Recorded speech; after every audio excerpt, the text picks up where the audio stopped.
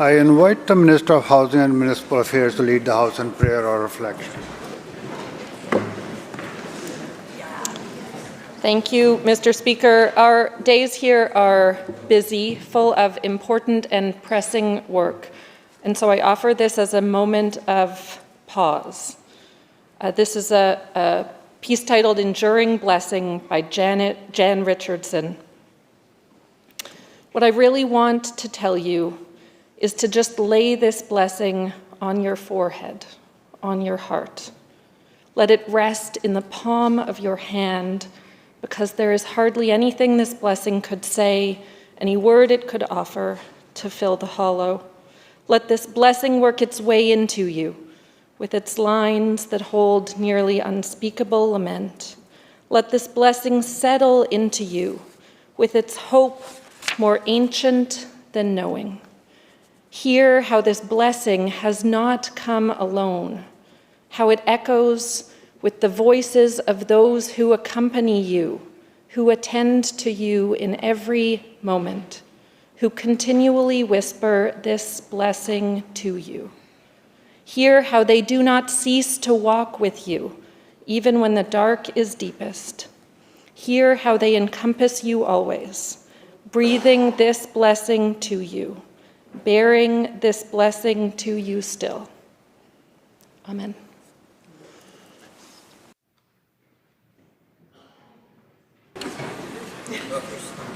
Introductions by members. Minister of Forests. Thanks very much, Mr. Speaker. Really pleased to be able to welcome into the precinct once again members of the Truck Loggers Association of British Columbia. We have President Dorian Uzel, Vice President Bob Marquis, past President Aaron Service, as well as their new Executive Director, Peter Lister. Truck Loggers Association, an outstanding organization. Really proud of the work that my ministry is doing with them, working on a whole host of issues. It's a real tough time for forestry. I want to thank them for their leadership, being here at the Legislature. I'm sure to brief all members, but in particular for the time they'll be spending with my colleagues this evening. Will the House please join me in making them feel very welcome.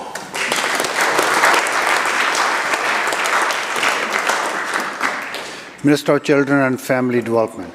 Thank you, Honourable Speaker. In the Legislature today and tomorrow is the BC Association for Child Development and Intervention.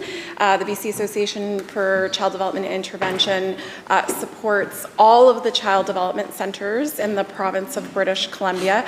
Every single member in this House has a child development centre that serves their community and the families who have children with developmental concerns or challenges. They deliver services like speech language therapy, occupational therapy, physiotherapy, family supports. These are crucial supports in our communities, and the organizations that deliver these supports are truly amazing.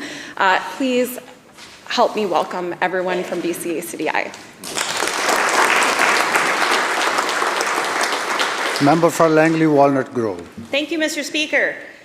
Today in the House is Ursula Nuschler, somewhere, I don't know if I can see her, a fellow Langleyite and a teacher at one of the 3 secondary schools in my riding, Walnut Grove Secondary. She's been a teacher with School District 35 since 2015, previously coming from the private school sector in Ontario and Germany. Oh, there she is. Also a graduate of Langley's Trinity Western University. She's a big advocate for civil engagement and upholding democracy within Canada. And she's here as a representative with the BC Teachers Institute on Parliamentary Democracy. Would the House make her feel welcome?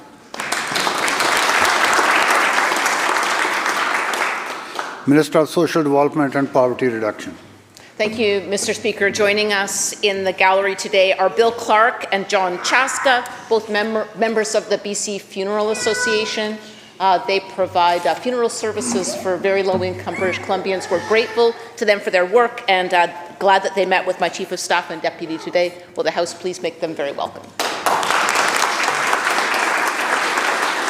Member for Columbia River Revelstoke.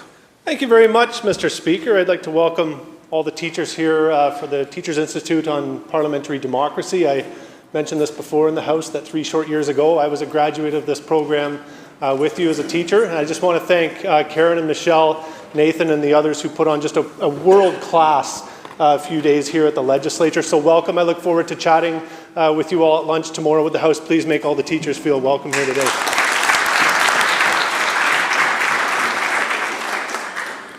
Member for Prince George Mackenzie. Thank you, Mr. Speaker, and I don't mean to follow up the member from Columbia River Revelstoke, but it's not often that we have folks from my riding in Prince George Mackenzie down, but Mary Lawrence is a teacher at Kelly Road Secondary is here in the precinct, so welcome to Mary and indeed all the teachers who are here today. Thank you. Leader of the third party. Thank you, Honourable Speaker. I'm pleased to introduce West Vancouver Sea to Sky constituent Tracy Saxby, who I can't see, but I know she's in the building. Tracy is a marine scientist, a Squamish resident, and a dedicated advocate for the natural environment, particularly at Catsum House Sound, which we know has seen a remarkable recovery from industrial activity.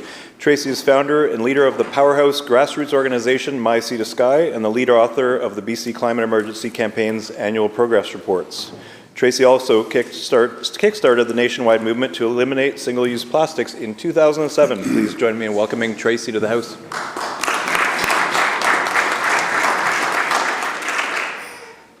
Member for Peace River North. Thank you very much, Mr. Speaker. I'm pleased to acknowledge the 26 speakers as well, and it's great to see their participation and how it reflects a genuine interest in how decisions are made and impacts classrooms across the communities of British Columbia. I'm especially pleased to recognize Matthew Helowell, a constituent from my riding and a teacher at Eco Central Elementary School of the Arts. Matthew is taking part in this program as well as one of the visiting educators, and we're glad to have him here. Also joining us is Mary Lawrence, that was previously mentioned. She's a friend of mine that actually had a chance to come up and visit my riding and visit my farm, who has long taken an active interest in political politics. Please help me welcome Matthew and Mary and all of the teachers visiting the Legislature today.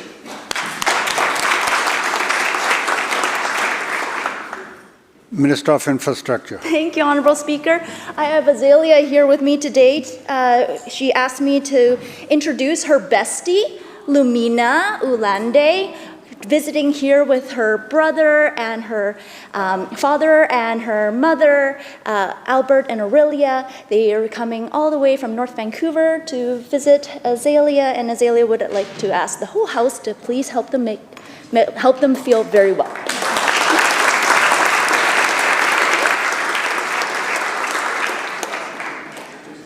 Minister of Education. Thank you very much, Honourable Speaker. As you've heard, today in the House we have the BC Teachers Institute on Parliamentary Democracy visiting us. I get to spend some time with them this afternoon and answer some questions. They're going to be meeting with members all across this House and having a lunch with us all tomorrow. And I want to personally, on behalf of government, give them a warm welcome. Thank you. Member for Kamloops Centre. Thank you, Mr. Speaker. As the member from Prince George Mackenzie and others that are a bit farther afield have mentioned, a lot of us don't have people visiting very often, but my riding, Kamloops Centre, does have a teacher here as part of the delegation as well. Justin Hummel is here from the Bird Edwards Science and Tech School, so will House please make him feel welcome as well. Member for Coquitlam Millardville. Thank you very much, Mr. Speaker. I am also very happy to welcome a teacher from my riding here, the great Megan Leslie, who teaches at Charles Best, who is a fierce and devoted advocate for children, especially LGBTQ+ children. Her work in my district has been exemplary, and I'm so proud to have her here in the riding. Please, everyone, welcome her to join us today. Minister of Mining and Critical Minerals. Thank you, Honourable Speaker. I am pleased to welcome a special guest to the gallery this afternoon, my admin coordinator, Nairi Lord, who continue to do exceptional job, is here with our partner, Paul Studder, and their friend, Chris Denson. Paul and Chris, Mr. Speaker, both work at the University of Victoria and are longtime Victorians, but this is their first time at the question period. So I would like to ask all the members to make the QP experience memorable. Would the House please make them welcome here? Member for Vancouver Kensington. Speaker. Pleased to welcome with the whole House 25 teachers from across British Columbia who are with us for the remainder of the week to participate in the 26th BC Teachers Institute on Parliamentary Democracy, an intensive 4.5 days of professional development on democracy, politics and governance, from rural and urban schools, public and independent, English and French immersion from grades 4 to 12, to expand their knowledge of our parliamentary system to better equip BC students. They're also joined by 3 of their peers who are returning in the role of facilitator: Michelle Cumberland from Holy Cross School in Penticton, Justin Hummel from the Science and Tech School in Kamloops, and Ursula Neuscheller from Walnut Grove Secondary in Langley. You can meet them at lunch tomorrow, hosted by the Speaker, where you can discuss civic engagement in the incredible work they do in their classrooms, and ask everyone to please make them feel very welcome.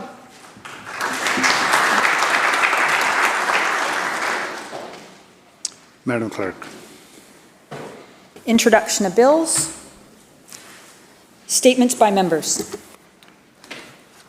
Member for Ladysmith Oceanside. Thank you, Honourable Speaker. It is vaccine season. Vaccines. Thank you. Vaccines are one of the greatest achievements in public health. They have saved countless lives. They have prevented or eliminated diseases that once devastated families and communities. My father and my uncle both contracted polio as children because there was no vaccine available to them. They both spent months of their childhood in iron lungs, and as a result, my uncle lived his entire life with mobility challenges. When he was alive, my dad constantly reiterated how fortunate we are to have access to life-saving vaccines. As a parent, I am very grateful for the convenience of BC's school immunization program that makes it so easy for families to keep children and communities safe. The success of the school immunization program speaks for itself. Because of the grade 6 HPV vaccination program, cervical precancer rates have been reduced by more than 50% amongst vaccinated women. That is the kind of progress that changes lives. Vaccines don't just protect individuals, they protect entire communities.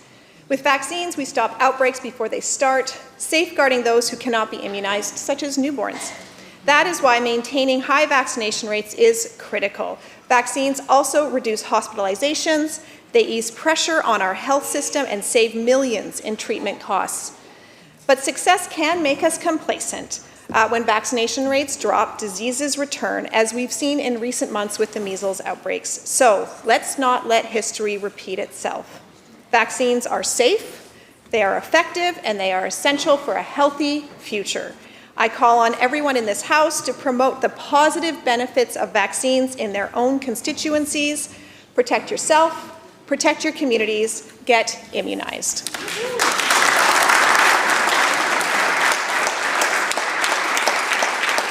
Member for Kamloops Centre.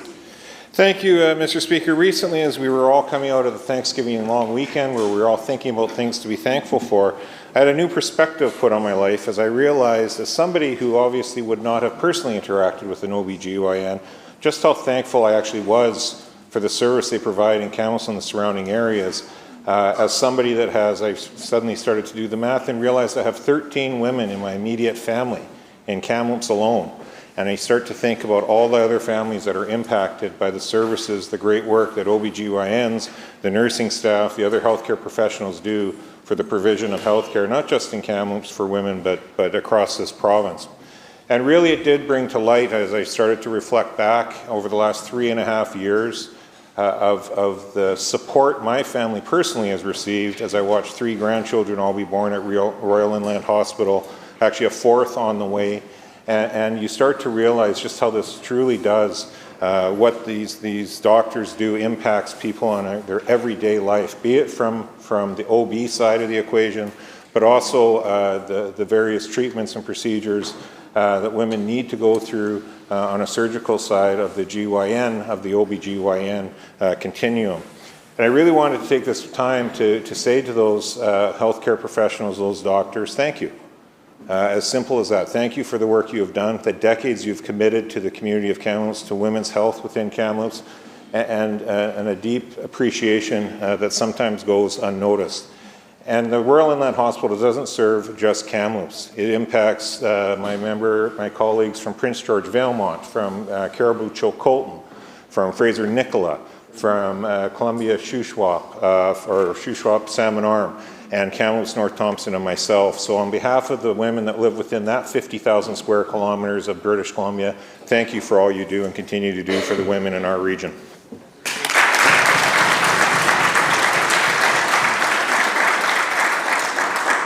Member for Nanaimo Lansdale. Thank you, Mr. Speaker. Across the North Island, a new story is being written, one that is more than what we take from the land, but what we build together upon it. Recently, I visited North Isle Copper and Gold in Port Hardy, a project that represents the future of our natural resource sector. It's a place where collaboration replaces conflict, where local First Nations, like Quitsino First Nations, are not just partners, but leaders in shaping what comes next. Nearby, Cape Scott Wind Farm, which powers the equivalent of over 24,000 homes and stands as a testament to clean energy potential on Vancouver Island. What I saw is two stories of opportunity converging: the story of our natural resource strength and the story of our clean energy future.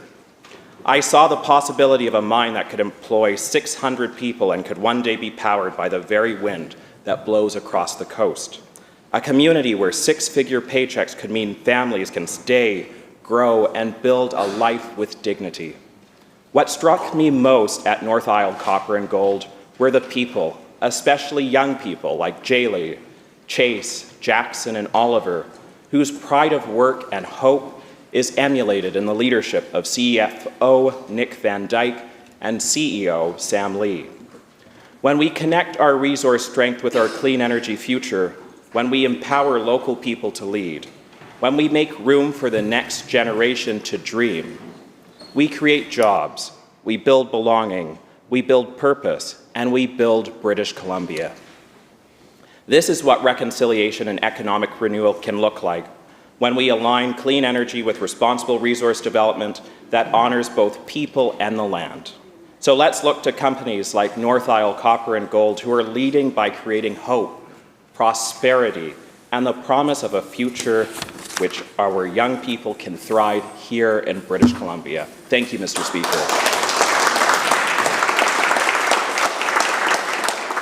Member for Delta South. Mr. Speaker, I rise today to celebrate the incredible success of a local business in my riding that recently brought the community of Delta together through the annual Barnside Harvest Music Festival. Barnside Brewing is a local craft brewery, and what makes Barnside unique is that ownership consists of local farming families whose roots in the community date back to 1899. Their beer is proudly made from ingredients grown right on the farm here, right in Delta. The Barnside Harvest Festival came alive this year in a way that will be remembered for many years to come. This incredible three-day event was more than just a music festival. It was a celebration of community, farm harvest, local pride, and a place I'm proud to call home. Over the weekend of September 12th, 25,000 plus people poured into Patterson Park, not just from Delta, but from across British Columbia and beyond. They came for the music, yes, but over 35 musical groups were also there for the atmosphere, the connection, and the spirit of something truly special. What started as a local harvest celebration has grown into a marquee event, bringing world-class talent and devoted fans right to our doorstep in Ladner, BC. The energy of the weekend was electric, Mr. Speaker, and it was a weekend where agriculture and artistry came together in full force. Of course, none of this would be possible without the vision and dedication of the people behind the scenes. A huge thank you to Brent and Shelley Harris and Ken and Andrea Mallenstein, owners of Barnside Brewery, and to the legendary festival producer, John Donnelly. Their passion and hard work turned an idea into an institution. Because of them, the Barnside Harvest Festival isn't just an event, it's a statement that community matters, that local farm roots can reach national heights, and that global talent can thrive on our home soil. And what a lineup it was, Mr. Speaker, with groups like the Arkells, the Dead South, Walk Off the Earth, Streetheart, and the Northern Pikes. We are so lucky to have a festival like this in our community. The success of this weekend reaffirmed what we already know. This festival is more than a show. It's a celebration of who we are, what we grow, and how far we can go together. Thank you, Mr. Speaker. Member for Burnaby South Metrotown. Thank you, Honourable Speaker. It is a pleasure to rise today in celebration of Small Business Week. It's a time to recognize the hard work, determination, and innovation of small business owners all across BC. More than 500,000 small business employ over 1 million British Columbians. That's 41% of our workforce. They are the backbone of our economy and the heart of our communities. From the cafes to family-run shops that anchor our main streets to the tech startups and manufacturers driving new opportunities and growth. The past few years have been challenging. Now, rising global costs and labor shortages have affected businesses everywhere. But in the face of those challenges, small business owners have shown remarkable resilience, and our government is standing with them every step of the way. Through our Ease of Doing Business initiative, we are listening directly to business owners to identify barriers and streamline processes because practical solutions make the biggest difference on the ground. We have launched the Community Safety and Target Enforcement Program to help business operate in a secure and welcoming environment, addressing street disorder and property crime, issues that matter deeply to business owners and their employees. Our government is tackling the root causes of the challenges businesses face by building more housing, expanding affordable childcare, training more skilled workers, and making life more affordable for everyone who call BC home. Seeing my parents run a small business growing up and having been a small business owner myself, I personally know that supporting small businesses means investing in people, communities, and the conditions that allow business to succeed for years to come. So during Small Business Week, let's all say a hearty thank you to the tens of thousands of small businesses across BC. And let's commit to supporting these entrepreneurs who employ and embody our best of our province, creativity, resilience, and a belief in the future of BC. Thank you, Mr.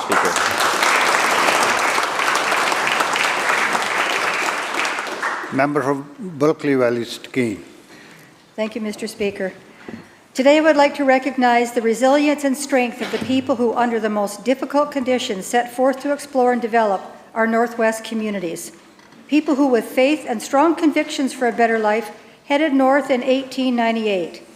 Discovery of Stewart as a mining camp was offshoot of the Klondike Gold Rush, although the regions are several hundred miles apart. Stewart is tucked away at the head of the Portland Canal in northwest British Columbia near the bottom of the Alaska Panhandle. When the rush to find gold in the Klondike was at its height in 1898, several companies were formed by enterprising promoters who claimed they had found gold. A man from Seattle named Burgess set out with 67 men and chartered a steamer named Discovery. Provisions for several months, 26 horses, and camp outfits were in the hold. There was difficulty in discharging passengers and the cargo because the 2 last miles to shore was a tidal flat, which made the muddy and treacherous walking for the men. When they arrived at the destination of the Bear River Valley, it was still deep in snow. For days the party stalled with their horses on Bunko Point, until it was decided to set out on foot for the long hike to the Nass headwaters. They crossed a glacier and 40 miles from the beach reached a large lake now called Maziaden. Although this first attempt to find the placer gold was not as successful as they had hoped, some of the men left.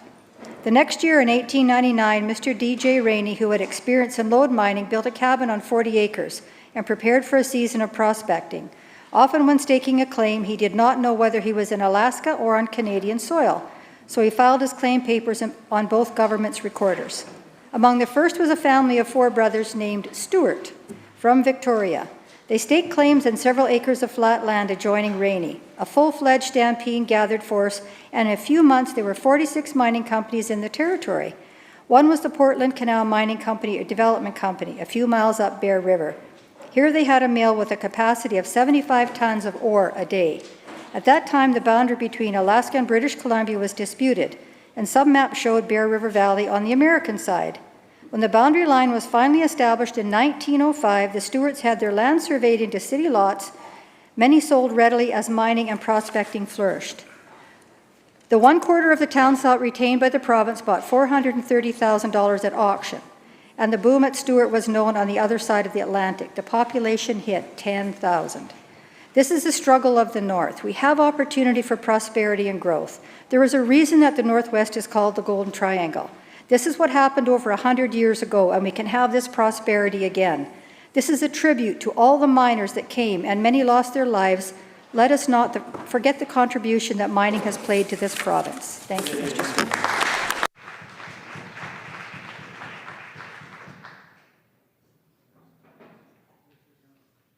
Solicitor General.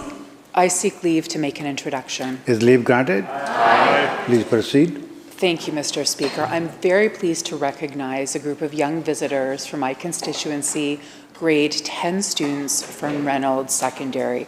They are visiting the legislature today through the parliamentary tour program.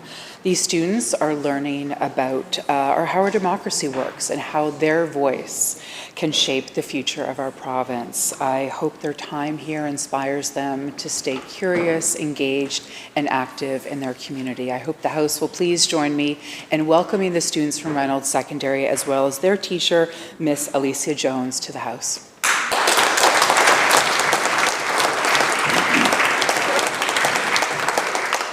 Madam Clerk. Oral questions by members.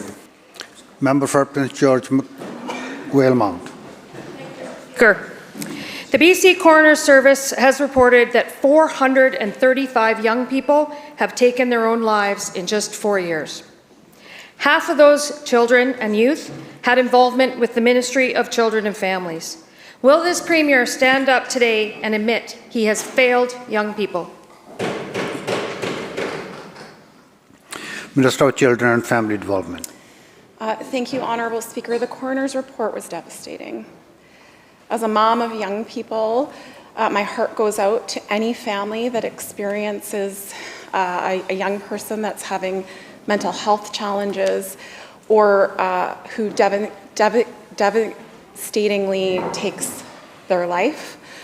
We take the coroner's report very seriously. We are working across ministries on recommendations. That work will be ongoing. We take it very seriously and happy to work with the member opposite as well. Member supplemental. Let me repeat for the minister. Half of these children who died by suicide were involved with MCFD. These children were failed by MCFD and failed by this government.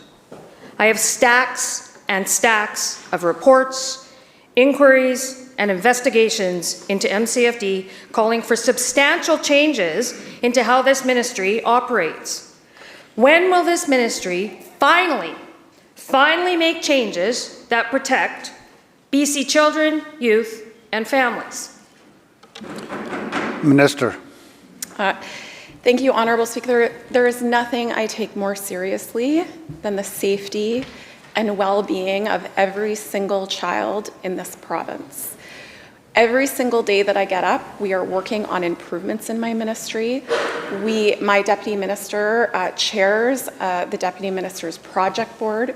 We are working across government on a comprehensive child and youth well-being plan and outcomes framework. I meet with the representative of children and youth regularly. It is devastating that any child or youth is struggling in our province. We are working every day to make investments in child and youth mental health, investing in foundries across our province, making sure that children and youth have wraparound supports, making more investments for young people through our SAGE program, ensuring that young people have a good start to life. There's always more work to be done, Honourable Speaker. It is never okay that any child is struggling.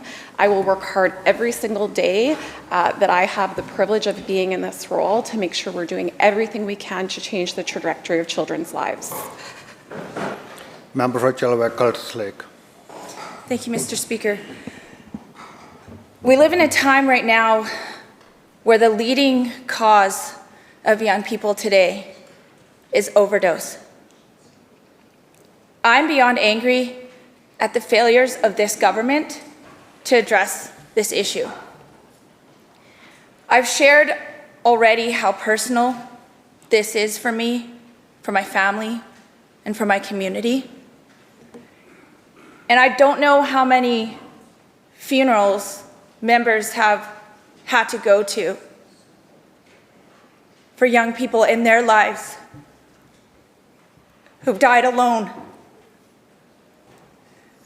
because of toxic drugs. But I've attended way too many. The Premier said that decriminalization is a failure. I completely agree.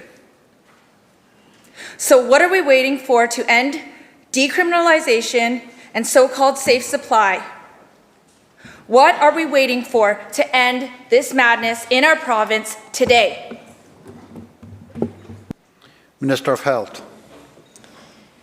Thank you so much, Honourable Speaker, and thank you to the member for consistently bringing her passion, her advocacy, and her lived experience into this House. What makes this House stronger is having people like her and others who bring these voices into this place. It is so vitally important that we listen to them and that we recognize the impacts that these devastating losses have had on us, on our loved ones, on our communities. Mr. Speaker, this government continues to place this as one of our highest priorities, especially when talking about youth. The young ones, the people that we care about, that we love, that we want to do everything we can to intervene early, to prevent small problems from becoming bigger ones, from providing the access to mental health supports, to treatment, recovery, and more. Mr. Speaker, that's why we have maintained such a dogged focus on programs like the Road to Recovery, building a seamless continuum of mental health and substance use supports, providing supports that are tailored for Indigenous peoples, that are provided for youth, that are provided for people in industries where substance use is seen at higher rates. Mr. Speaker, we are going to continue to use every tool that we can, knowing that there is no one magic bullet here, but it is going to take determination, it is going to take persistence, and it is going to take each and every one of us working on this together. Thank you, Mr. Speaker. Member supplemental. The Minister talks about prevention and acting early. 126 youth died from the last coroner's report, and we have yet to see how many more we've lost to this toxic drug crisis that we're facing. Yet a member on that side says discouraging drug use among children is quote unquote concerning.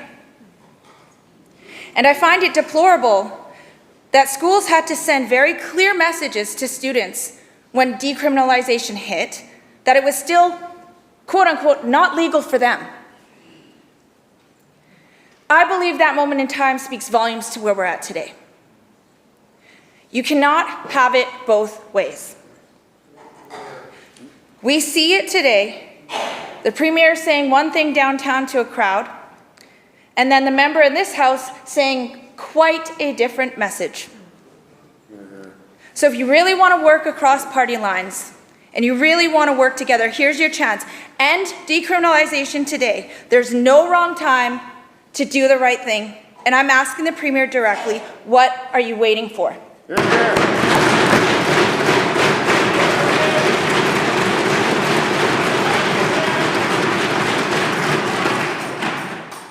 Minister of Health. Thank you so much, Honourable Speaker, and thank you again to the member. The member cites numbers, and any number higher than 0 is too high. Again, this is a devastating crisis that requires us to put all our time and attention and use the tools that we have before us to make the investments that are needed, the investments in young people, the investments in people of all ages, and doing everything we can for early intervention in schools with age-appropriate programs, with mental health and addiction services that meet the needs of people at the age that they are at, Mr. Speaker. We're going to continue to do that. That's why we've continued to build out services and increase access to specialized treatment, for example, building out foundry centers where youth can come together, integrated child and youth teams that help assist youth at times when they need it most. Mr. Speaker, we're not going to stop doing that. Decriminalization has been a tool to help reduce some of the stigma We know that it has made it easier for some people to seek the supports and the access that they need and overcome some of the barriers. We're always monitoring the programs, the initiatives that we've taken, and we've shown the responsiveness to changing because we know that other issues remain a high priority for communities. For example, the safety of people on our streets. Mr. Speaker, we are going to continue to take a cross-government approach, ministries working together to attack this problem every single day so that we do not lose more people, Mr. Speaker. Thank you. House Leader of the Third Party. Thank you, Mr. Speaker. My constituents on Salt Spring Island are days away from a crisis.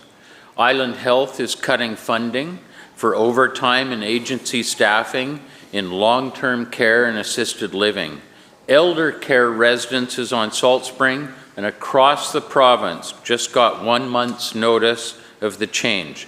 This decision will have severe consequences for seniors, their loved ones, healthcare workers, and communities like Ganges. We know that cutting funding from one area puts pressure on another area of the system. We know that hospitals and housing are already stretched past their limits. Caregivers can't do their jobs when your government creates so much uncertainty and so little future-oriented planning. My question is to the Minister of Health.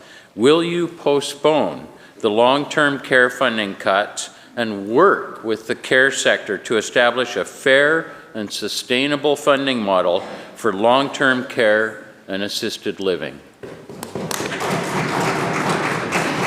Minister of Health. Thank you so much, Honourable Speaker, and thank you to the member for the question. Thank you for the conversation that we had earlier on this week, where he shared with me some of the details of what he is hearing from his constituents and from this facility in question, and I look forward to visiting Salt Spring Island together with him very soon. Mr. Speaker, I want to start by acknowledging just how hard long-term care facility operators and the staff in them have worked to support our seniors and how incredibly vital that is. Mr. Speaker, they've done so much to keep people safe, particularly during the pandemic, but then of course now as well. And as the member knows, we've talked about in this House before, these were temporary measures that were brought in at an extraordinary time always meant as an emergency measure, but I know that the theme the third party has brought to the House this week is around reliability, and I couldn't agree more. Building a sustainable, reliable system that is not reliant on temporary measures. Mr. Speaker, that's why we're addressing the root causes of why that funding was needed in the first place.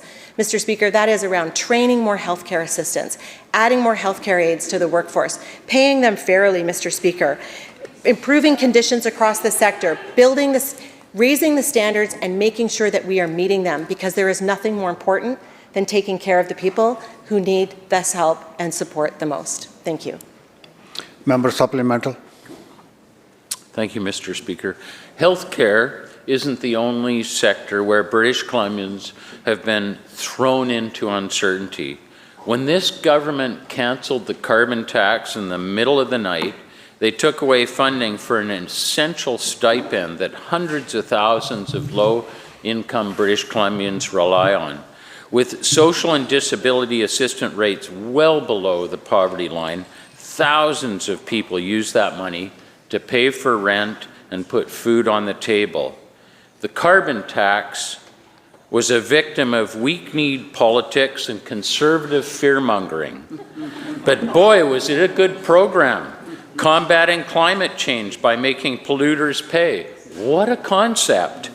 Cutting the government's record deficit by bringing in $3 billion every year. Wow, that's a good idea. And yes, putting money in the pockets of BC's most vulnerable. My question is to the Minister of Social Development and Poverty Reduction. First, you cut the grocery rebate, then the climate action tax credit. Why are you making British Columbians' poorest citizens pay the price for your government's fiscal mismanagement and failure to lead? Minister of Social Development and Poverty Reduction. Mr. Speaker, thank you. We are in a time of such uncertainty chaos from the United States, putting jobs at risk and the cost of living, putting even more pressure on people, that I'm so glad that the investments that our government has been making, guided by our poverty reduction strategy, British Columbia's first, and then our updated strategy last year, has put people in so much better place to be able to withstand tough times right now. That income assistance is up 74% since we formed government in 2017.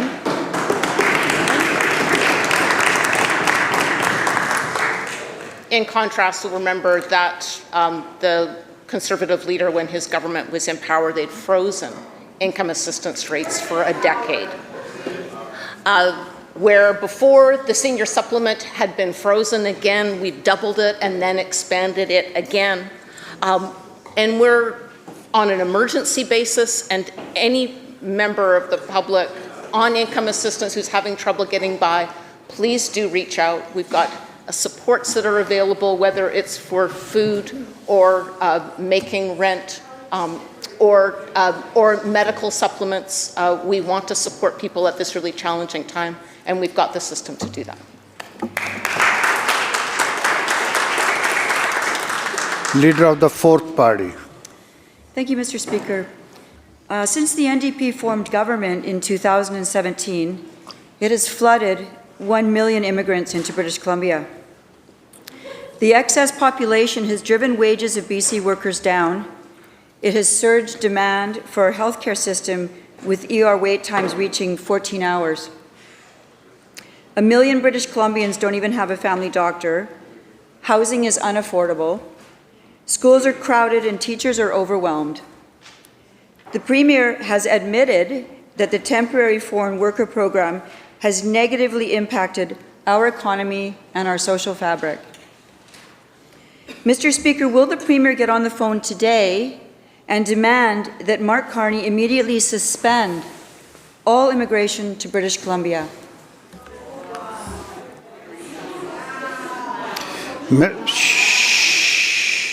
Minister of Jobs and Economic Growth. Thank you.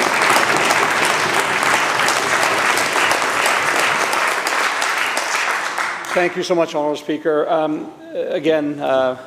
Won't be surprised at this House because we've been discussing this for over 3 years, whether it's the Premier, whether it was myself when I was the Minister of Housing. We were advocating to the federal government to ensure that we have immigration numbers that align with the social services we have, with housing that we have in our communities. And we were doing that because, A, we want to make sure people here are set up for success, but we also want to make sure that the people that we're welcoming, the talent from around the world that we're welcoming here, have a chance to have the same quality of life that we all want for our kids. It's not fair to be able to invite people from all over the world and say to them, we don't have housing. It's not fair to invite people from all over the world and say, we don't have the social services you need. We need to build both of them up at the same time. Now, Honourable Speaker, what we're saying is we need to do it in a thoughtful way, and the federal government has made some changes. We respect that, and we're urging them to make more. We're urging them to make changes to the LMI program because we know there's fraud in the system.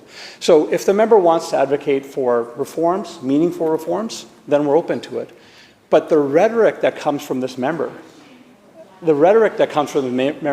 and they know what they're doing. It's a dog whistle. We know what they're doing. They're trying to incite racism. So I know the member's going to get really upset and she's going to say, I'm not racist. I'm not saying the member's racist. I'm saying her supporters think that she's racist. That's what I'm saying. Member supplemental? Yes, Mr. Speaker, thank you. On September 5th, the Premier himself called for an end to the temporary foreign worker program. So is he and the other minister calling himself engaging in racism? Shh, members, no crosstalk. Member has the floor. Please continue. But the truth is, Mr. Speaker, the Premier isn't even calling me or my questions racist. He's calling Canadians racist for wanting to have a border. We are just in the way. The Premier's admission that the temporary foreign worker program should be terminated is not enough. According to the National Post, quote, Nearly half of all Canadians believe that mass deportations are necessary to stop illegal migration. Members, please let her finish. Member, please continue. Member, shh, please continue. Thank you. Canadians don't just want to put an end to immigration. They want governments to deal with existing illegal migrants, such as people who are overstaying their visas. This is reflected in polls. My question, yes or no, does the Premier support deporting migrants who are here illegally, as do 50% of Canadians? Minister. Thank you, Honourable Speaker. I'll continue in the vein that was in my previous answer, which is, actually, Honourable Speaker, it's sad to see that we're in this state right now. We're sad to see that we have a party that says they're one party, but they're actually pretending to be the People's Party of Canada, Honourable Speaker. If the member wants to reform immigration, we're open to having conversations. We've been urging the federal government to do that. But I don't know why the member sees people that look like me, that have my skin color, as such a threat. We are born here in Canada, and I know the member doesn't see the difference between the two, but we all have an opportunity to contribute to this country. It doesn't matter where you come from. We're a room full of immigrants, unless you're an Indigenous representative here. We all come here for a better life. That's what we all should be fighting for.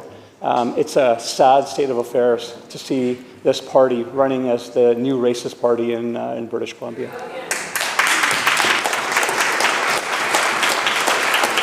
Member for West Kelowna Peachland. Thank you, Mr. Speaker. A business owner in Pitt Meadows was brutally attacked by two men with baseball bats in front of his wife and daughter on his own driveway. His wife tried to protect him and was pushed over. He's since fled the country to keep his family safe, fearing the attackers will, quote, finish the job. People are afraid and have to flee this province to protect themselves because this government can't. To the Solicitor General, when will this government put citizens before criminals?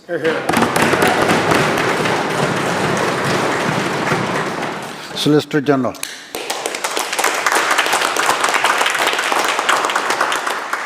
Thank you very much, Honourable Speaker, and my thanks to the member for the question. Incidents of violence are deeply concerning and absolutely unacceptable. We all have the same goal, which is to keep people and communities safe. Our actions are starting to make a difference. We have seen overall crime severity drop in BC, representing the largest drop in the country. This does not mean that there is not more work to do, and any incidents of violence is deeply concerning. That is why this government is so deeply committed to providing police with the resources that they need to tackle crime, in particular violent crime, standing up programs such as Revoy to monitor repeat violent offenders, standing up programs such as C-STEP and SITE to address the challenges of our time that we're seeing in communities around violence and also property crime that I've heard other members speak to. We will continue to do this work, supporting law enforcement to keep our communities safe. Member for Richmond Queensborough. Despite the minister's answers, people are fearing crime more than ever, such as the community from the South Asian community is fearing extortion more than ever. While this government refuses to discourage drug use in schools, its own resources walk kids through how to use hard drugs. Normalizing drug use doesn't make it safer, it makes it inevitable. When will this minister stop teaching kids how to use drugs? Minister of Education. Thank you very much, Honourable Speaker. And I want to be very, very, very clear to the member and to every person in this House that we absolutely teach kids that drugs are bad and that that harmful substances can be dangerous to them. to somehow imply that that is not happening in our schools is not only dangerous to our students and to their safety, it's just simply not true.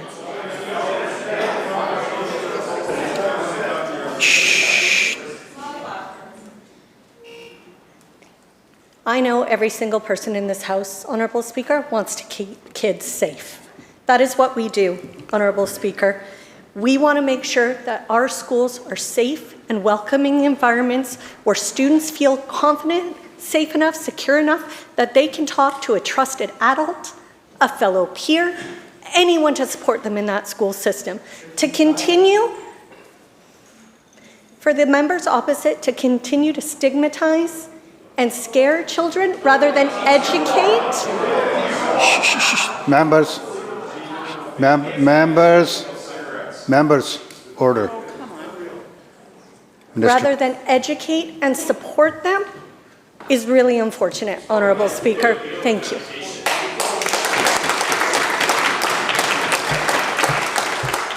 Members, before I recognize the next member, just a caution to members, that bill is in front of the House.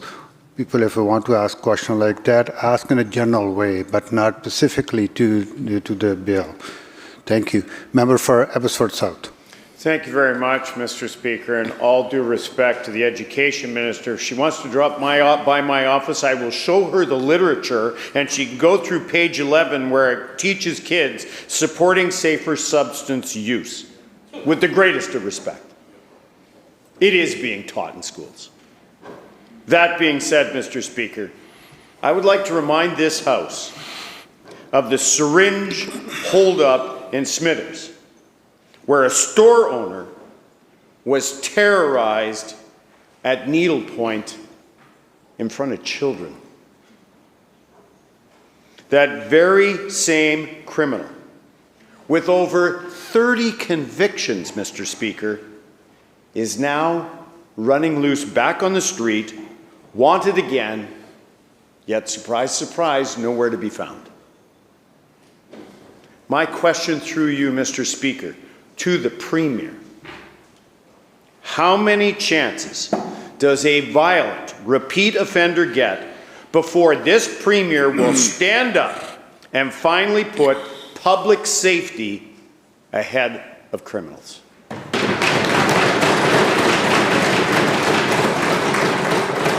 Attorney General. Thank you, Mr. Speaker.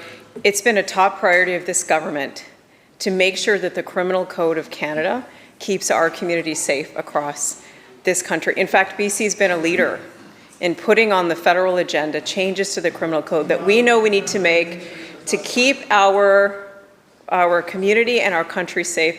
Mr. Speaker, I was just speaking to the Minister of Justice federally. The Prime Minister announced specific changes to the Criminal Code. We heard that they would be introducing it tomorrow in the House. And some of those things I'm watching for are BC-specific asks related to repeat offenders, extortion, intimate partner violence, and a range of other things that will help keep our communities safe. We've been advocating and leading on this, Mr. Speaker, and we'll keep doing that work.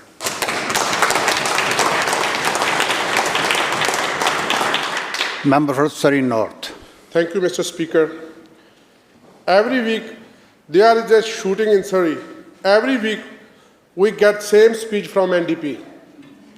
It's not only Bishnoi gang, another gang are also arriving in Surrey.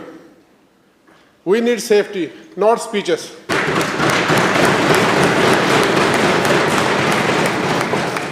When will this Premier take real action ahead of the politics?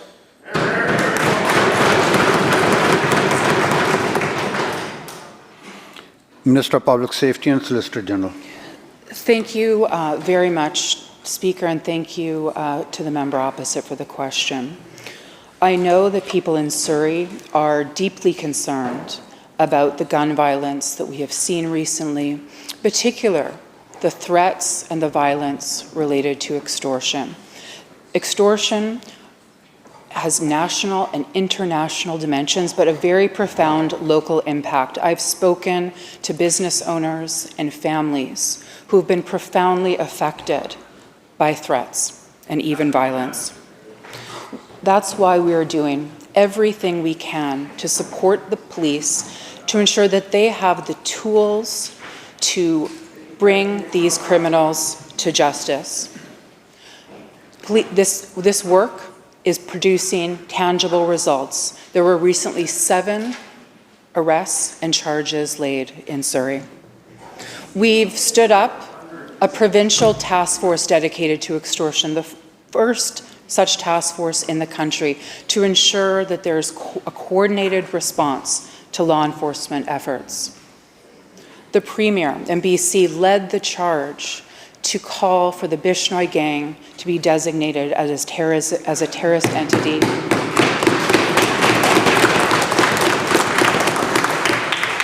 To provide police with more tools, as many tools as possible, that they need to hold these perpetrators to account. Thank you, Minister. This targeted work that we've done to combat extortion. No, it's an important question. Thank you, Minister. Thank you. Member for Surrey White Rock. Thank you, Mr. Speaker. There seems to be quite a massive disconnect from what's happening in our province and what is happening with this government. Question after question we have asked, and the Minister of Education says they are doing everything to make sure our kids are safe. Our kids aren't safe. They're not. We've shown that with MCFD. We've shown that in the fact that we brought forward a bill in terms of educating our children on the effects of drugs. And what do we get from that side of the house? We get, it's discouraging drug use among children, it's concerning. We have the Premier go to Vancouver and say that decriminalization has been a failure. The Minister of Health gets up 20 minutes ago and advocates for its continuance. Shameful. What are we doing? The fact is, this Premier says one thing, and his cabinet and his MLAs will say another. My question is direct to the Premier. Decriminalization. He stood and he called it a failure. Will he stand in this House today, say those exact same words, and will he commit today to end it immediately? Yes or no? Not a speech, a yes or a no. Will you do it today?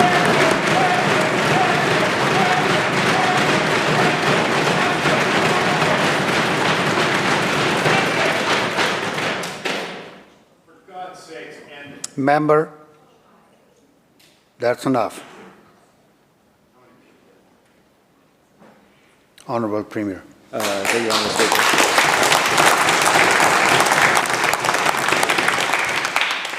You know, keeping our kids safe is a crucial priority, and I hope and assume it's a priority of every member in this House.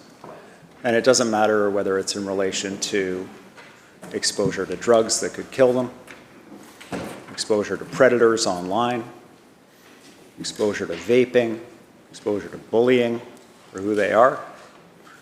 All of us have to share that core commitment to keeping kids safe. And I think all of us do. Now, there have been some challenges. I'll acknowledge that. I mean, I don't think Pink Shirt Day is controversial. I didn't ask what Pink Shirt Day asked you to end decriminalization. When I think Member, please. Premier has the floor. When I think about what turns kids to gangs or to substance use or to self-harm, including suicide, it's being bullied, it's being alienated, told they're not valuable, they're not worthy. I haven't met a single person who struggles with addiction who hasn't had that kind of trauma. And so I would call on all of us who are best to work together to support kids, including recognizing who they are, holding up their value as human beings, not using them as political pawns, and making sure that we're standing up for teachers. Stop it. You know what? Members, that's enough. Hockey bags of money by drug dealers were brought into casinos while you guys were on this side of the house. So spare me the crime control arguments. Spare me the crime control arguments. Members, no crosstalk. This is hard please. stuff. We got to stand up for our kids. We got to support our kids and thank the teachers and the educators who grapple with these issues every single day, and the parents who encounter a challenging environment like parents have never seen before between toxic drugs, social media challenges, bullying online. Member for Richmond Centre. These are issues of our time and they deserve better than the treatment of the opposition, Honourable Speaker. The bell and the question period. Honourable members, over the past sitting week, comments made during question period have at all times become disrespectful and personal in content. There is much to discuss with respect to important policy matters without resorting to personal attacks. I will return to the House with the guidance on parliamentary language, which should at all times be directed at issues under discussion and not used to attack or to disrespect each other. So my respectful guidance to all members is, question period is only 30 minutes. Before that and after that, all members work very nicely with each other. Let's keep the same respect here and courtesy in the House. We will get more questions asked, more answers given. So let's continue to work that way. Thank you so much. Member for Burnaby North. Thank you, Mr. Speaker. I have the honour to present the report of the Special Committee to appoint statutory officers. I move that the report be taken as read and received. Member, the question is the report to be taken as read and received. All those in favour say aye. Aye. Opposed? Motion carried. Member, continue. Honourable Speaker, I ask leave of the House to move a motion to adopt the report. Is leave granted? Aye. Please continue. Thank you, Honourable Speaker. I move that the report be adopted, and in doing so, it is my pleasure as Chair of the Committee to share some remarks. This report contains the Committee's unanimous recommendation to appoint Shipra Verma as the next Chief Electoral Officer for the Province of British Columbia. Since our committee was appointed in February, we conducted a rigorous and thorough recruitment process during which we received 23 applications and interviewed 4 candidates. Throughout the process, we were particularly impressed by Ms. Verma. Ms. Verma most recently served as Manitoba's Chief Electoral Officer, where she displayed her long-standing commitment to democratic values and ethics. During her more than 2 decades of service with Elections Manitoba, she demonstrated the ability to administer successful electoral events while maintaining electoral integrity. The committee particularly appreciated Shipra Verma's passionate advocacy for democratic engagement and voter accessibility. As Chief Electoral Officer of Manitoba, she worked tirelessly to promote participation with a particular focus on relationship-based engagement with underrepresented groups such as youth, New Canadians, people with disabilities, and Indigenous peoples. Ms. Verma has also accomplished this work by advocating for changes to Manitoba's election legislation and through Election Manitoba's education programs and outreach initiatives. The committee also valued Ms. Verma's focus on electoral modernization to meet current and future challenges. She successfully led the implementation of Manitoba's Vote Anywhere model, which included establishing a province-wide voter registration system, provincial address database, and the use of new technology at the polls. Would the House please join me in welcoming Ms. Verma, who is here in the gallery with her son.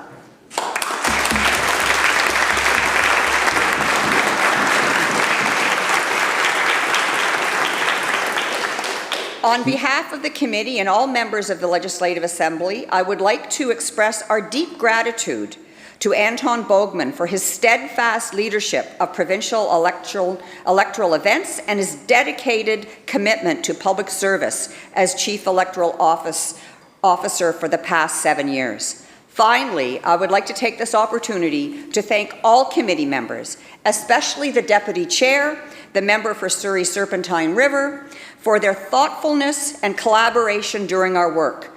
This work demonstrates that members can come together across party lines to get meaningful work done and reach unanimous decisions. Thank you.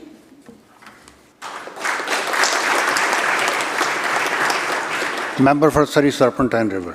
Thank you, Honourable Speaker. I would also like to extend my appreciation to all members of the committee, including the Chair, the member for Burnaby North.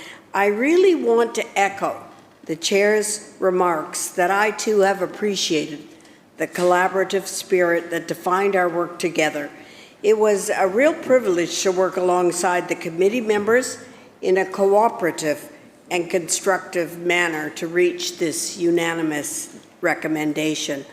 The committee is confident in Shipra Verma's leadership skills, including her focus on engagement, innovation, and staff development.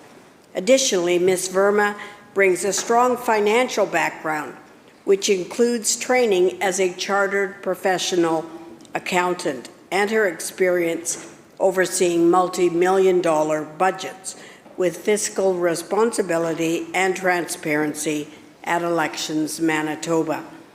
Members also appreciated Ms. Verma's insights that while technology is both a requirement and an expectation for future elections, we must ensure that necessary checks and balances are in place prior to implementation.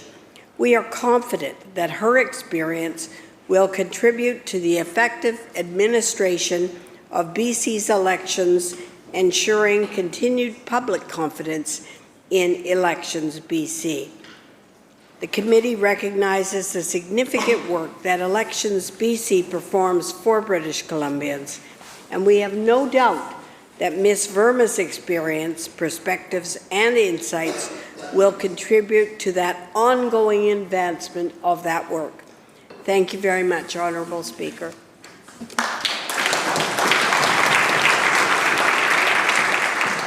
The question is adoption of the report. All those in favor say aye. Aye. Opposed? Motion carried. Members, I just want to say, sorry? Oh, member for Burnaby North still has something to say. Thank you, Speaker. I ask leave of the House to move a motion recommending to Her Honour the Lieutenant Governor that Shipra Verma be appointed as Chief Electoral Officer for the province of British Columbia. The motion, all those in favor. Is leave granted? Hold it. Is leave granted?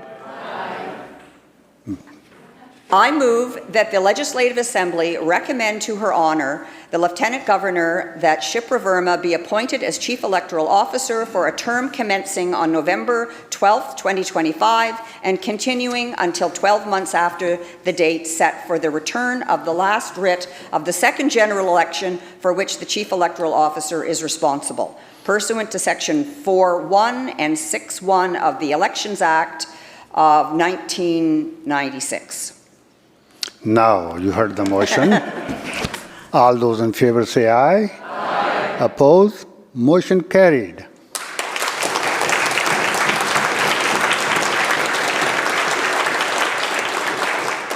I too would like to say warm welcome to Ms. Verma in her new role as a new election officer of British Columbia. And also, not only on behalf of all the members, but also the all parliamentary staff. Welcome. Thank you so much for putting your name into that position. Thank you. Attorney General. Thank you, Mr. Speaker. I have the honour to table the British Columbia Ferry Commission Annual Report 2025. Thank you. Madam Clerk. Orders of the day. Government House Leader. Thank you, Honourable Speaker, before I get to the assignments of orders this afternoon, I have a series of motions that I shall be calling, quite a number of them. Honourable Speaker, I call motion 46 on the order paper. Honourable Speaker, I move motion 46, of which notice has been given in my name on the order paper, which ratifies membership changes to the Select Standing Committee on Aboriginal Affairs. Okay. Don't see anybody standing up. The question is adoption of the motion. All those in favor say aye. Aye. Opposed? Motion carried. Government House Leader. Thank you, Honourable Speaker. I call motion 47 on the order paper. Honourable Speaker, I move motion 47, of which notice has been given in my name on the order paper, which ratifies membership changes to the Select Standing Committee on Agriculture, Fish and Food. Question is adoption of the motion. All those in favor say aye. Aye. Opposed? Motion carried. Thank you, Honourable Speaker. I call motion 49 on the order paper. Honourable Speaker, I move motion 49, of which notice has been given in my name on the order paper, which ratifies membership changes to the Select Standing Committee on Crown Corporations. Question is adoption of motion 49. All those in favor say aye. Aye. Opposed? Motion carried. Thank you, Honourable Speaker. I now call motion 50 on the order paper. Honourable Speaker, I move motion 50, of which notice has been given in my name on the order paper, which ratifies membership changes to the Special Committee on Democratic and Electoral Reform. Question is the adoption of motion 50. All those in favor say aye. Aye. Opposed? Motion carried. Government House Leader. Thank you, Honourable Speaker. I call motion 51 on the order paper. Honourable Speaker, I move motion 51, of which notice has been given in my name on the order paper, which ratifies membership changes to the Select Standing Committee on Education. Question is adoption of motion number 51. All those in favor say aye. Aye. Opposed? Motion carried. Government House Leader. Thank you, Honourable Speaker. I call motion 52 on the order paper. Honourable Speaker, I move motion 52, of which notice has been given in my name on the order paper, which ratifies membership changes to the Select Standing Committee on Finance and Government Services. Question is adoption of motion 52. All those in favor say aye. Aye. Opposed? Motion carried. Government House Leader. Thank you, Honourable Speaker. I call motion 53 on the order paper. Honourable Speaker, I move motion 53, of which notice has been given in my name on the order paper, which ratifies membership changes to the Select Standing Committee on Health. Question is adoption of motion 53. All those in favor say aye. Aye. Opposed? Motion carried. Government House Leader. Thank you, Honourable Speaker. I call motion 54 on the order paper. Honourable Speaker, I move motion 54, of which notice has been given in my name on the order paper, which ratifies membership changes to the Special Committee to review provisions of the Human Rights Code. Question is adoption of the motion 54. All those in favor say aye. Aye. Opposed? Motion carried. Government House Leader. Thank you, Honourable Speaker. I call motion 55 on the order paper. Honourable Speaker, I move motion 55, of which notice has been given in my name on the order paper, which ratifies membership changes to the Select Standing Committee on Legislative Initiatives. Question is the adoption of motion 55. All those in favor say aye. Aye. Opposed? Carried. Government House Leader. Thank you, Honourable Speaker. I call motion 56 on the order paper. Honourable Speaker, I move motion 56, of which notice has been given in my name on the order paper, which ratifies membership changes to the Special Committee to review the Lobbyists Transparency Act. Question is adoption of motion 56. All those in favor say aye. Aye. Opposed? Motion carried. Thank you, Honourable Speaker. I call motion 57 on the order paper. Honourable Speaker, I move motion 57, of which notice has been given in my name on the order paper, which ratifies membership changes to the Select Standing Committee on Public Accounts. Question is adoption of the motion 57. All those in favor say aye. Aye. Opposed? Motion carried. Government House Leader. Thank you, Honourable Speaker. I call motion 58 on the order paper. Honourable Speaker, I move motion 58, of which notice has been given in my name on the order paper, which ratifies membership changes to the Select Standing Committee on Parliamentary Reform, Ethical Conduct and Standing Orders. Question is adoption of motion 58. All those in favor say aye. Aye. Opposed? Motion carried. Government House Leader. Thank you, Honourable Speaker. I call motion 59 on the order paper. Honourable Speaker, I move motion 59, of which notice has been given in my name on the order paper, which ratifies membership changes to the Special Committee to review the Public Interest Disclosure Act. Question is adoption of motion 59. All those in favor say aye. Aye. Opposed? Motion carried. Thank you, Honourable Speaker. I call motion 60 on the order paper. Honourable Speaker, I move motion 60, of which notice has been given in my name on the order paper, which ratifies membership changes to the Select Standing Committee on Private Bills and Private Members' Bills. Question is adoption of motion 60. All those in favor say aye. Aye. Opposed? Motion carried. Keep the energy up. It's almost over. Thank you, Honourable Speaker. We are now at the penultimate motion. So I call motion 61 on the order paper. Honourable Speaker, I move motion 61, of which notice has been given in my name on the order paper, which ratifies membership changes to the Special Committee to appoint statutory officers. Question is adoption of motion 61. All those in favor say aye. Aye. Opposed? Motion carried. Government House Leader. Thank you, Honourable Speaker. In the final motion, I call motion 65 in the order paper. Honourable Speaker, I move motion 65, of which notice has been given in my name on the order paper, which further amends the membership of the Select Standing Committee on Finance and Government Services. The question is adoption of motion 65. All those in favor say aye. Aye. Opposed? Motion carried. Government House Leader. Exactly. Now, Honourable Speaker, in this chamber, I call second reading on Bill 19, the School Amendment Act. And in the Section 8 Douglas Fur Room, I call Committee Stage Bill 17, Intimate Images Protection Statutes Amendment Act. Thank you, committee chairs.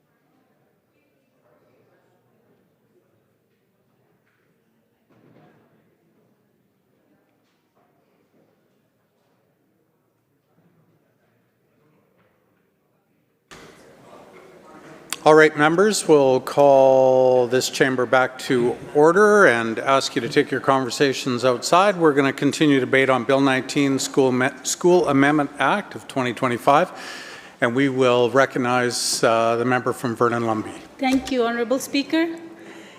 I am standing proudly as a representative for Vernon-Lumby, most beautiful constituency in the province with wonderful, kind and caring people, which is located on the traditional territory of the Syilx Okanagan Indian Nations. I rise today in strong support for Bill 19 legislation that builds on our government's ongoing commitment making high-quality, affordable and accessible childcare a reality for every family in British Columbia. There are several reasons I do that, and that includes my personal lived experiences and having to see the benefits around the community. Since 2017, our BC NDP government has worked tirelessly to transform childcare from privilege into a core service, which is much needed, a service that supports families, strengthens communities, and drives our economy forward. Since 2018, our government, with the partnership with Government of Canada, have invested nearly $8 billion. The investments in Childcare BC helped to fund more than 41,500 new childcare spaces, and that includes in my own community of Vernon-Lumby, then last term known as Vernon-Monashee. We've seen firsthand benefits of getting hundreds of childcare spaces, in fact, more than 1,000 affordable childcare spaces, which have been game changer for many families, which I regularly hear the gratitude from families. We've opened up 2 brand new childcare centers right in Vernon and another brand new facility in Coldstream, which is open, taking care of children, providing that nurturing care. And also a new center in Lavington, each one built through collaboration. Not only that, Mr. Speaker, we've also invested in building 44 childcare spaces at the Okanagan College Vernon campus, which not only provide the childcare that parents need, but also removes the barrier when many parents, often they come to get the second advanced education, but they have already knocked down many barriers, and the biggest barrier remains is the childcare. So that childcare center has been changing lives for many parents who now have accessible childcare right at the campus. And another example, innovative example of in the region, childcare center at KFC Aerospace near Kelowna Airport, one of the few in all North America to provide on-site childcare for aerospace workers. This helps businesses, this helps community, and this is exactly the forward-thinking investments. That's what they look like. It's supporting working families while strengthening local industries. We've heard from boards that these programs, the investments need to be sustainable so they can grow and be responsive to local needs. With these changes proposed in this bill, districts will be able to recover reasonable costs like administrative and maintenance expenses, just as nonprofit centers operate today. I've heard several speeches from the members of the opposition and members from this side, and there is one thought was shared repeatedly by some members of the opposition that is it going to take away from private childcare providers? I must say that having to work directly with nonprofits and private childcare owners, need is huge. As I mentioned, that we've created thousands of childcare spaces across the province and many more in my constituency, but the need is huge. So there is more spaces that are needed. So this will help to fill that gap. My community, Vernon Lumbee, is also among, and Vernon in, particularly, is the first communities in BC. They've had the pilots seamless before and after childcare program. They piloted this, and the program that's been life-changing for so many parents. I want to sincerely thank the City of Vernon, Village of Lumbee, District of Coldstream, and Boys and Girls Club, Maven Lane, and all the other nonprofit organizations and childcare providers in my community for their partnership and to make all these programs such a success. As a long-time registered nurse, more than 2 decades, and becoming young widowed at one stage of my life, having 2 little girls, I know firsthand how much I needed these spaces. There was no way, Mr. Speaker, I could leave hospital, because whether it's the blood transfusion hanging or I need to be with my patients, you can't leave some work settings, and they could be construction workers or anybody working in those settings that parents don't have time. We're working long shifts. It's now Monday to Friday, 8 to 4. I wasn't able to go pick up my daughters from school and then to drop off at childcare spaces. Even then, there were not enough childcare spaces, let alone affordable. It was $59 per day at the time when I was getting the costs around. And I remember that how it could change lives for many.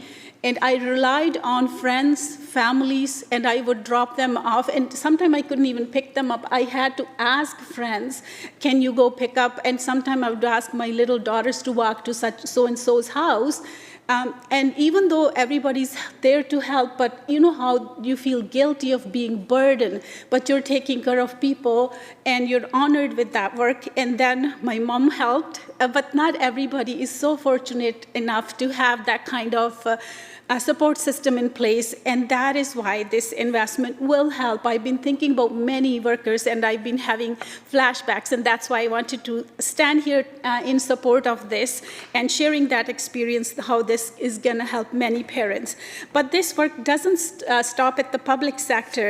In our community, private childcare providers are also thriving since we have started investing in childcare. I remember initially shopping at the Costco in Kelowna. One private childcare provider came. Initially, there was fear, there was misinformation in 2018, 2019 that this investment in childcare is going to take away businesses from private providers. And we had this wholesome discussion. I've shared that we're not working against anybody. We want to work together because, yes, our goal is to provide as many spaces, but we don't have the infrastructure. So now that private childcare owner, and there are many others, proudly shares, he says, I am so thrilled. Now he owns 3. He expanded to buy another one in Vernon. The need was there, and also third one in Kamloops. And he says, Harvinder, thank you so much. The only reason I'm thriving because of these investment and partnership. Otherwise, it wasn't easy to sustain and to operate this business. So it is to helping one another. In fact, there are many partnerships with nonprofits, public and private providers. Working together, we can achieve a lot more. Collectively, since 2018, Mr. Speaker, more than $3 billion has stayed in parents' pockets, hardworking BC families. Average family is saving more than $900 per month per child. As I mentioned, when I was running around getting the quotes, and that is mid-2000, I'm talking about 2008, 2010, 2012, that era. 59 even then was a lot, and there were not even enough spaces, and that's why I'm a huge supporter of this. And now there is 10-a-day childcare spaces, but we have aimed to expand those. But also families are paying no more than $17 a day. The goal is always to make it more affordable. As we know the results, that's collective figures. And families in Vernon, Lavington, Coldstream, and Lumbee also saved more than $25 million that went directly back to parents' pockets. And these are the numbers, can be found anywhere. They're openly available. And at the doorsteps, I've heard from many, many people. I go do school visits. I hear from a teacher who moved from Alberta. And when we were talking about the work we all do collectively, regardless of parties, what we do and what our goal is to, no matter which side we stand on, it's also for the betterment, always for the betterment of our community.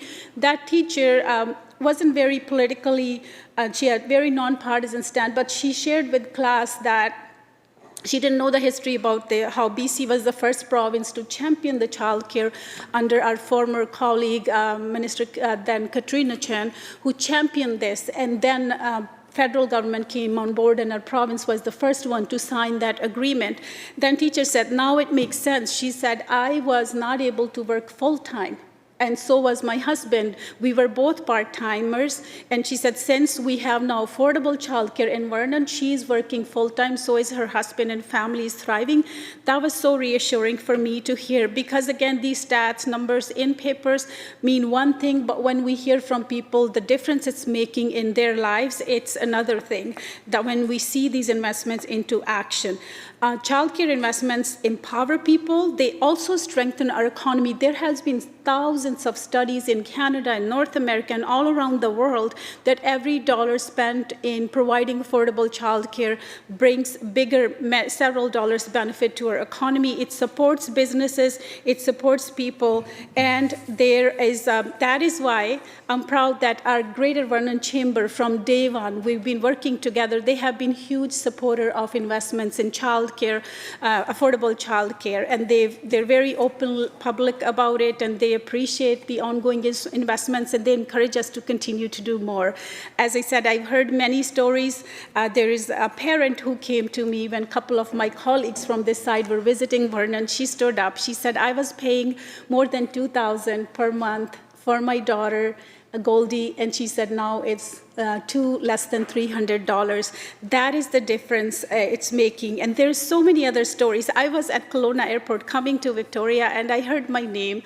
Often us politicians, when we hear a name, we're ready for, like, we're here to, maybe there's a feedback, criticism, and as a nurse, I'm always open to criticism and constructive feedback. That's what helps us to be better person, better representative, and better community members. And that parent, Roy, he said, I just want to say thank you. He said, my family and my partner were saving. We have 2 kids and more than $1,800 for both they're saving. And he said that money is going back to our mortgage payment.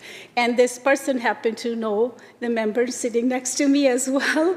And it filled my heart with gratitude, and that's why we can't slow down. That is what affordability looks like. That is what progress feels like, and that is what Bill 19 will continue to strengthen. By amending School Act, we're making it easier for school districts to offer care for children of all ages, including infants, toddlers, and during non-school days, Mr. Speaker. We're using our existing spaces, our schools, which are already trusted hubs in every community, to deliver more of the care families needs.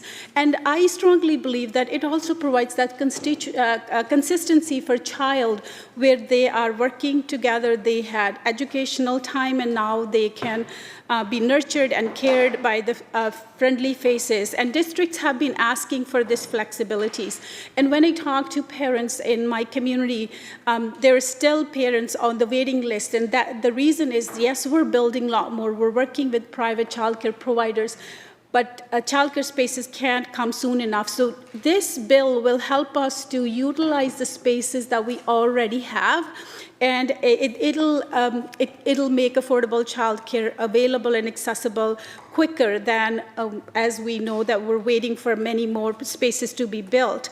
Honorable Speaker, there have been, we can not be reluctant and be skeptical about these investments, because we cannot downplay the value of early learning, ignored needs of working families, and we need to invest in people in every way we can. But we are committed on this side, and I'm pretty sure all members will continue to support. And if there is some opposition, I cannot see the reason why anybody would oppose this or be skeptical, as we have been proving this since 2017-18, and we need to continue to invest in resilient economy.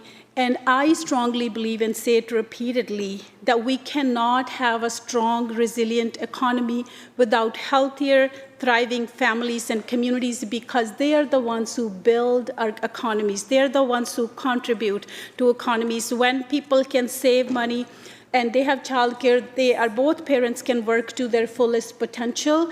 When they have the disposable income that gets invested back in, whether it's local businesses and economy. Bill 19 is about exactly what, like building a future. Every child has a chance to thrive, where every parent can participate in workforce, and where every community can benefit from shared prosperities, including rural communities and communities who don't have the availability of accessible, affordable spaces yet.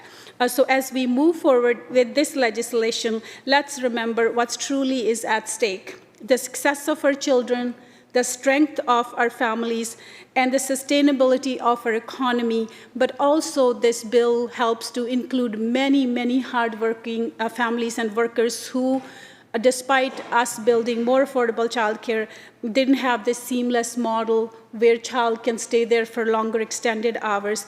This is gonna be such a huge game changer, because when we invest in people, we invest in the future of this province.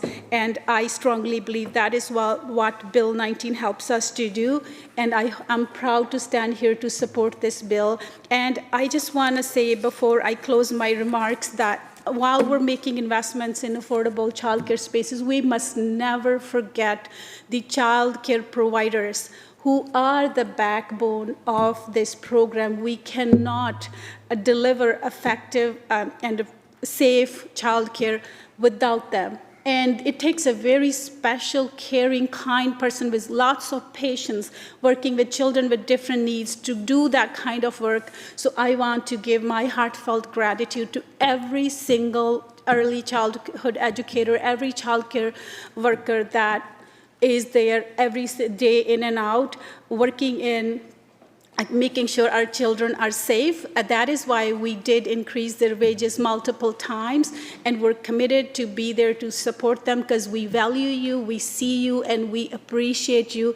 Thank you so much for all you do, and I want to extend my appreciation for the local partners as well as nonprofits, private childcare providers, and at-home family childcare providers. Thank you. You are building the future of this province. And when we're looking at various issues that societies are facing, and then we talk about root cause. Root cause, where if we want to address these challenges, we need to address the root cause, and that starts with investing in early childhood care and affordable childcare, because nurturing safe care does help these children to grow and thrive and gives them self-confidence and help them to become successful adults, and it helps our economy collectively. So I am proud to support this, and I want to thank the minister for putting this forward, because this is gonna change many lives in such a positive way, and it's gonna help strengthen our communities, our economy, and support our families. Thank you so much, Honorable Speaker, for giving me the opportunity to speak.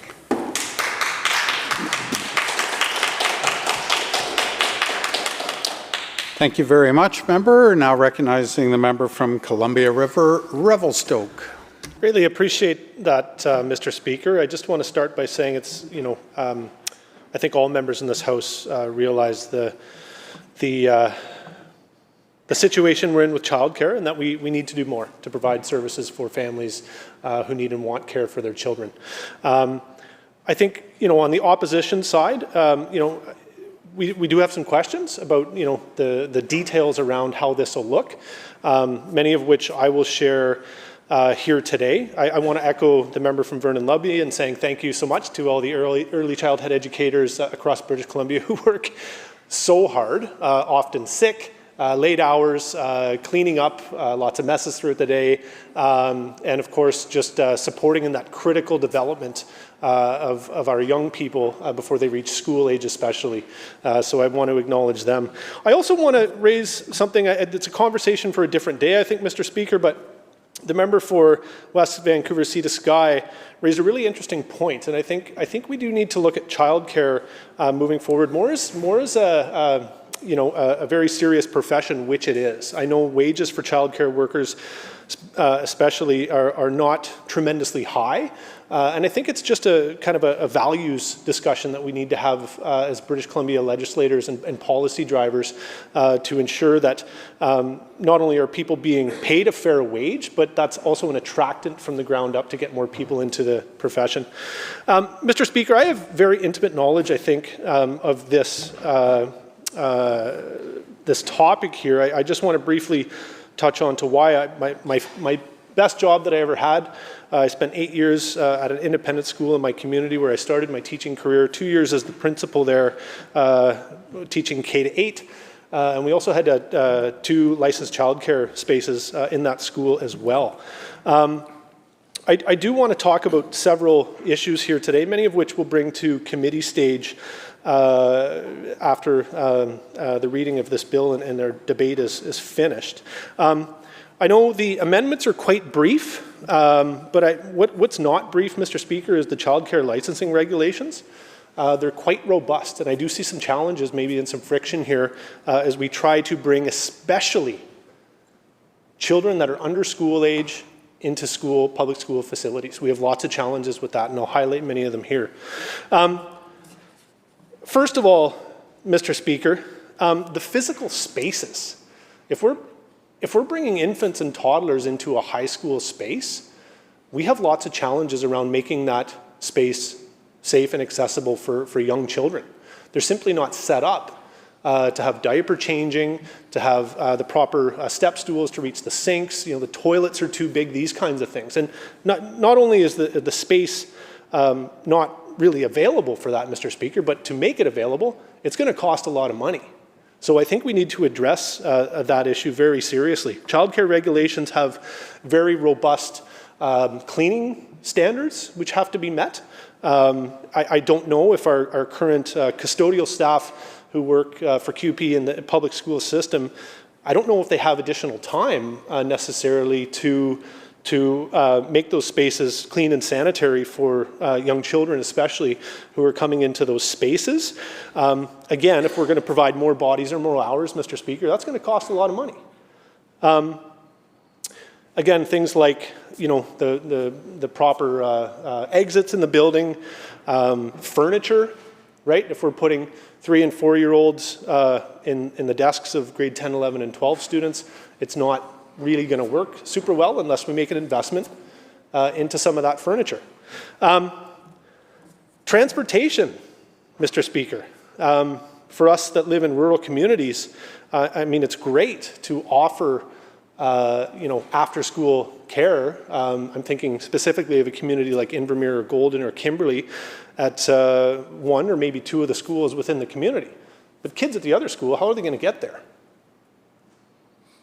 Our buses are already stretched. If we have a bus driver that goes off sick, Mr. Speaker, we're kind of in a panic in Columbia River, Revelstoke. I have to be honest about that.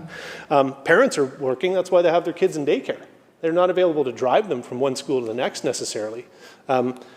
We get in Kimberley about 6 feet of snow every year. It's not reasonable to walk half a kilometer or a kilometer to the closest school offering that care.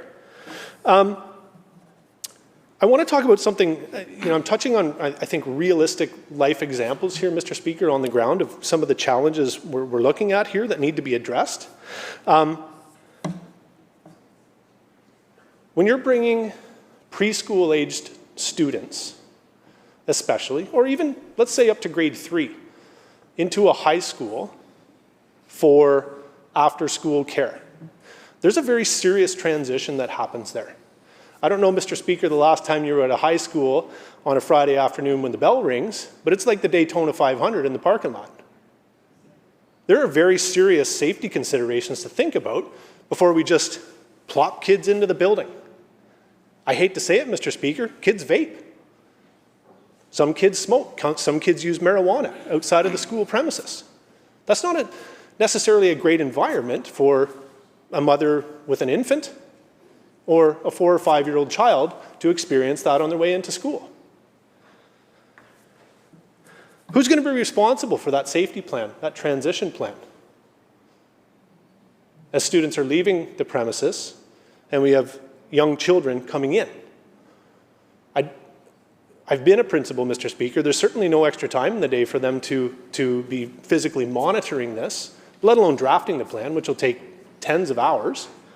I just have serious concerns about how this actually plays out on the ground.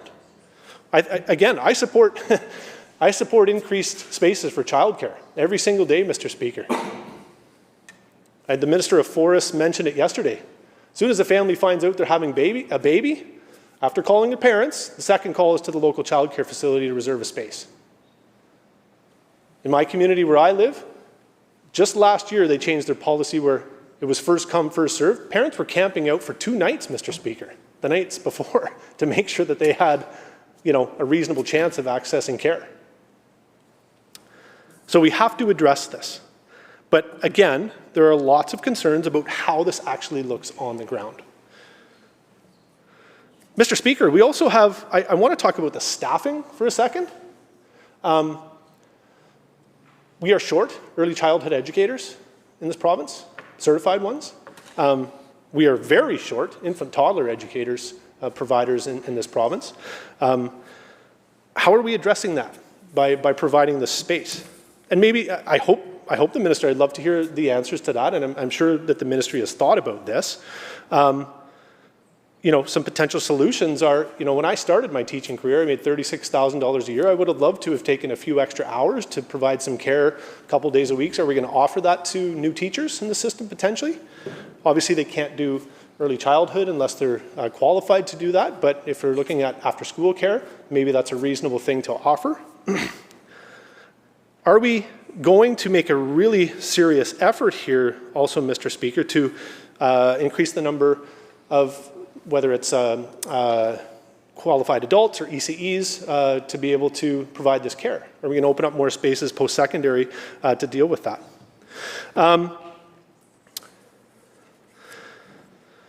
Mr. Speaker, there's also I don't know how this is going to look with again, early childhood, because as far as I understand the regulations, you can't have a childcare manager working at 2 different spaces. So if they finish their 8 to 4 at their one facility, according to the regulation, they can't move to another one. So we're going to have to address that. Mr. Speaker, I want to caution on what we're doing here without really good conversation about how to do it properly. Our schools and our school system are under tremendous strain. A lot of our facilities are tremendously old that are going to require significant upgrades to make them suitable for especially that early childhood level of care to be provided. Mr. Speaker, a few more points that I'd like to make here is, what are we charging families per day? What are we charging families, parents that have 2 kids or 3 kids? I think that's a serious conversation we need to have. Who sets that policy? Is it locally at the school district level? Is it provincial? How does it differ between rural and urban environments? Mr. Speaker, I think we just really need to look at what we're entering here. I do worry potentially, and I could be totally wrong, and I hope that I am. But as a teacher, I hated spending the last day of school, packing up my classroom, putting the desks to the side so things could be properly cleaned. Now, if my space is going to be used over the summer for childcare, and I come home and it's a mess, or come back to work, and it's a mess, teachers are going to lose their mind. And I worry, are we going to have friction here between the BCTF and administration and the boards providing the care? I think it's a serious thing to consider. Many teachers are very particular about their spaces. Many teachers are particular about their spaces. And if things aren't left the way they like them, there's going to be complaints filed. That I can guarantee you. Mr. Speaker, one question I want to bring up in my speech here today is, why are we not making a serious effort to provide a little more incentive to private operators? I'd really like to extend a personal invitation to the Minister of Education to visit my friend Jo in Revelstoke, who operates the Ray of Sunshine Childcare. She has beautiful brand new facilities. She pays her staff extremely well. She's growing. She provides a really good program. She cares, because at the end of the day, it's her bottom dollar on the line. But I don't know why we seem to have here a bit of a, I hate to use the word, but a bit of a stigma against private childcare, that somehow it's not up to the standard of what we can offer through the province.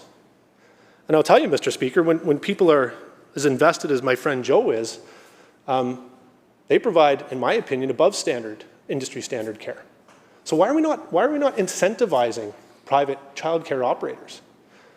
There's some sort of, I think, unfair theme that perhaps that the standard of care isn't as good, the facilities aren't as good, somehow it's not regulated in any way, shape, or form, and it's just simply not true. I would like to see a better effort, collectively, in a nonpartisan manner to address this. Some of the positives and challenges with private care, if I may, Mr. Speaker, private care operators can really provide a good program based on their community needs, based on the physical space of their community. Lots of private operators that I know have wonderful outdoor education programs for their children. They spend most of the day outside. I worry that if we're just kind of institutionalizing this, which, we need the spaces, I get it, but there just won't be that incentive to provide something different.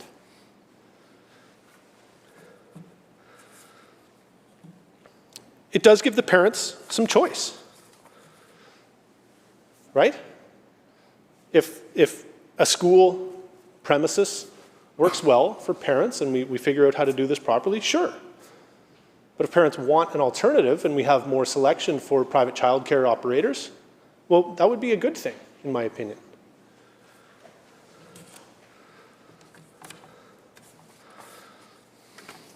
It's unfortunate, Mr. Speaker, that generally speaking, the private childcare operators don't really have access to the same funding that other nonprofits or government subsidized operators do. I think we need to look at that. There are people out there who want to open for business, but they find it extremely challenging, not only accessing capital, but with some of the other regulations with licensing that I think we need to address. Mr. Speaker, just as I begin to wrap up here in the next couple of minutes, I do recognize that we have a childcare, I would still say it's a childcare crisis, especially in rural British Columbia. We're struggling to attract and retain qualified staff, even if it's for aftercare services for school-age children. I do really want to stress that it's not as simple as plopping kids into an existing building. We have to think about, all these X's and O's on the ground, and making the space suitable for children, especially that infant, toddler, and preschool-age child, is going to be expensive in the facilities, and there's massive overhauls of the regulation, which I think is a dangerous road to go down. Mr. Speaker, I really look forward to the committee stage here where we can really dig into the meat of this legislation. I do commend the government for being creative and trying to find some solutions here. I do. I think we want to support this, but we do have serious questions that need to be answered on the record as far as how is this going to look? How is this going to be rolled out? From the time of legislation passing, when does it open? When are we going to be able to provide this? So I do appreciate the time today, Mr. Speaker, and I do look forward to continuing this debate further into the committee stages moving forward. Thank you, Mr. Speaker. Thank you very much, member. Recognizing our member from Esquimalt-Colwood. Mr. Speaker, I'd like to begin by acknowledging that we're gathered today on the traditional unceded territories of Algonquin-speaking people, known as Songhees and Coast Sub Nation. And I'm honored to rise in full support of Bill 19, the School Amendment Act. As a mother and someone who has spoken with countless families within Esquimalt-Colwood on how critical it is that we continue to expand access to affordable, high quality, and reliable childcare. This bill represents another important step towards that goal. And I will say to the opposition who just spoke, I encourage him to look up School District 62, and one of the schools that just opened, they're actually doing this, and I'm also happy to connect him to learn a little bit, because some of the questions he had might actually be addressed there. Public schools are trusted community hubs, places where children learn, play, and grow. They are also ideally positioned to deliver the kinds of childcare services family in every corner of British Columbia needs. By removing barriers and allowing school districts to more easily partner in the delivery of childcare, this legislation helps to ensure that families have access to care when and where they need it most. When I was knocking on doors during the election, I heard from so many parents who are deeply worried about childcare. Parents who were unsure how they would manage when parental leave ended, or who were stuck on endless wait lists. I can tell you I remember personally that feeling. My husband and I put our oldest daughter on a wait list before she was born and before we even knew her name. The anxiety that came with not knowing whether you'll find a spot is sometimes overwhelming. Just 2 weeks before my husband returned to work, we finally secured a space, and the relief was felt immensely. But I also know that not every family gets that relief. I've spoken with healthcare workers who struggle to find childcare that matches their shift work, with military families who move here and find themselves at the back of long wait lists because of how our current system operates. Those are the real challenges. But they are exactly the kind of challenges that Bill 14 helps us address. Our government has made childcare a priority because we know that when parents have access to reliable care, they can fully participate in the workforce, pursue education, and contribute to their communities. It's good for families, and it's also good for our economy. Thanks to historic childcare investments under Childcare BC, parents are now paying on average less than half of what they would without these supports, saving approximately $6,700 per year. Thousands more children are in licensed care than ever before.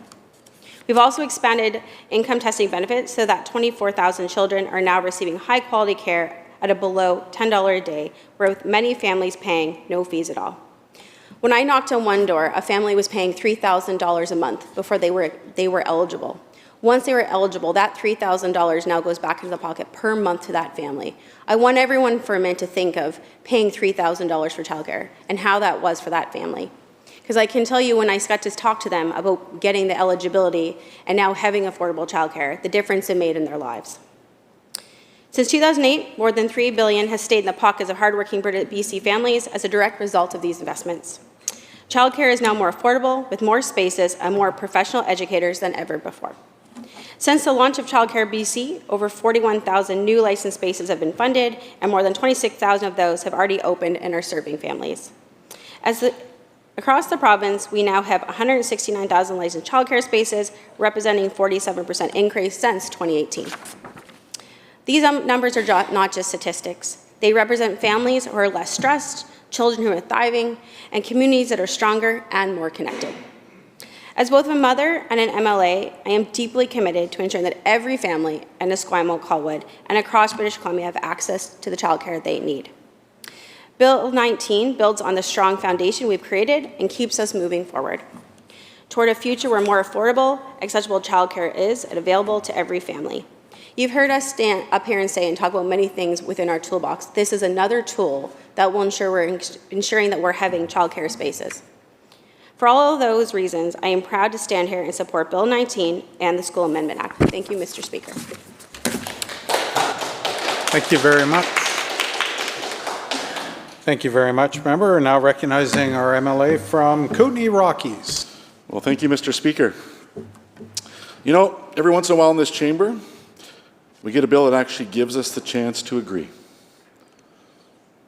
At principle, at least. That's something that makes sense, and I think that Bill 19, the School Amendment Act, is one of those moments. This bill aims to make childcare more accessible for families by allowing schools to open their doors on non-school days. Things like professional development days, winter and spring breaks, and even through the summer months. And honestly, Mr. Speaker, that's an idea most British Columbians can get behind, I'm sure.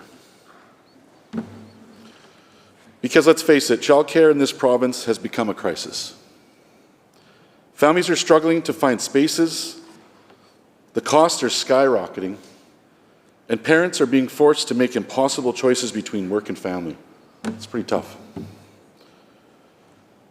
I've spoken to families across my riding who are just trying to keep their heads above water, and childcare is one of the biggest challenges that they face. So I'll give credit where credit is due.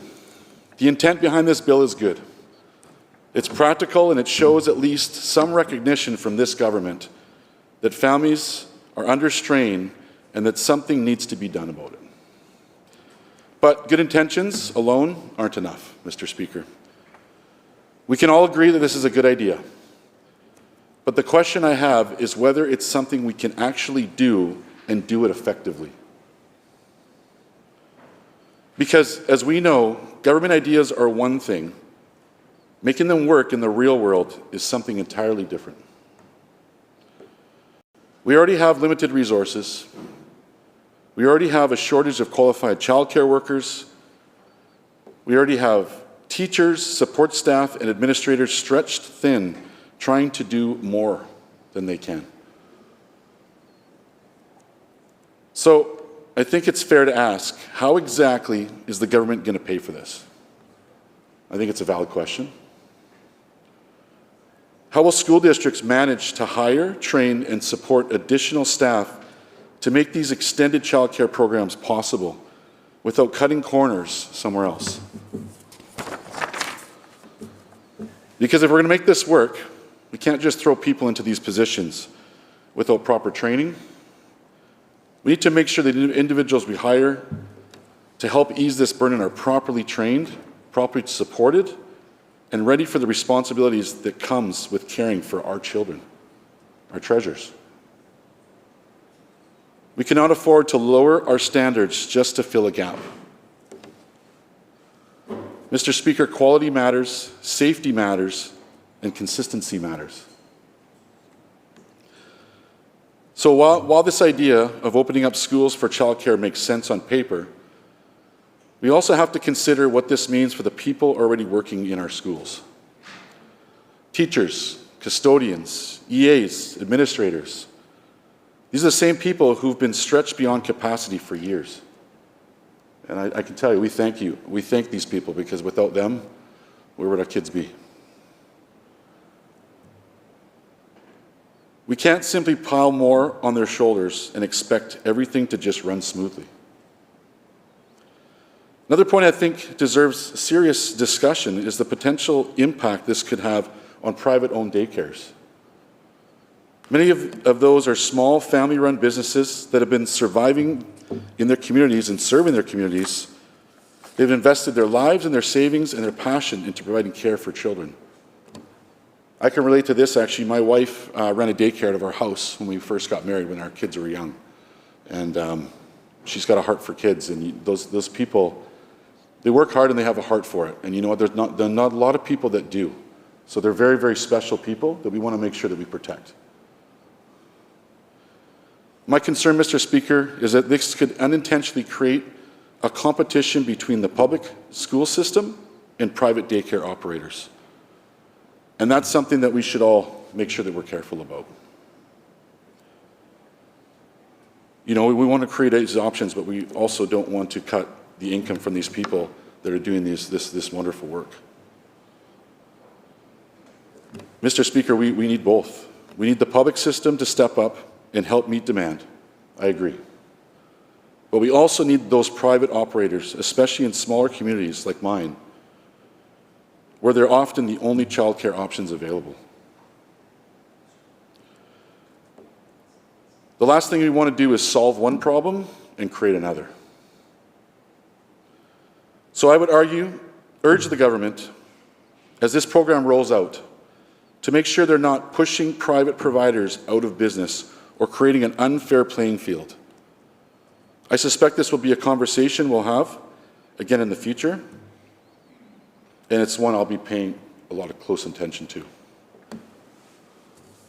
Now, just back to a couple issues. British Columbians have heard a lot of big promises over the years. They've heard about affordability, housing, healthcare, and now childcare. And in almost most cases, the story ends the same way. The idea sounds good, but the execution falls short.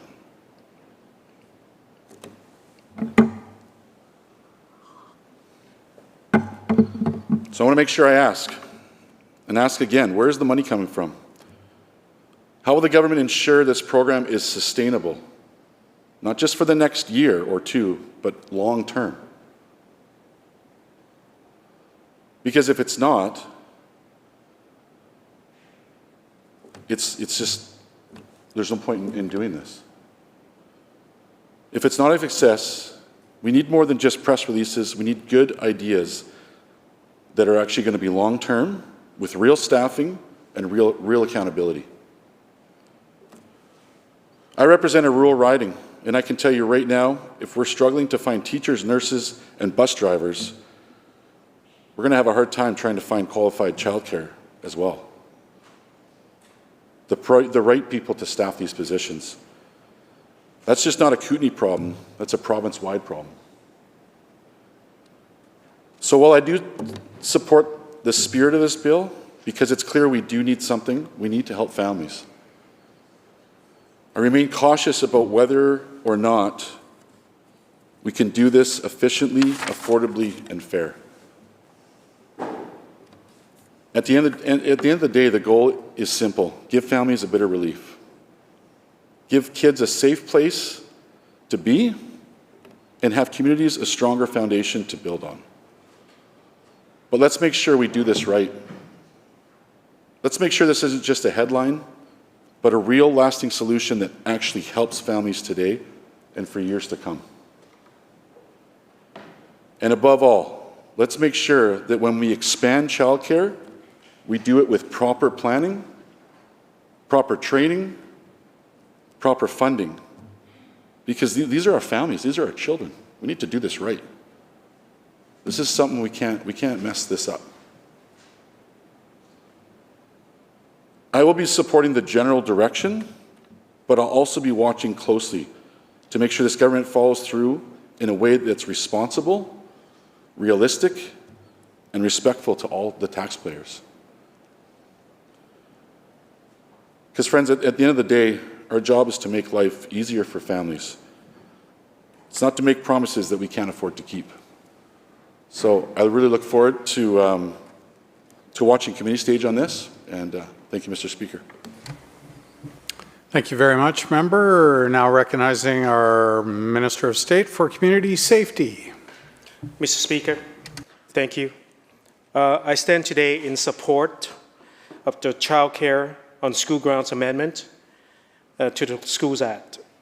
I want to echo some of the comments made by my colleague, member from Vernon, Lumbee.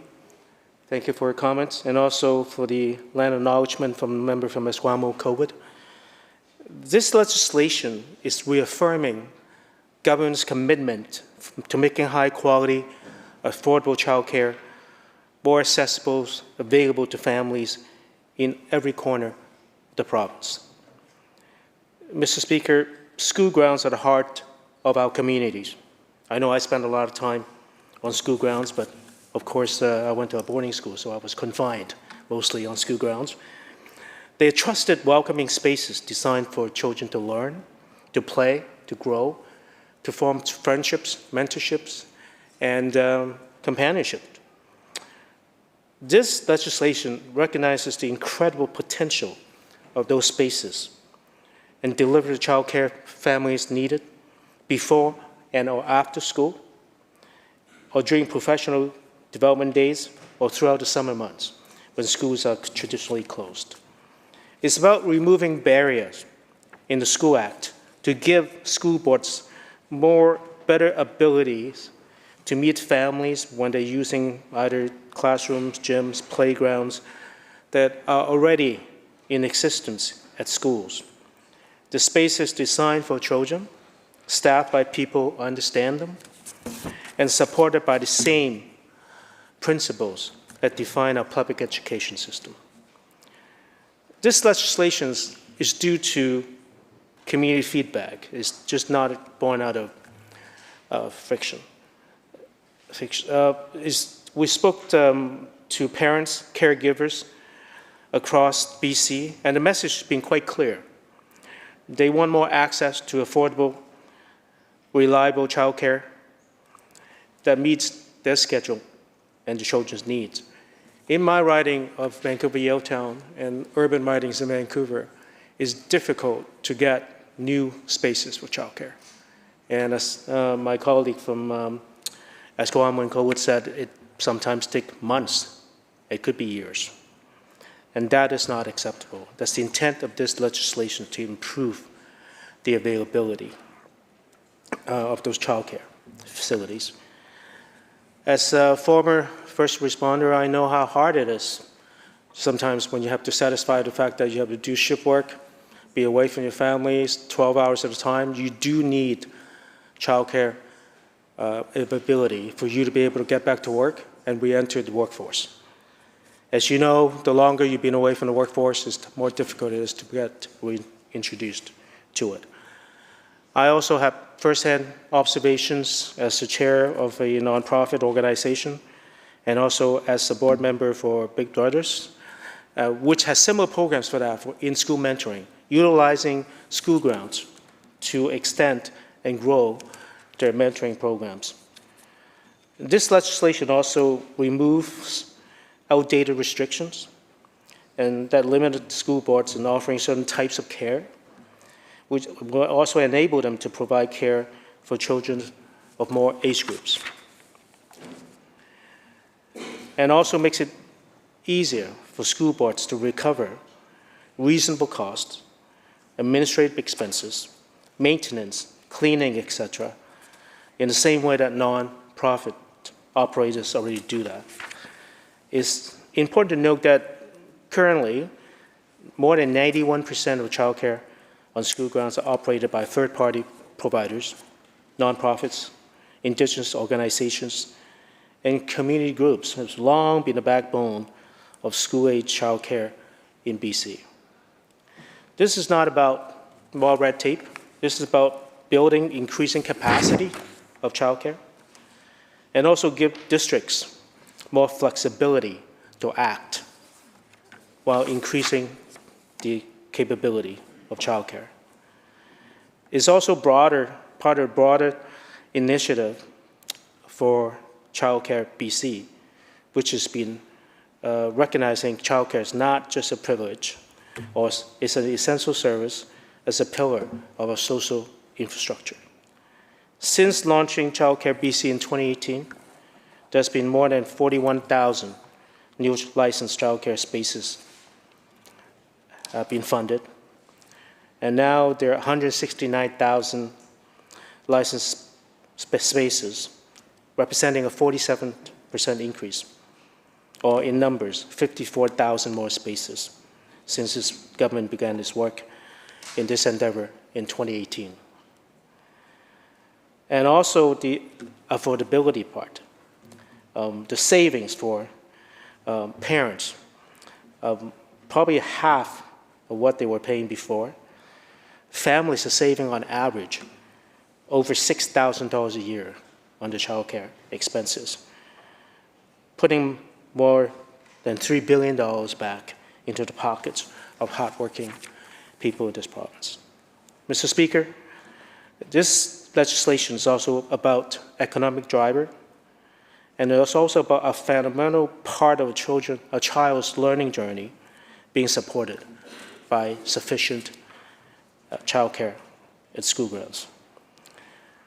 By using classrooms and facilities that are already built and staffed, we can expand child care access without delays or cost associated with building extra buildings. And as I mentioned before, in certain ridings in urban cities, there are simply no extra spaces to be built and expanded to accommodate additional child care needs. And this is not acceptable.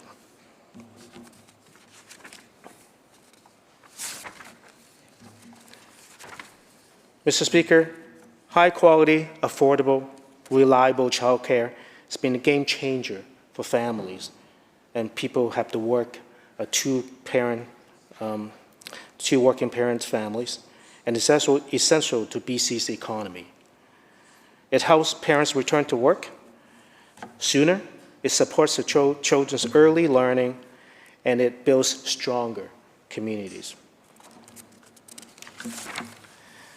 In closing, I'm proud to support this legislation, and I also want to thank and commend the Ministry of Education and Childcare and staff for their leadership in advancing this legislation. It's easy to speak of the issues we have.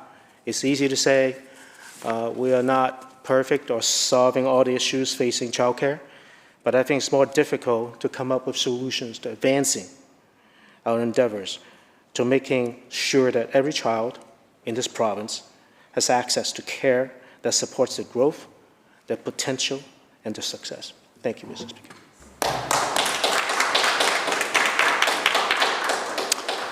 Thank you very much, member. Recognizing the MLA from Chilliwack North. Thank you, Mr. Speaker. As the newly appointed critic for child care and early childhood education, it is my pleasure to speak to this bill. At first glance, this bill appears helpful, allowing more child care programs on school grounds so parents can find care where their children already learn. But, Mr. Speaker, we must begin by acknowledging the obvious. This government already did this 5 years ago.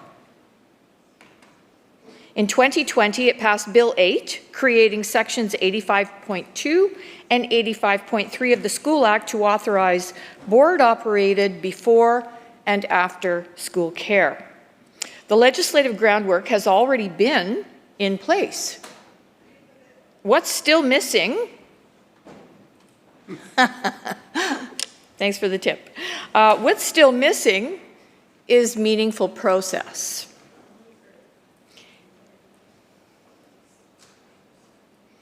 Yesterday, the Minister of Social Development and Poverty Reduction claimed that our leader's former party cancelled the NDP's $14 a day childcare program back in 2002. Let's set the record straight.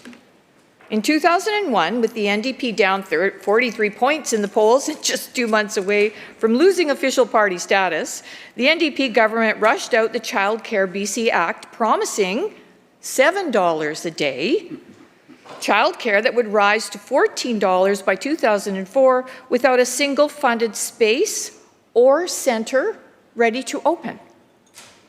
It wasn't another government that cancelled that plan, it was British Columbians who cancelled the NDP. And now, 24 years later, we're hearing the same slogans from the same party, still promising what it hasn't delivered.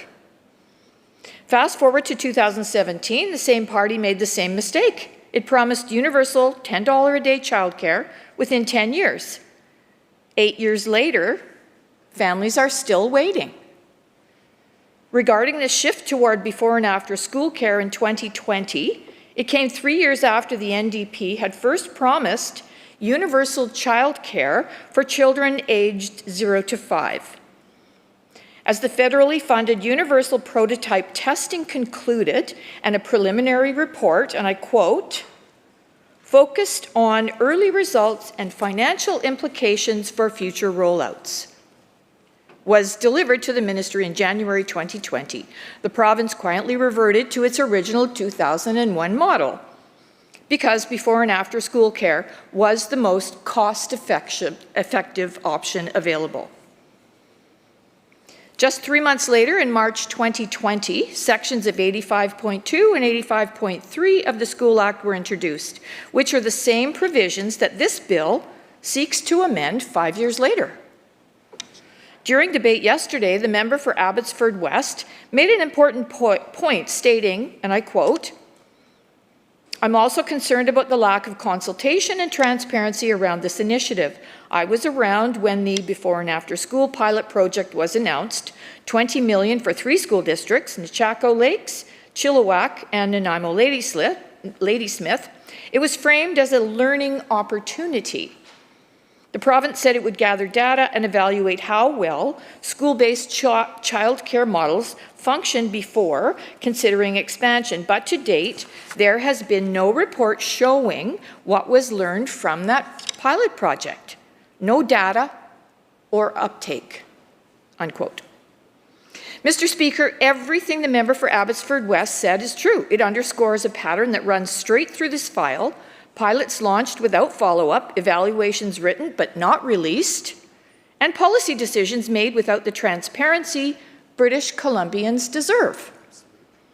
In 2021, when Ottawa adopted BC's model as the basis for its $35 billion Canada-wide early learning and childcare plan,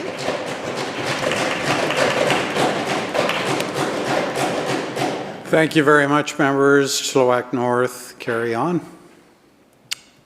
thanks for the applause. This government was eager to take credit. During the June 2nd, 2021 estimates debate, former Minister of State for Childcare, Katrina Chen, said, and I quote, we're quite confident with the things we've learned we are ready to go with federal dollars. That confidence, Mr. Speaker, didn't last long. Within a year, the government began carrying over almost all of its unspent federal child care funds. In 2021 and 22, 89% of the federal child care funding went unspent. In 22-23, 88%. In 23-24, up to 60%. And for the year ending March 31st, 2025, the province had already requested to carry forward up to 30%. Those are not numbers of a system that was ready to go. They are numbers of a bureaucracy that can't keep pace with its own promises.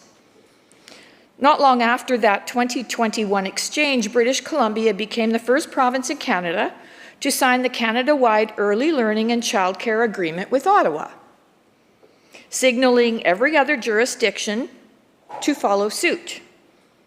That single signing decision effectively convinced the federal government to scale up its commitment to more than $70 billion over 10 years for a system that here in BC was already showing cracks during the prototype phase as early as 2019.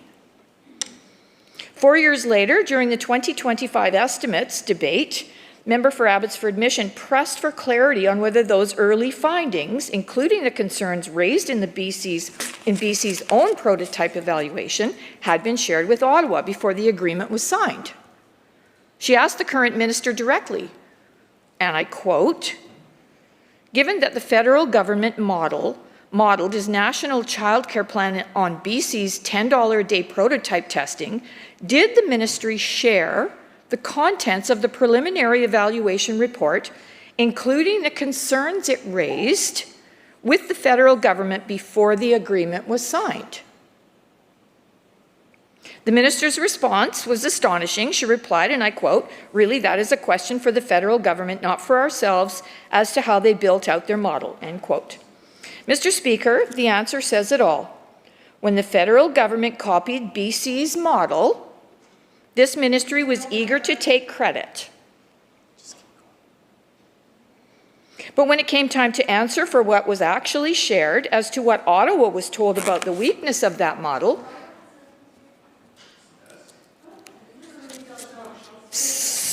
Carry on, Chilliwack North. Thank you. Suddenly it became a question for the federal government. It was a telling example of how this government avoids direct accountability. Soon after those exchanges, another transparency issue emerged. Beginning in April 2025, the Deputy Minister of Education and Child Care's proactive disclosure calendars, which must be published monthly under the Freedom of Information and Protection and Privacy Act, began appearing completely blank. There are 57 months of calendars available for this Deputy Minister's service across various ministries over the years, but the only 4 that have been wiped clean are the ones since April 2025, the very month when the estimates debates took place. Months later, on October 15th, 2025, Peter John Mitchell of Cardus released a new analysis that helped connect the dots. His report confirmed that the 23-24 annual report released to the public had been changed to blur the line between spaces funded by Ottawa and those created by the market. Instead of listing new funded spaces, the Chilliwack province... North, we are trying to talk about Bill 19, and there is some question as to where we're going here. So if you wouldn't mind bringing it back to 19, that'd be great. Sure. If you just give me a tiny bit of latitude, I'll demonstrate the connection. I'm good. Okay, began using monthly average spaces, folding in private and non-funded growth to inflate totals. Mitchell found that the previous year's numbers were quietly revised to count all the spaces regardless of the funding sources, and that the province did not disclose that the method had been changed. Mr. Speaker, that is not transparency, that is moving the goalposts. But the story didn't begin there. Members, Chilliwack North has the floor, and I would like to hear what she has to say. Thank you, Mr. Speaker. But the story didn't begin there. Before the Cardus analysis ever came out, the government had already delayed the release of the same report for political convenience. Under the Chilliwack North, Canada-BC... Yep. I would like you to get to Bill 19 very quickly. All right, I'll tell you what. Okay, so it's actually all linked together, Mr. Speaker. The federal funding and the British Columbia funding and the Cardus report actually does link it all together. So I'll just move ahead here. So yesterday, October 21st, the Federal Auditor General released a performance audit of the CWELC, Canada-wide Early Learning and Child Resource System, which is linked to BC. The findings mirrored the very concerns that opposition had raised for months. Of the 250,000 new spaces Ottawa promised, only 112,000 had been created, less than half the target. With most of the shortfall expected in the final 2 years, the Auditor General warned that families across Canada risked being left without the childcare they were promised. On October 1st, 2025, just 6 days after this bill was introduced, this Bill 19, Cabinet quietly appointed a new Assistant Deputy Minister to lead the British Columbia's Childcare Division through Order in Council. The individual chosen to lead the division, Michelle Lattimore, did not come from within British Columbia's public service, but directly from Ottawa's inner circle. She has held some of the senior-most federal roles connected to early learning and intergovernmental coordination, serving as Director General of the Client Experience Branch at Immigration.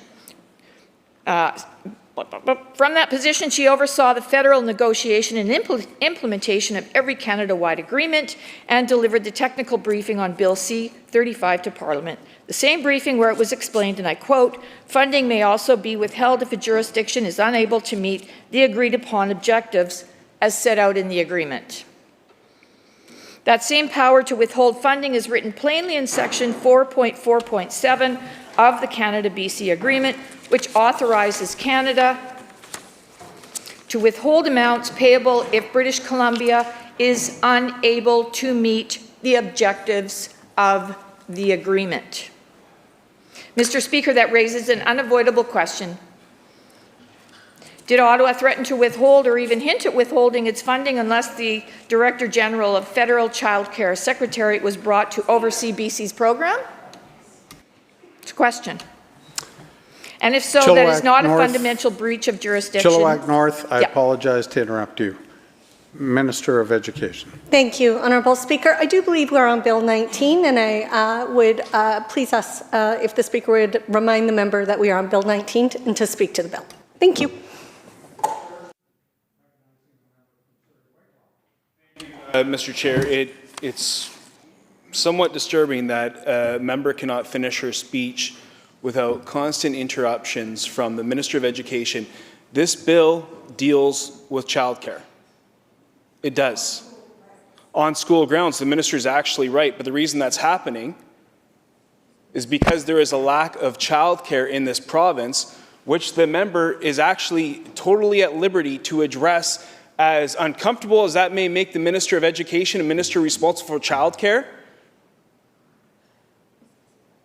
this bill is actually dealing with some of the shortcomings that this government has had. And it is every right for the member from Chilliwack to be able to speak to that in her allotted time without interruption. So if she's pointing out facts, dealing with childcare, dealing with funding models. Thank you, members, for your input this afternoon. Thank you very much, members. Thank you, members.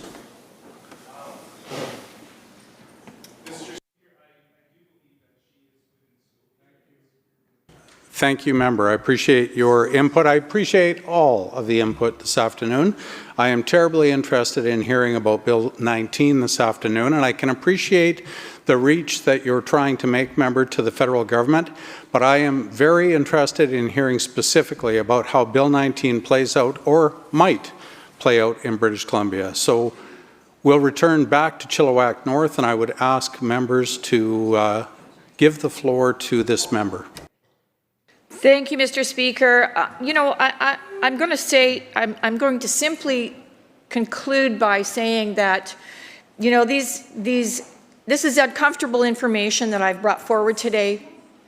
It's completely appropriate in the fact that this, if I could just finish. Thank Members, you. Chilliwack North has the floor. This bill is about school boards being able to charge a reasonable amount. That's money. We're talking about money.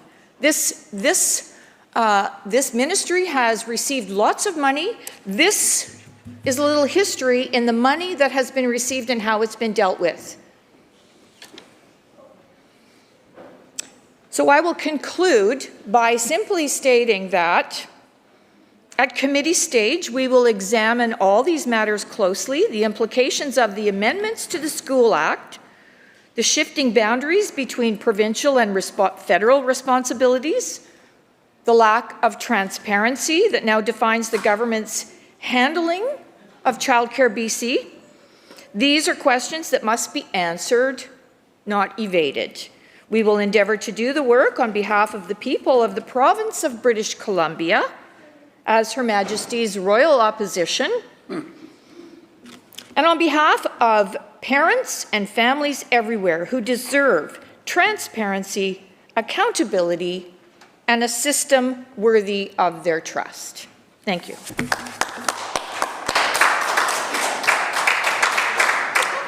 Thank you very much, member. Recognizing the member from Cowichan Valley. Thank you, Honourable Speaker. I rise to speak about Bill 19. Public schools are trusted community hubs and designed specifically for kids to learn, play, and grow. And they have incredible potential to deliver more kinds of childcare that family need in every corner of this province. During my time at North Cowichan Council, we heard from families about the need. We were working to remove barriers in the School Act so districts can offer care to children of all ages, including infants and toddlers, and during non-school days, like professional development days and seasonal breaks. Districts see the important roles that they can play and are eager to work with childcare sector and the ministry to expand these cares on the school grounds. We heard from the minister yesterday our successful school childcare pilots in places like Okanagan, Silkameen, Nanaimo, and Chilliwack shows us what's important and possible. And we're empowering all boards to be able to take part. This is something families, districts, and education partners have been asking for, and it is a powerful shift towards improving access to childcare while using the existing space affected. The Cowichan Valley had the pleasure of sitting down with the minister and myself and having meaningful conversations. We talked about all of the concerns and issues and thinking outside the box on how we can approach the concerns and everything that is happening in our province on the childcare. High quality, affordable, reliable childcare has been a game changer for families and BC economy. Thanks to BC's childcare investment, and parents are paying an average of less than half of what they would without their investment, saving them an average of $6,700 per year, and thousands more children are in licensed care. We have gone even further to support vulnerable families through our income-tested benefits, with 24,000 children receiving high-quality care at below $10 a day, with many paying no fee at all. Since 2018, more than $3 billion have stayed in the pockets of hardworking BC families. Childcare is now more affordable, with more spaces and more professional educators than ever before. Since the launch of the Childcare BC in 2018, more than 41,500 new licensed childcare spaces have been funded, with more than 26,200 of these spaces open and serving families. We're seeing these benefits roll out through the Cowichan Valley as well, and families have shared with me at the doorstep of how important that is to them and their families. Throughout the province, there are now 160,000 licensed child care spaces, which is 47% or 54,000 spaces. The introduced amendments to the School Act that will enable school districts in BC to operate more kinds of childcare on the school grounds that families need. With these changes, they'll be able to offer childcare to children of all ages, including infants and toddlers, during non-school days like Pro D Day and winter, spring, and summer breaks. I heard about this in my community as well, about how daycares and the timing was off in offering these spaces for children, and working families didn't match up to their timetable. So this is very meaningful for them. These changes will allow school districts to improve access to childcare more quickly and efficiently in existing buildings, especially in the communities where the need is greatest. Since 2018, our government and the Government of Canada has invested nearly $8 billion through the Child Care BC. This program has helped fund more than 41,500 new licensed childcare spaces. We also know families in rural and remote areas face distinct challenges at accessing childcare. These changes could support expanding access in rural and remote communities where there may not be third-party childcare providers, and districts could potentially fill that need. Districts see the important role they can play and are eager to work with the childcare sector and the ministry to expand their care on the school grounds.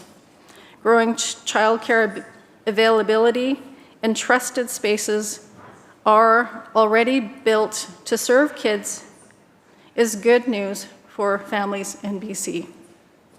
These spaces can opt into the province childcare fee reduction initiative program, which reduces costs for childcare for families by up to $900 per child per month. High quality, affordable, reliable childcare has been a game changer for families in BC and the economy.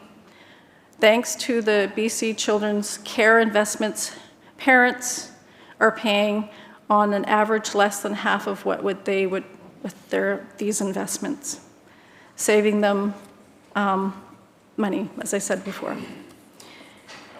We are proud to have led the way in BC to secure federal funding that supported hundreds of thousands of families in BC and across Canada. With the economic uncertainty and federal budget constraints, we are focused on making sure high-quality childcare families can afford is available and sustainable into the future. That means collaborating with our federal partners, assessing with what works and what's not, and finding these solutions that better support people. The Minister of Education and Childcare is to deliver effective before and after school care. And she is aware of the family's continued need on all types of childcare for the kids of all ages, including comprehensive coverage that extends to non-school days. These proposed amendments to the School Act aim to help meet the need of childcare in our communities by removing barriers to board-operated care and improving the viability of these programs. Thank you, Honourable Speaker, and I support this bill. Thank you very much, Member. Seeing no further speakers to this bill,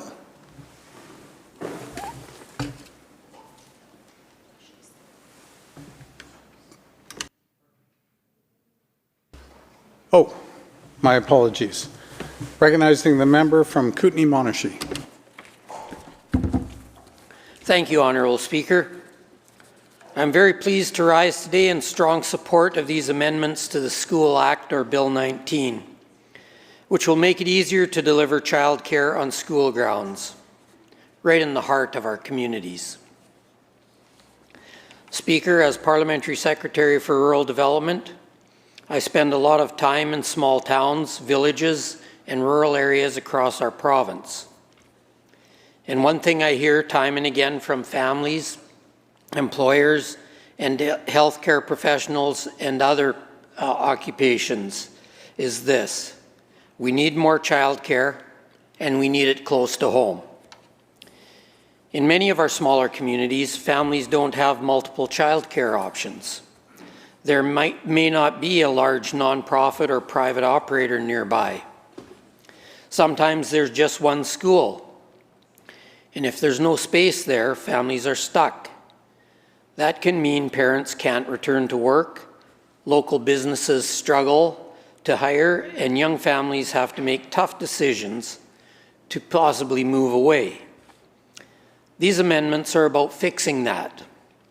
They remove the barriers that have made it difficult for school districts to operate childcare, and they open the door for districts to offer care for all ages, including infants and toddlers, and during non-school days like Pro-D days and summer breaks. Speaker, this is a practical, rural-friendly solution that uses what we already have, our schools. Schools are trusted, welcoming places that belong to the community. They're built for children. They're safe, accessible, and already staffed by people who care deeply about kids' learning and development. So instead of forcing families to drive long distances or to choose between work and childcare, we're making it possible to bring quality, affordable care right to where children already are, in their schools. We've seen this approach work through pilot programs in the Okanagan-Similkameen, Nanaimo, and Chilliwack. And for rural BC, it's especially promising. In some communities, the local school may be the only viable site for a new program. And these amendments finally make it easier for school districts to step up and fill that need. Speaker, I know that across rural British Columbia, boards are eager to be part of the solution. They see the demand in their communities. They want to help families. But until now, there have been real administrative and legislative barriers that made it difficult for them to operate childcare directly. This bill changes that. It empowers districts to deliver care sustainably, allowing them to recover reasonable costs for things like educator wages, maintenance and cleaning, just like any other childcare provider. That means programs can be financially viable, stable, and responsive to local needs. This is something families, school boards, and community leaders have been asking for. It's a practical, people-focused change that will make life easier for parents and kids in every part of the province, especially in smaller and remote communities. Now, Speaker, we also know how transformative, affordable, high-quality childcare has been for families and for our rural economies. Since our government launched Childcare BC in 2018, we've seen incredible progress. Parents are today paying on average less than half what they would have without these investments, saving around $6,700 a year. Over 24,000 children are now receiving care at $10 a day or less, and many pay no fees at all. That's over $3 billion that has stayed in the pockets of hardworking BC families since 2018. Money that goes right back into our local economies, into small businesses, grocery stores, recreation programs, and the daily life of our communities. And Speaker, it's not just about affordability. It's also about availability. We've funded more than 41,500 new licensed childcare spaces across the province. And more than 26,000 of those are already open and serving families. Today, there are 169,000 licensed childcare spaces in BC, an increase of almost 50% since 2018. That's a remarkable achievement, but we know that rural communities often face unique challenges: smaller populations, limited infrastructure, and sometimes a shortage of early childhood educators. That's why these changes are so important. By allowing districts to deliver child care right in schools, we're not only using existing infrastructure, we're also creating local jobs. We're giving early childhood educators and school staff new opportunities to work in their home communities, often year-round in stable, rewarding roles. We're also helping kids make a smoother transition from early learning into kindergarten, because they're cared for in the same familiar setting, often by the same trusted adults. Now, Mr. Speaker, I want to be clear. This is not about replacing our valued community-based providers. In fact, more than 90% of childcare on school grounds today is delivered by third-party operators. They are essential partners in this work. These amendments simply give school districts the ability to step in where there's a gap, particularly in rural or remote areas where other options may not exist. This approach is about partnership, not competition. It's about making sure every child, no matter where they live, has access to safe, affordable, and high-quality care. And for parents, the affordability supports continue to apply. Families using childcare operated by school districts will still benefit from the Child Care Fee Reduction Initiative, which can reduce costs by up to $900 per month, and from the Affordable Child Care Benefit, which can lower or even eliminate fees for low and middle income families. Speaker, this legislation also sets the stage for continued collaboration. The Ministry of Education and Childcare will be working with districts through a new technical advisory group to guide implementation, looking at what upgrades might be needed, identifying funding opportunities, and making sure these programs are set up for success. That's exactly how we should be doing this work, hand in hand with local partners, listening to what communities need and adapting our approach to fit rural realities. Because at the end of the day, this isn't just about policy or regulations, it's about people.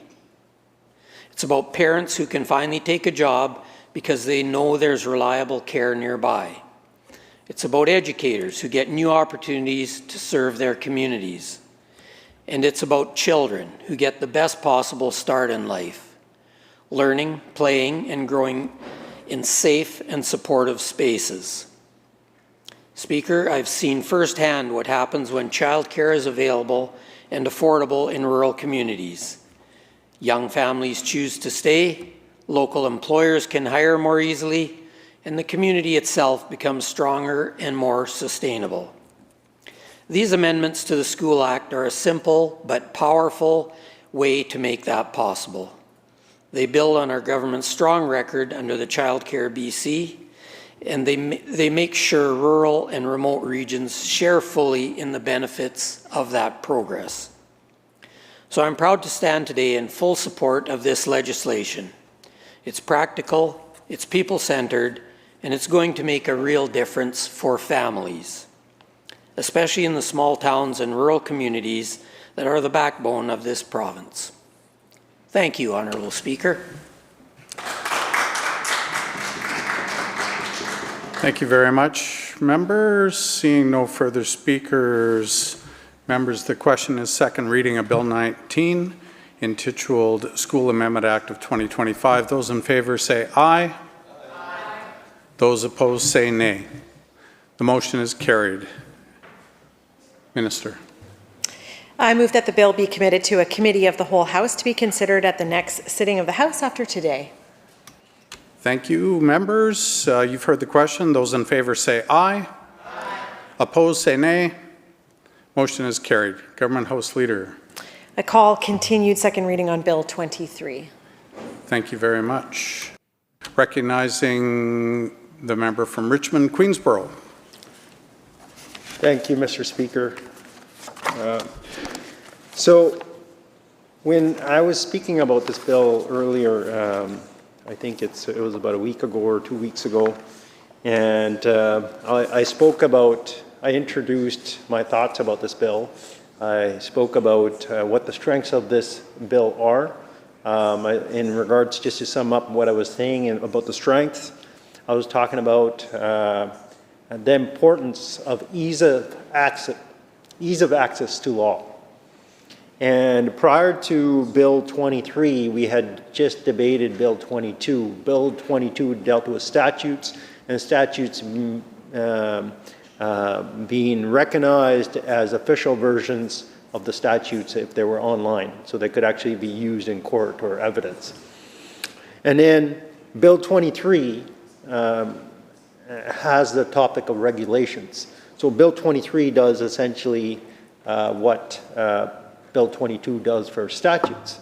It states that if there are regulations that are posted online on the government site, essentially that can be used as evidence in a hearing or a court hearing.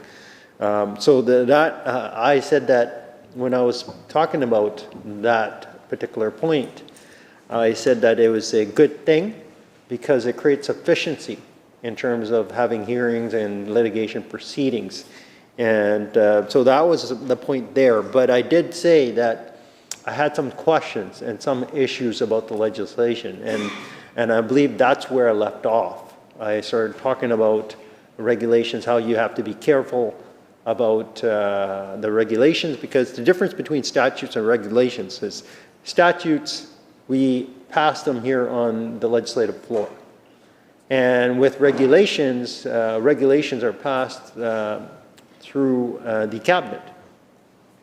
And when they're passed through the cabinet, that does not have legislative oversight. So that does not have a legislative debate. And so when we look at regulations and we look at enabling statutes of regulations and we look at a legislative code, essentially this is what Bill 23 does, introduces a legislative code of how regulations work. What's the framework around regulations? How are they, should they be drafted? How should they come into force? And it talks about that type of procedure. So when we're looking at regulation, some of the concerns I have, I will take the legislature through what my concerns are as I go through the bill. So I'm just going to go through the bill. So the first part of the bill, part 1, talks about interpretation and classification, and under this part we see like definitions under clause 1. And then clause 2 talks about the meaning of regulation in this act. So we're still talking about interpretation. And then clause 3 gets into the meaning of consolidation. So that still talks about interpretation. And then we move into clause 4. It also talks about if a regulation is amended or repealed, the following portions of the act do not apply to the amendment. So it also kind of goes to interpretation and application. And then we move into part 2 of this bill, which deals with drafting and examining regulations. And some of the sections that are in here, the sections that are in part 2 go from clauses 5 all the way to clauses 8. Clause 5 talks about drafting regulations and how they work under the direction of the Chief Legislative Counsel. Clause 6 talks about examining regulations. Before a regulation is enacted, the regulation must be examined by Legislative Counsel. Seems to be pretty straightforward procedural stuff. And then we go into further clause 7 talks about when examination not required. So when it's not required for the Legislative Counsel to examine certain aspects of this regulation process. And then we go further into clause 8. It talks about solicitor-client privilege in regards to the process that's involved under this bill. But then, so that stuff all seems to be very procedural. And then we jump into part 3. Part 3 talks about depositing regulations. I did have an issue here, so I would like to spend some time here. I'd like some clarifications, and I will be canvassing those clarifications at committee. So part 3 talks about depositing regulations. So when we look at the word depositing, it means that when essentially it's being said that the regulation is going to take force. It's being deposited, it's going to take force. So that's kind of the interpretation around it. So this part, clauses 9 all the way to clauses 13 kind of refer to that process. And so I'll just get to the one where maybe I have a bit of an issue and I need clarification and I need to explore it a little bit more at committee stage. Clause 12 talks about the power to specify a data deposit. So this is relevant. So you're saying a regulation is going to take force when you deposit it. So, and this particular clause talks about the power to specify a data deposit. So when is that deposit? Is it going to happen when the regulation gets deposited, or will it happen before or after? So this is a highly relevant clause, and I'll read the clause.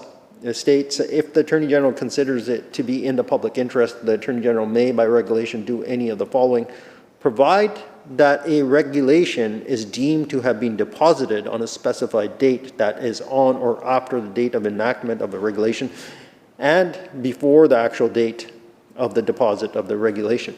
So I guess when I'm reading when I read the whole clause 12, it goes on further. I read it as that there could be retroactivity to when a regulation takes place.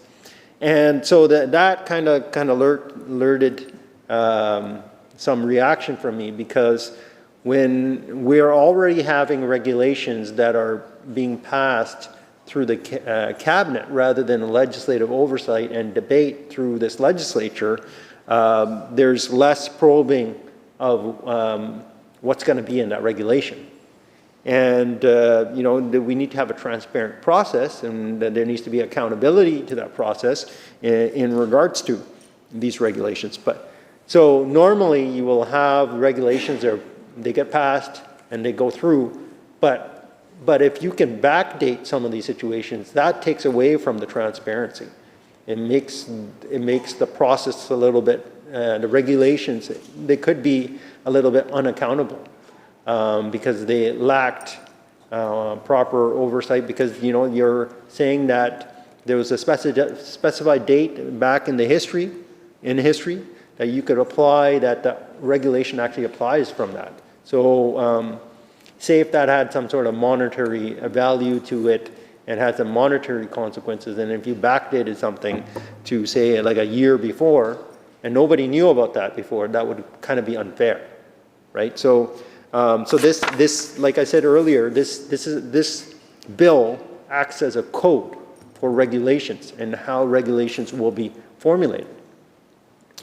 So it's important to kind of probe if there's going to be a retroactivity to this when regulations are going to take force. So that it will be something that will be canvassed by myself at committee stage. Because I have some questions around that. So that's an interesting point to mention about this bill under Part 3. And Part 4 just talks about adopted materials website, and it talks about when you have regulations referring to adopted materials. How is that going to work? There's an adopted materials website, and those adopted materials would be on that website that people can review them. And this kind of just sets out that process here under Part 4. And it seems to be pretty straightforward. And then Part 5 of this bill talks about the Gazette. Gazette refers to the printed, when we're talking about printed Gazette or published on the online Gazette. So essentially, where do people get notice of their regulations? They refer to the Gazette. Now, going through this part, I won't go through all the clauses, but I will go through some of the pertinent ones that I find that there needs to be more questions asked in more of a detailed setting in, say, the committee stage. Those are to clauses 21 and 22. Clauses 21 under this part refers to exemptions from publication in printed Gazette. Now, the whole reason, like the bigger part of this, the purpose of this legislation is to make sure that There's regulations that are in online format. They're also official versions, so you can use it for use those regulations for evidence. But if you're coming in here and looking at clauses 21 and 22, and you're saying some of the publication can actually be exempted, either from print or online, then that kind of would water down the effect and purpose behind this legislation. So this actually, we actually need to probe this a little bit more at committee stage and get further answers. How will all this work? So that's the rest of it. There's a couple more clauses under this particular part of the Gazette part, clauses 23 and 24. After clause 4, this gets into clause 25, which talks about consolidations of regulations, about bringing regulations together. And my interpretation and reading the consolidations part was how will they all be put together, and I thought that was that's a good thing when you consolidate, and it's an easy way to kind of access regulations, and for you to be able to reference different regulations over a sphere of time. So this, I didn't really have too many questions on this part, because I feel consolidation of regulations is a good thing. Under Part 6, there are a few clauses. It's essentially clauses 25 all the way to clauses 32. And then we get into Part 7 of this bill, which talks about revisions. How do you make revisions? What's a process in regards to revisions? If there's something posted in a regulation and you need to kind of fix that, and there was an error in it. And so the revisions goes all the way from clause 33 to 39. And then we get into Part 8, which deals with official versions of regulations and consolidations. And that goes from clauses 40 to 41. And then we get into Part 9, which deals with orders in council and letters at patent. And this part, I didn't have too many questions on this part. This part goes from clause 42 all the way to clause 49. And then we get into Part 10, which is the general part. I did have some queries on this. I did have some questions after reading Part 10 here. And this is the general application part of this bill. And actually, the questions were more so on Part 11. Part 10 seems to be fairly straightforward, but under Part 11, which deals with regulations under this Act, and you go down to Clause 58, which deals with Attorney General regulations, general powers. Now, this particular clause, it states that the Attorney General has it states what authority that the Attorney General has to make these regulations, but it also goes further to talk about other people, what other people can do under the authority of the Attorney General. Like they're in making a regulation under this Act, the Attorney General may do any of the following: confer a discretion on an employee of the government, delegate a matter to an employee of the government, make different regulations for different persons or things, or different classes of persons or things. So now when you're dealing with employees, you're not even dealing with the Attorney General, which is who's a member of this Legislative Assembly, and there's some accountability. Now you're dealing with an employee that may make some changes in regards to these regulations. So going back to the accountability process, making regulations available online, making them official versions, that's a good thing, transparency.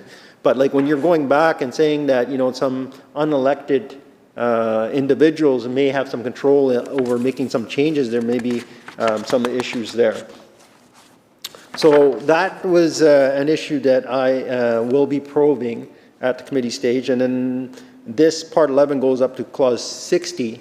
And then part 12 talks about just transitional provision, talks about transition, meaning that how it relates to other amendments.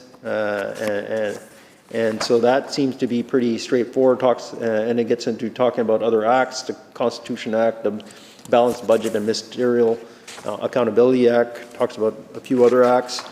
And then there was another one, there was again retroactivity referred to under under clause 71.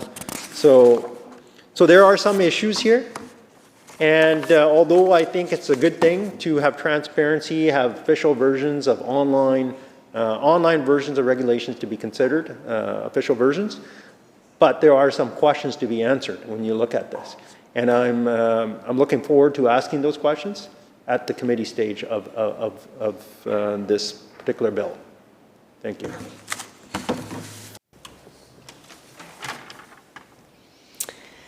Seeing no further speakers, call the question. Is second reading of Bill number 23 entitled Regulations Act. Those in favor say aye. Aye. Those opposed say nay. Motion's carried. Government House Leader. I move that the bill be committed to a committee of the whole House to be considered at the next sitting of the House after today. Members, you've heard the question. Those in favor say aye. Aye. Those opposed say nay. Motion carried. Government House Leader. Call a second reading on Bill 24.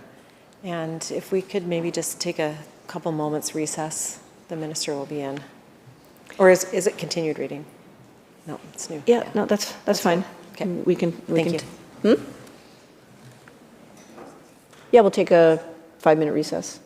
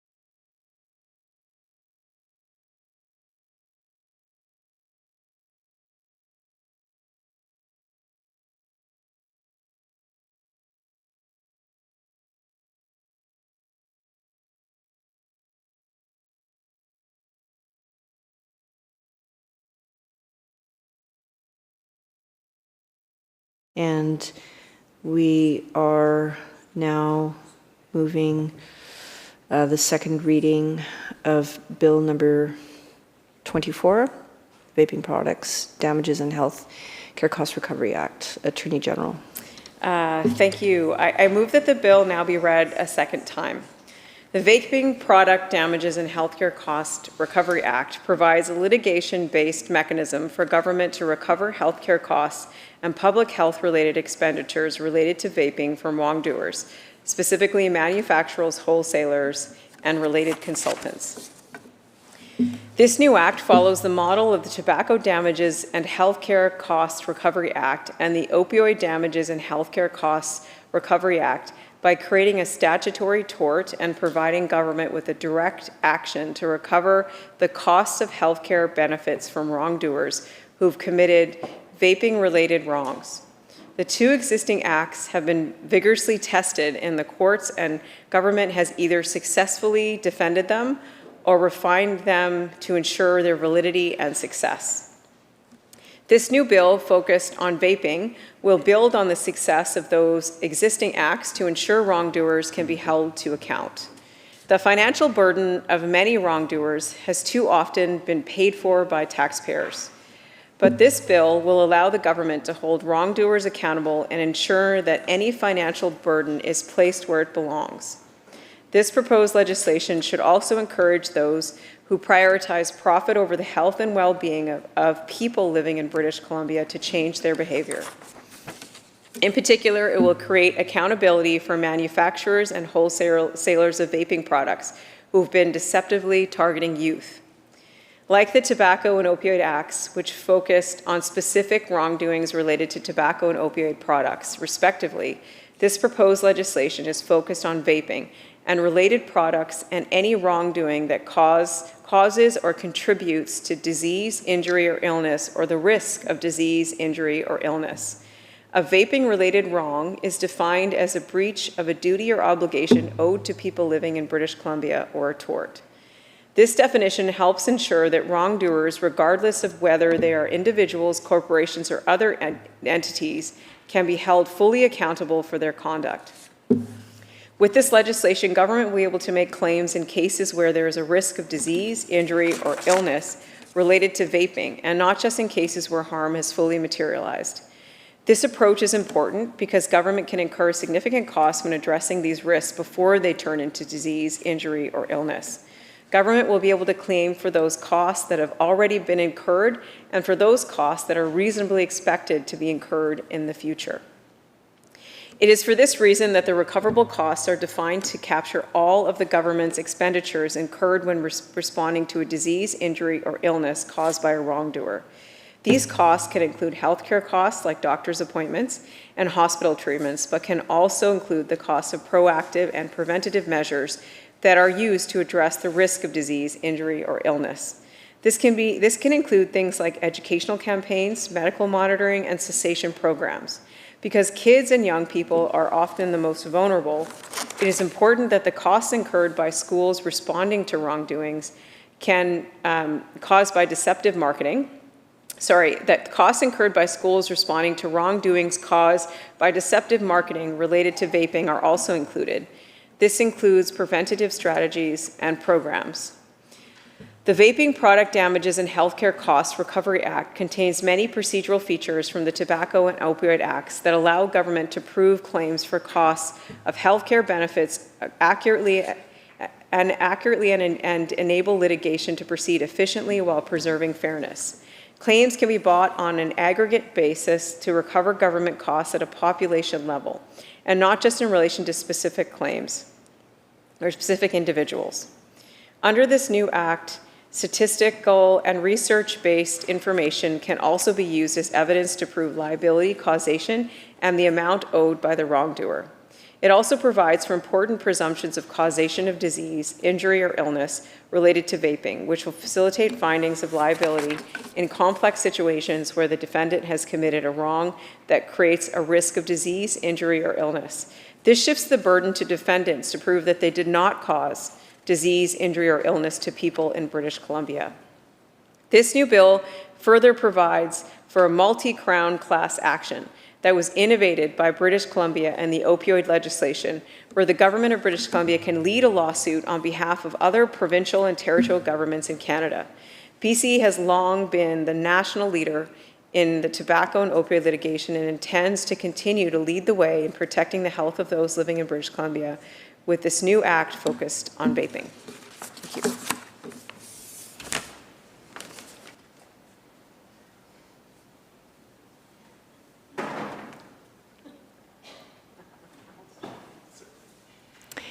Recognizing the member from North Island.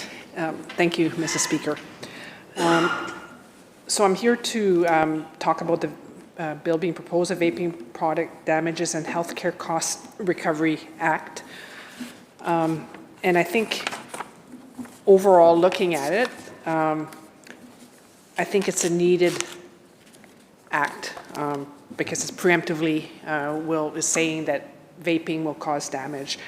But I do have some issues here with it, and I'm hoping that my issues will be taken seriously, because one of the things I hear is, I personally think that healthcare is apolitical, and so we need to put aside ideology for health to make sure, because it's about life and death and illness, and we have to make sure when a bill comes out that we do the best job possible for people in BC. And this bill fails in certain measures, and I've just identified 2 or 3 things that I think need to be addressed. So to start off with, let me just kind of talk about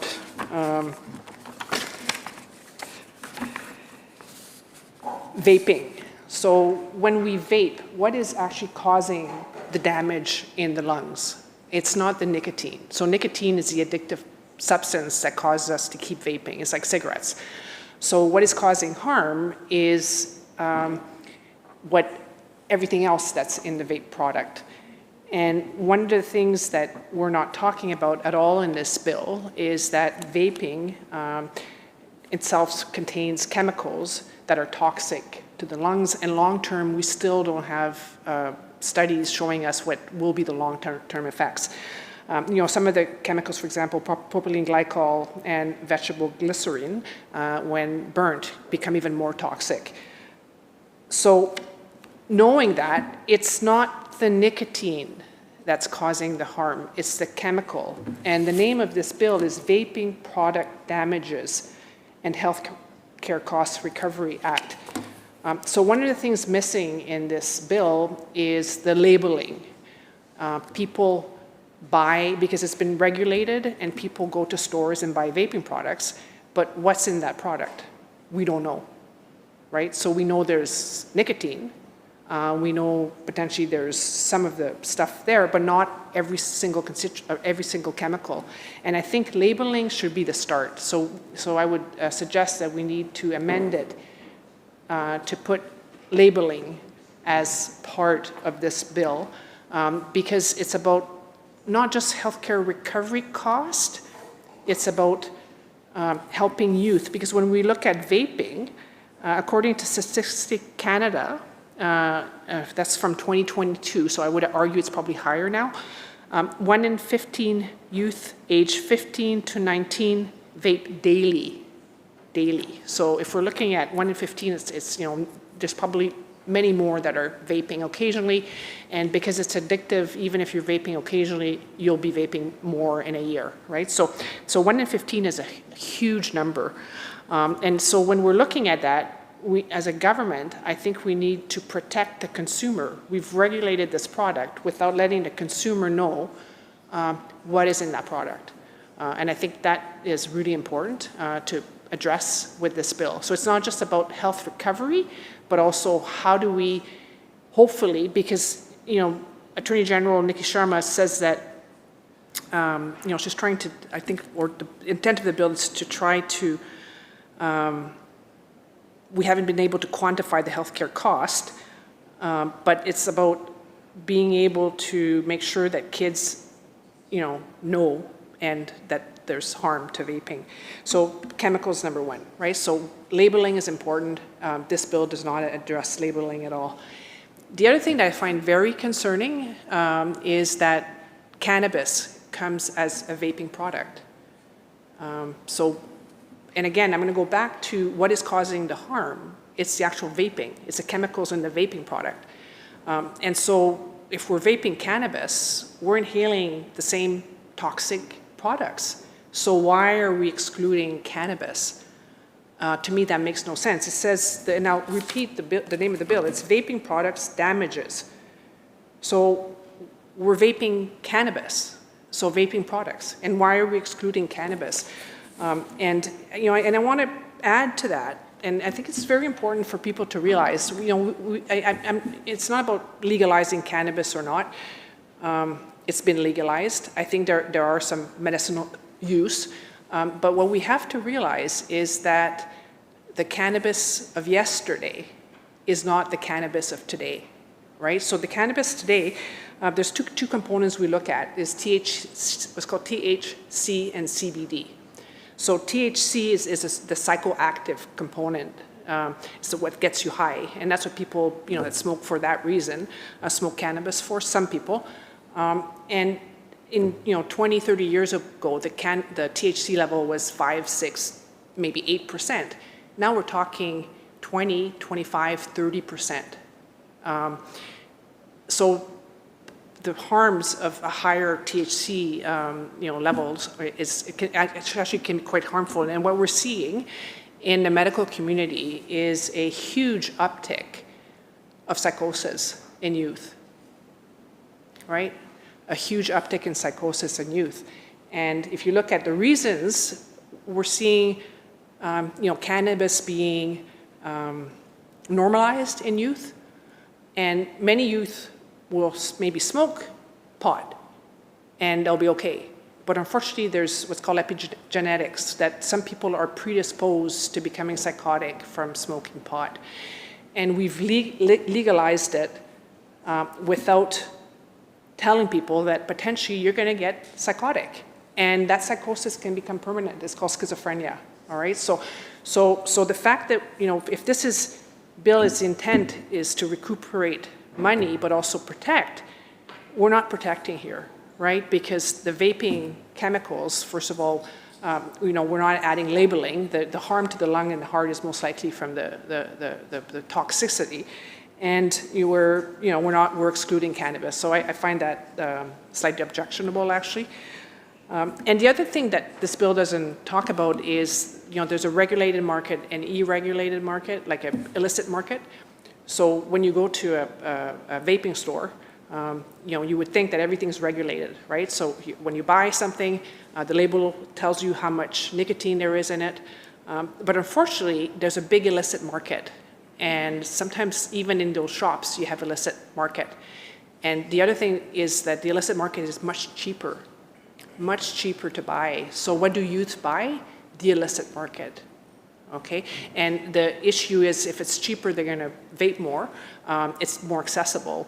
And how will we recover the cost from illicit market, right? So, because we can't sue like the company, there's no company. It's produced illicitly, most likely overseas.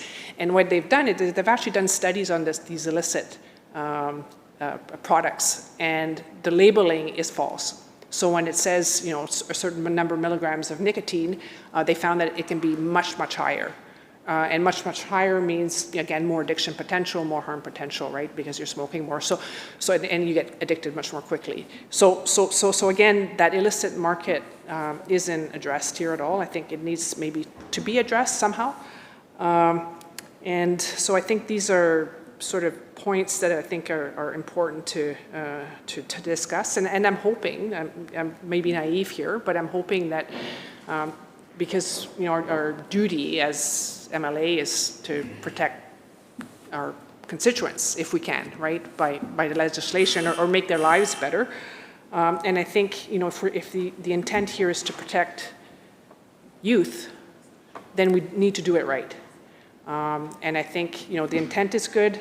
I think there's, certain amendments that I would propose, and I'm hoping that the opposite side's open to those amendments, because I think, again, it's about protecting the youth. So that's all I got to say today.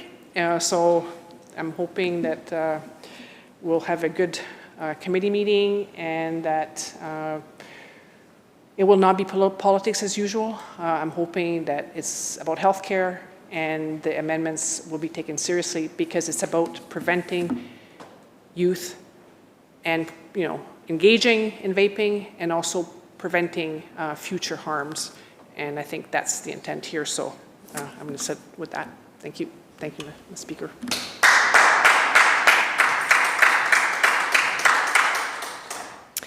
Recognizing the member from Courtenay Comox. Thank you, Honourable Speaker. I rise today to speak to Bill 24, the Vaping Product Damages and Healthcare Costs Recovery Act. At first glance, this bill looks familiar. It mirrors the framework used in the Tobacco Damages Act and the Opioid Damages Act. The government has said as much, describing it as modeled after those earlier pieces of legislation. And let me say clearly at the outset, we support the principle behind this bill. When harmful products contribute to illness, addiction, and avoidable costs to our healthcare system, British Columbians deserve a fair mechanism to recover those costs. That principle is sound. The potential future windfall for government, as we have seen recently in the tobacco settlement, is also something that should not be ignored. It is with regret that we are here today having this macabre discussion about the potential future harms of vaping, which ultimately will fill the government's coffers from the unnecessary suffering of those individuals exposed to what this bill anticipates, in fact predicts, will be harmful to British Columbians' health. As someone who's personally wrestled with the nicotine addiction, I remember when vaping first hit the market, unregulated, untested, and wrapped in the same slick packaging and language that once sold tobacco. It was marketed as the safer alternative, the new face of harm reduction. The same lobbyists, the same playbook, just a new product. And the irony of standing here today, speaking to this bill, is not lost on me, Speaker. We have just come off a multi-decade-long fight to drive down youth smoking rates through education, through plain packaging regulation, through stigmatizing its use, through truth. It worked. For the first time, young people saw cigarettes not as a rebellion, but as a risk. We were finally turning the page. Then came vaping, brightly colored, candy-flavored, and sold under the banner of safety. The faces on the billboards changed, but the pitch didn't. Safer, cleaner, controlled. What's the old saying? History doesn't repeat itself, but it rhymes. We saw the same pattern with opioids, the same buzzwords: harm reduction, safe supply, managed use, and again, the predictable consequences: more dependency, more deaths, more confusion about what help actually means. In my community, we've lived through the devastation that came from blurring the line between compassion and permissiveness. We've watched governments chase the next quick fix instead of learning from what actually worked: education, accountability, and prevention. So when I look at this legislation, the government's insistence that it's just like the Opioid Act, I can't help but shake my head. We've been here before. We fought this battle with tobacco, we repeated it with the opioids, and now we're legislating it all over again under a different label. The cycle of foolishness continues, every 4 years like clockwork, and every time we're pretending that this is something new. And so here we are, building a legal framework for the government to recover healthcare costs from the next generation of smokers. Whether or not they end up facing the same debilitating illnesses as those who came before them, we're preparing for it all the same. And I'll say it plainly, I've probably just upset a small army of lobbyists with that statement, but so be it. Let me be clear, I am a strong believer in the free market. Adults should be free to make adult choices, even if those choices carry substantial personal risk. That's part of living in a free society, but freedom doesn't mean freedom from consequence. In a country where we all share the cost of universal taxpayer-funded healthcare, the fallout from those private choices cannot be left on the backs of the public. When a company knowingly markets and profits from a product that is addictive, harmful, and deceptively packaged as safe, the bill for that harm should not be mailed back to the taxpayer. It should go straight back to the manufacturer. That's not anti-business. That is basic fairness. This same principle applies whether it's tobacco, opioids, or now vaping products. When the profit is private, but the cost is public, something's gone off the rails. Now I know what's coming next. The arguments about personal responsibility, about consumer choice, about innovation. But let's be very honest with ourselves. These products were designed to hook people. They're engineered for dependency. The flavors, the marketing, and the devices, all carefully tuned to create a new customer base just as we finally broke the grip of the last one, and targeting our children.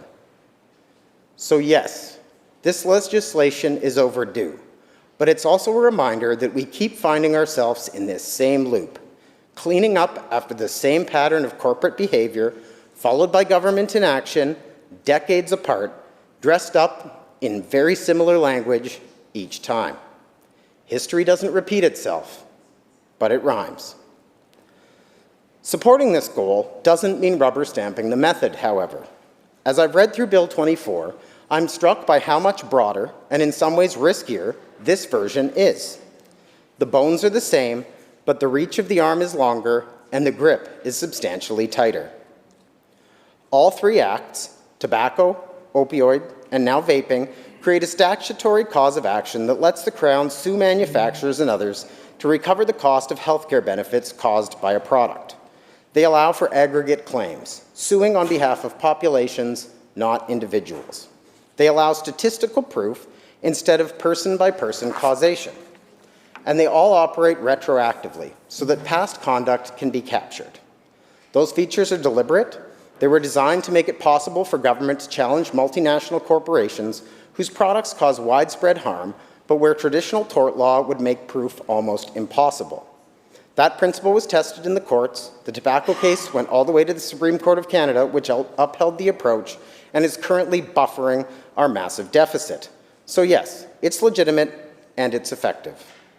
Where Bill 24 departs, however, is in how much further it goes. And here in this House, we should rightly debate whether this is a necessary step forward or simply a step too far. Member, can I ask you to just adjourn the debate and we have a report from Committee A and then you can resume? I call for adjournment of the debate. Yep. Moving a motion to adjourn. Those in favor say aye. Aye. Those opposed, report from Committee A.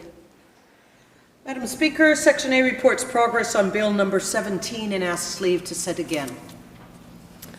When shall the committee sit again? Government House Leader? At the next sitting. Yeah. Later today. Thank you. Government House Leader? Oh, in the Douglas Fir Room, I call Committee of the Whole on Bill 18. And in here, I called continued debate on Bill 24. Okay, thank you. Member Courtney Comox continues. Thank you. Thank you, Speaker. Under the Tobacco Act, only manufacturers were in the crosshairs. By 2018, the Opioid Act had broadened that to include manufacturers, wholesalers, and consultants, anyone involved in marketing or distributing the product.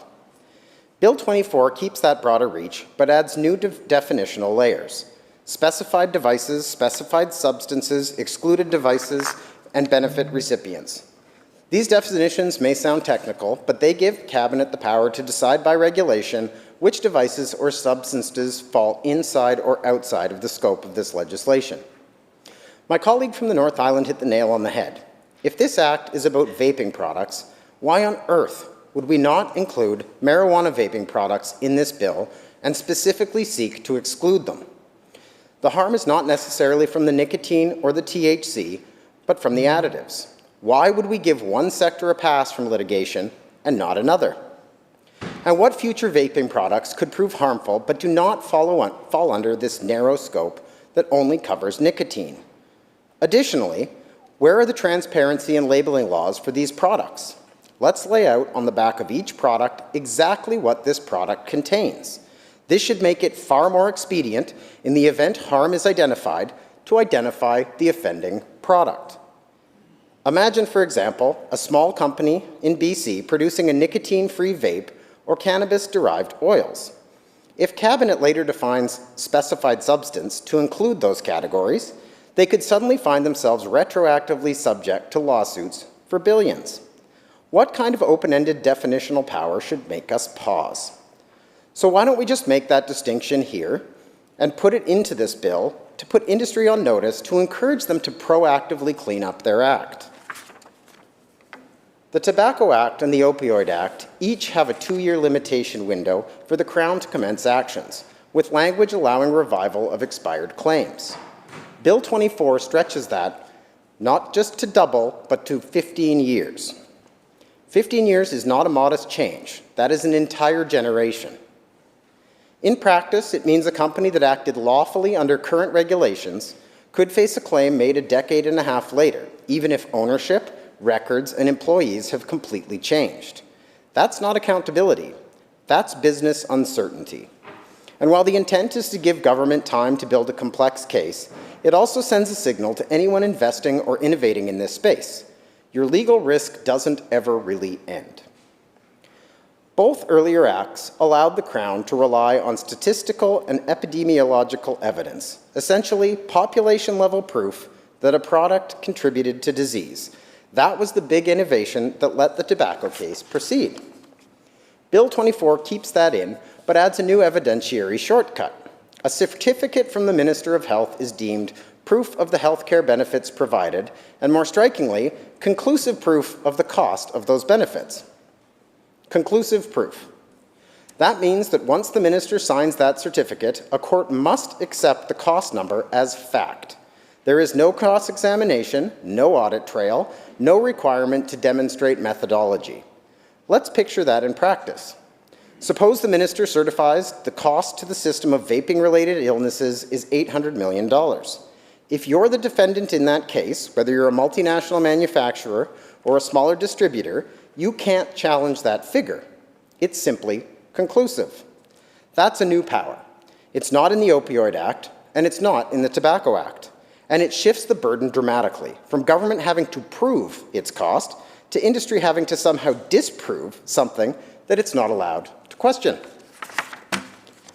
Under the previous acts, once aggregate liability was established, each defendant was responsible in proportion to its market share. If Company A sold 40% of the product and Company B sold 60%, liability was divided accordingly. Simple, predictable, and transparent. But Bill 24 changes that. It says liability must be apportioned in proportion to each defendant's contribution to disease, injury, or illness, with market share only one factor among others. That sounds reasonable until you think about how one would measure contribution. Is it based on chemical composition, on marketing practices, on age demographics, on nicotine concentration? It opens the door to arguments that a company with a small market share but a more potent product could bear the lion's share of responsibility. Or conversely, that a company with more effective health warnings may pay less. It's not just flexibility, it's subjectivity. And when billions are at stake, subjectivity invites litigation, not resolution. Now, Speaker, one of the most novel additions in Bill 24 is what's called the good faith information immunity. It says that anyone who, in good faith, provides information to government under this Act cannot be sued or penalized for doing so. That might sound like housekeeping, but it's not. Picture this.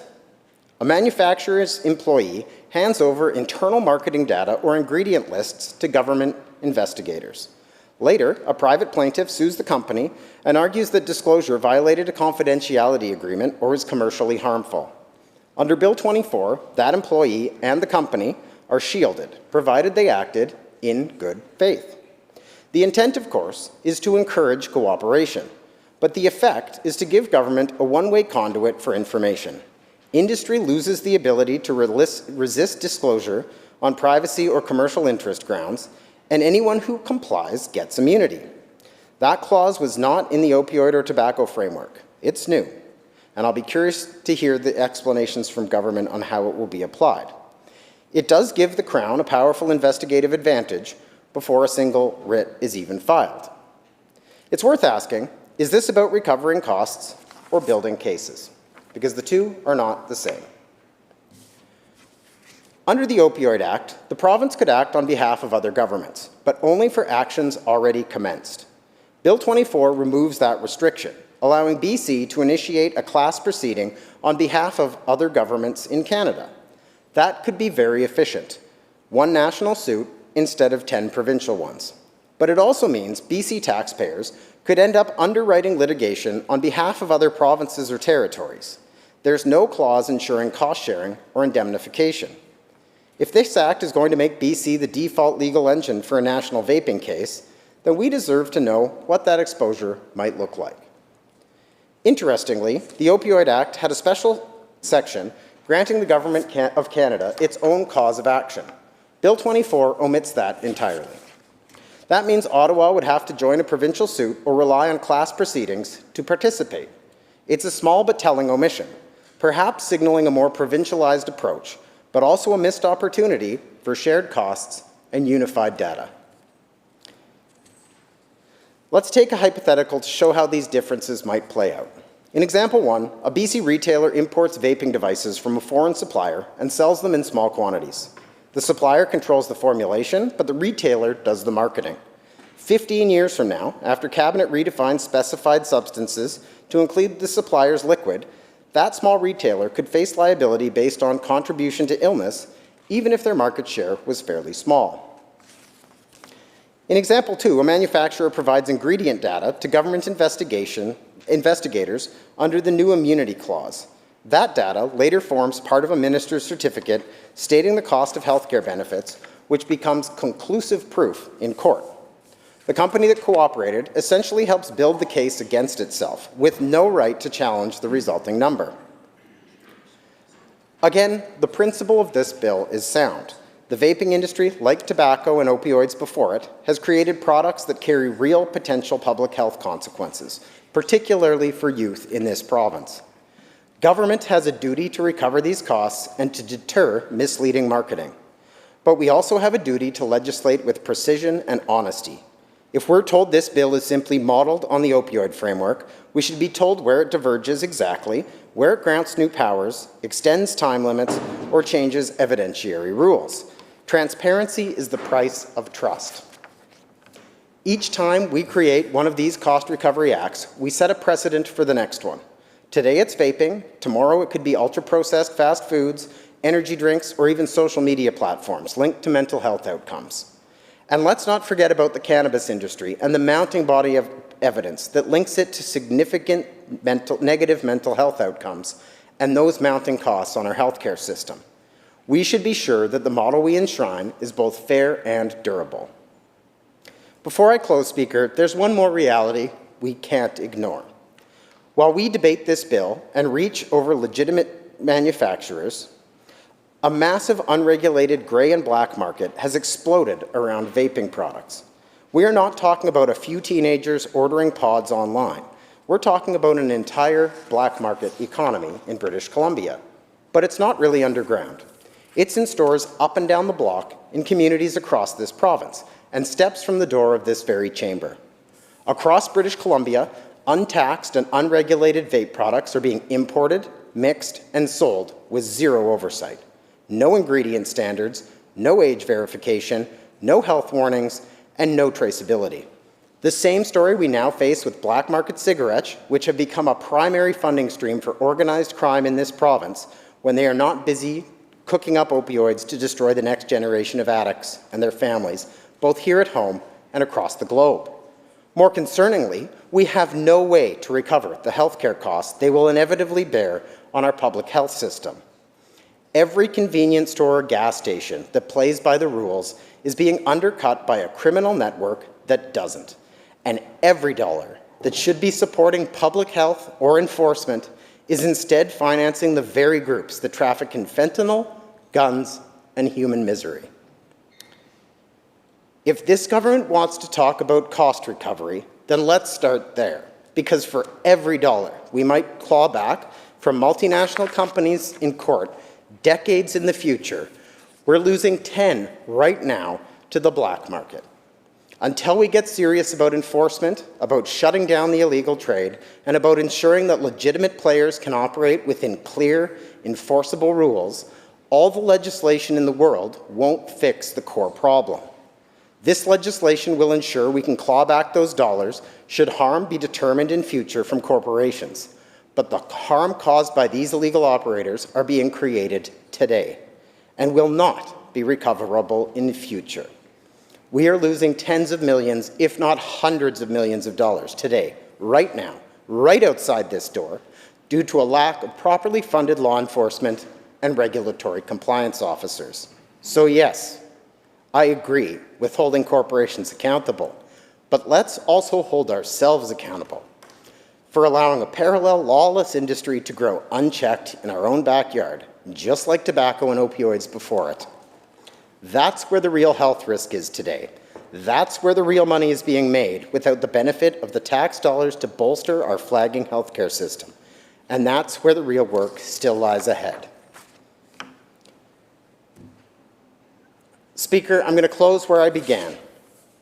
We support the intent of Bill 24. We share the goal of holding harmful industries accountable and protecting taxpayers from bearing the cost of preventable illnesses. But this House also has a duty to read the fine print. Bill 24 is not just a copy and paste of the opioid model. It's a much broader, more powerful instrument that reaches further into evidence, time, and industry information than anything before it. Before we pass it, let's make sure we understand what we're building and that we can still defend it, not just in court, but in principle. I very much look forward to going into the details during the committee stage of this bill. Thank you, Speaker.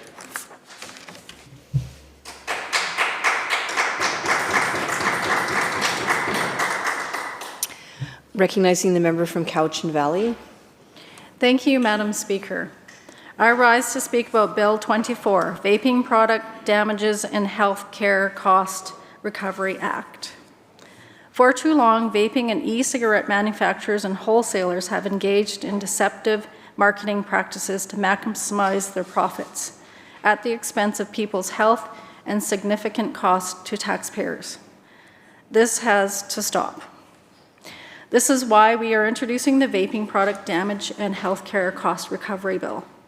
This law, if passed, would make it possible for the government to initiate or join legal proceedings against manufacturers and wholesalers of vaping products and recover public health costs.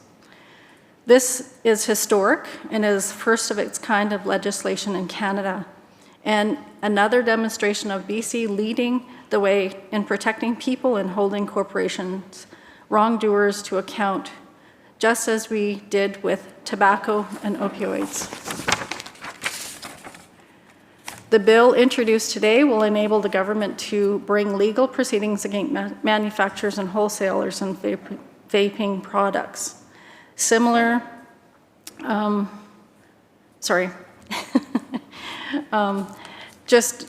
and also just wanted to touch on the harm which my community, one of the tables that I've sat at, our Cowichan Community Health Network.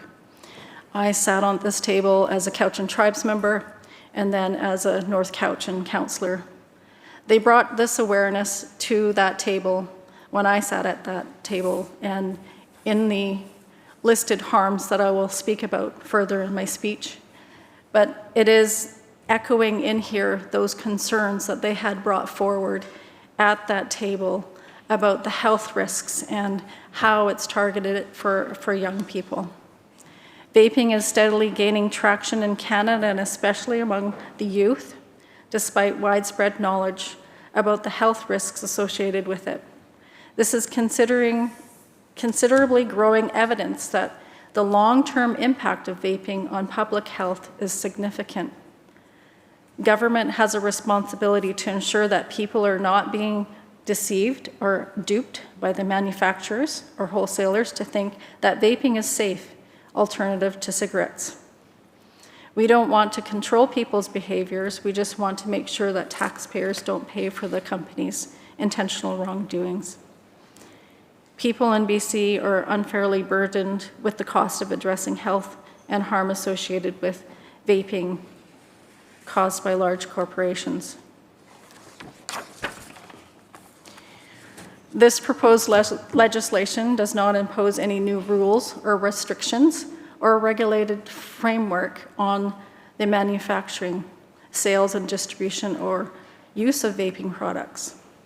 It is sole purpose to establish statutory framework for the province to recover its past and future health costs from these responsible for vaping and related public health harms. We hope that the manufacturers of the products that are potentially harmful, like vapes, take note of BC's success with holding tobacco and opioid companies responsible for the harms they caused and reevaluate their business practice.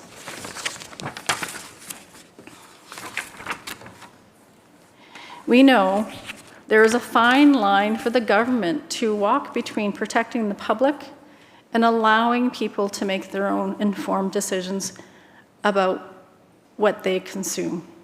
Just like my spouse, who is trying to quit smoking, thought vaping was the answer. And, so like I said, our responsibility is to ensure that adults, like my spouse, have all the informed information that they need to make the decision for themselves, and that they are not being lied to and deceived into consuming products that are harmful to them. He did a little bit of research on these products of vaping and heard about the popcorn, what was it called? Popcorn lungs. And it's quite scary. And the harm of that is irreversible. But once you find out that you have damaged your lungs, there is no cure in reversing that damage. So again, like the Community Health Network that I sat at the table had brought those concerns forward and had seen the alarming rate in the school district of how many young people were actually jumping on board with this. It was alarming. This bill targets vaping product manufacturers and wholesalers for their deceptive tactics, as I had mentioned, which they downplayed how addictive they were, and these students were getting addicted to these products. Marketing them an effective smoking sensation tools and targeting the youth through influencing marketing and flavors. There was so many different flavors, I was shocked. So it's something, I quit smoking when I was 22, and somebody said, how many cigarettes did you smoke? And I said, well, usually like 3 on a weekend. and they said, that's not smoking. So, it wasn't for me. It was more of a social thing. But I think that is the other thing too, is you can find other ways to fit in. I just have to say. So I just wanted to share that funny story. Yeah, I just wanted to also mention how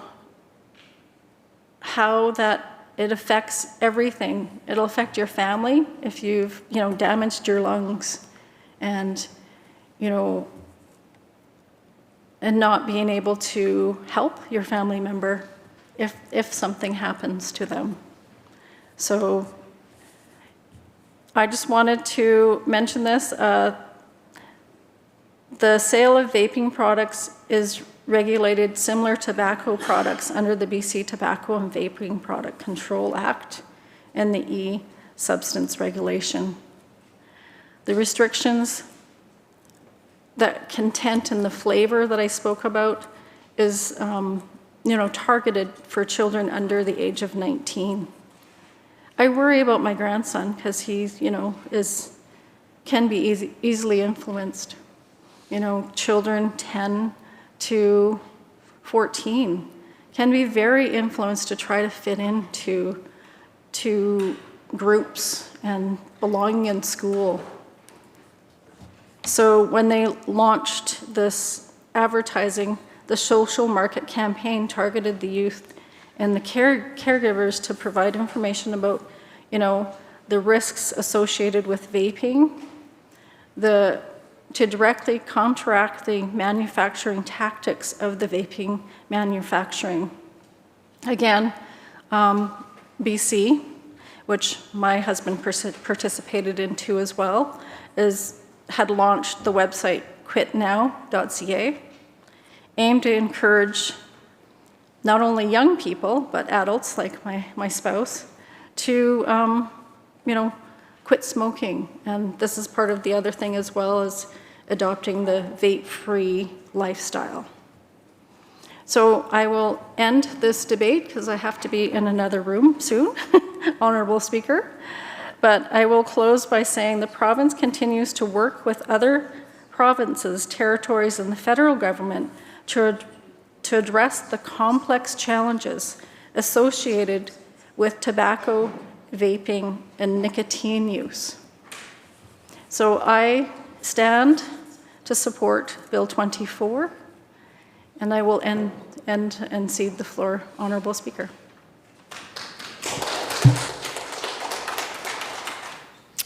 Recognizing the member from Salmon Arm Shuswap. Thank you, Honourable Speaker.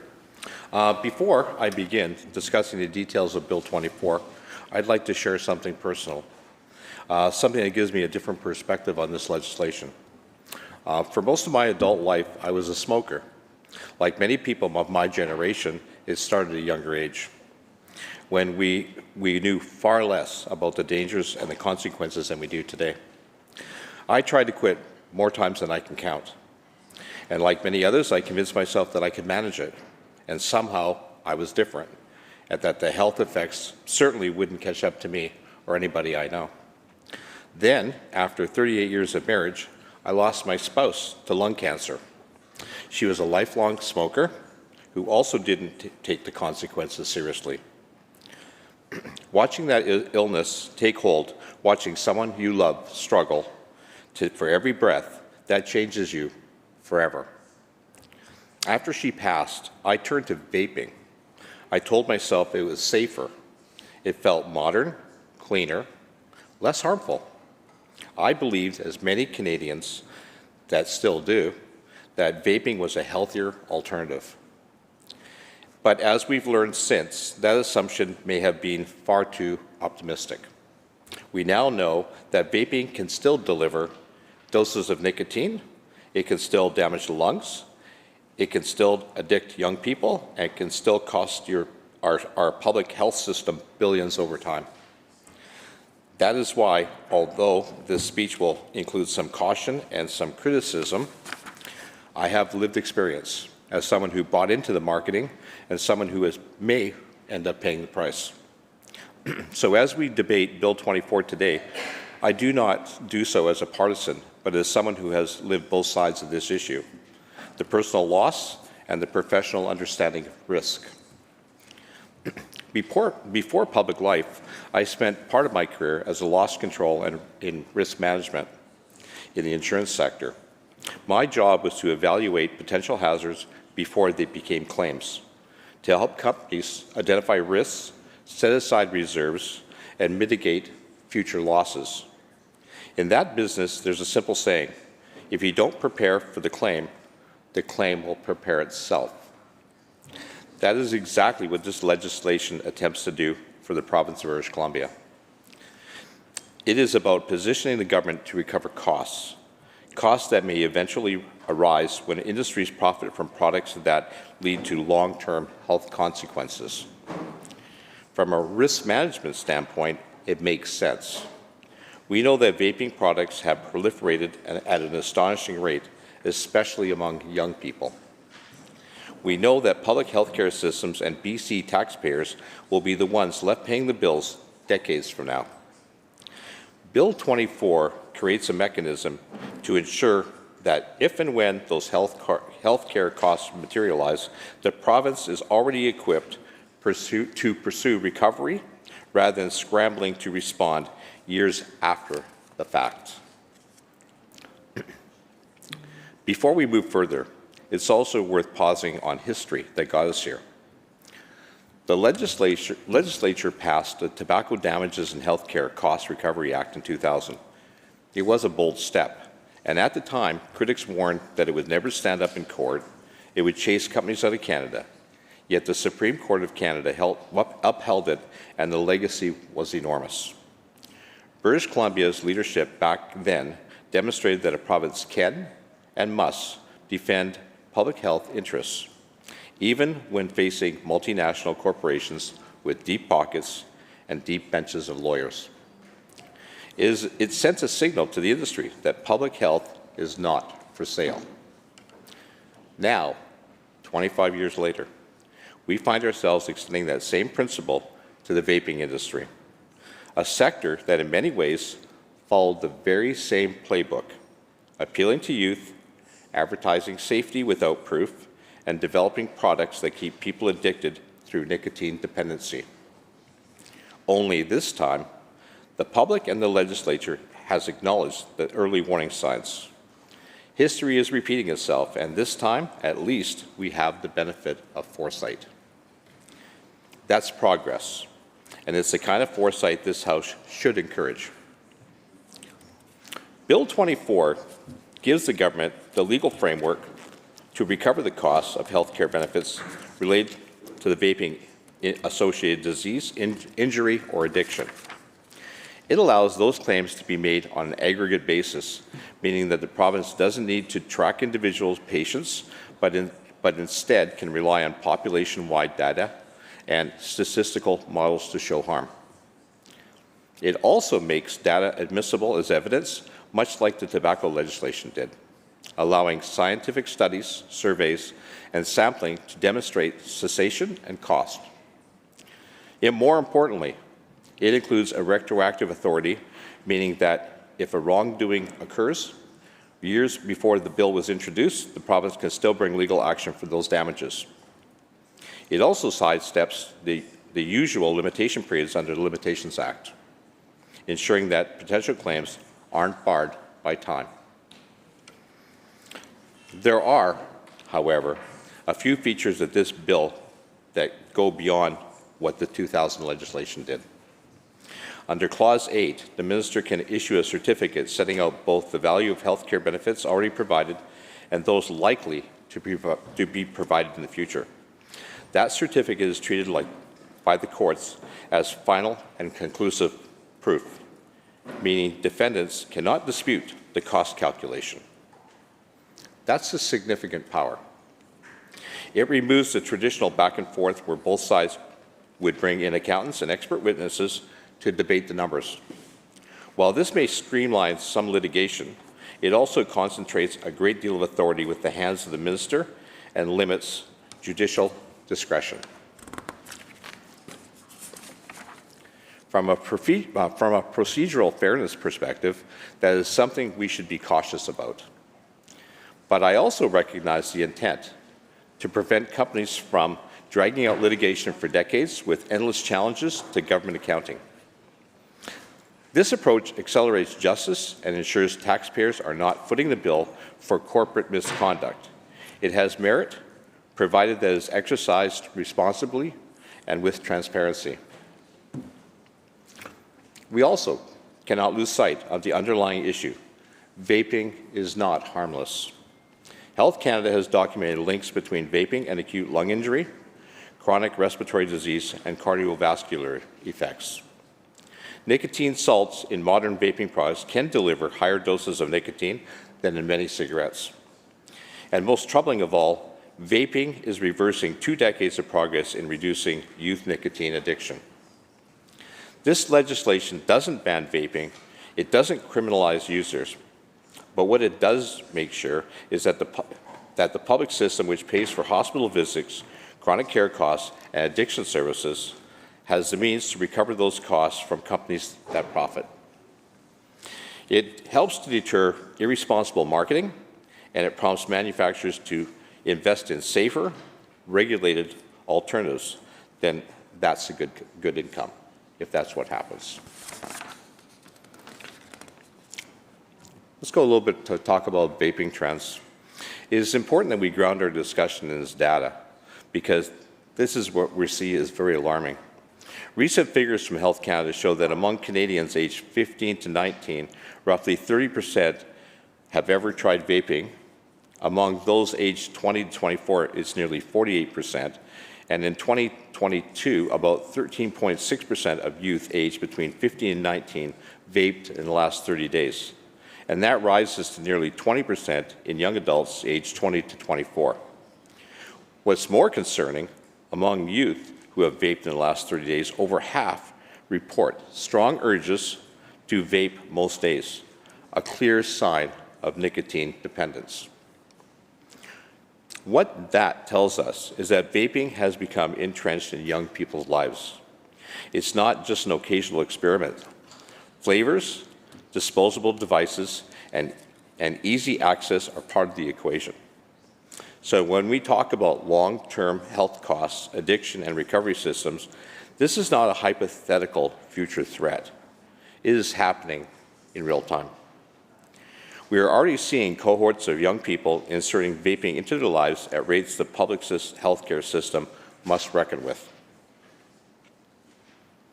One of the more technical but important aspects of this bill is that it allows for aggregate actions. The government can sue on the behalf of a whole affected population without naming individuals. This is pragmatic. It avoids the impossible task of proving causation person by person. But it also means that individuals who suffered harm can still retain the right to pursue their own claims. Clause 5 ensures that the government actions don't prevent private citizens from seeking their own justice. That's an important balance.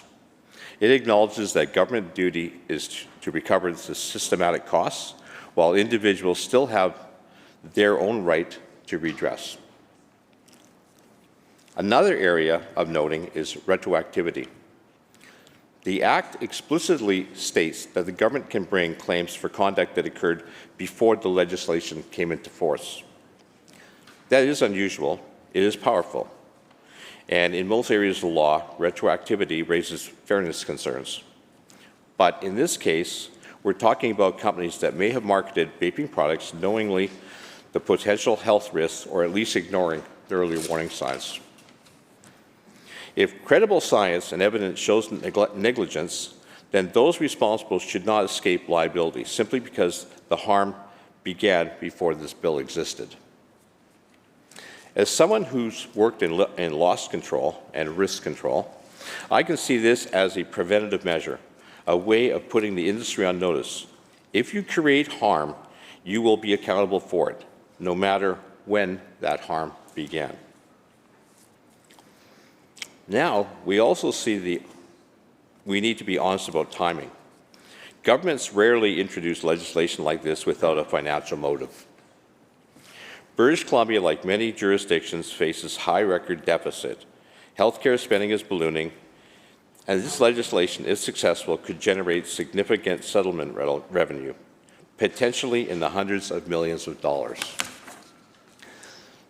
That reality doesn't make the bill wrong, but it does mean that we should be transparent with the public about where the money will go.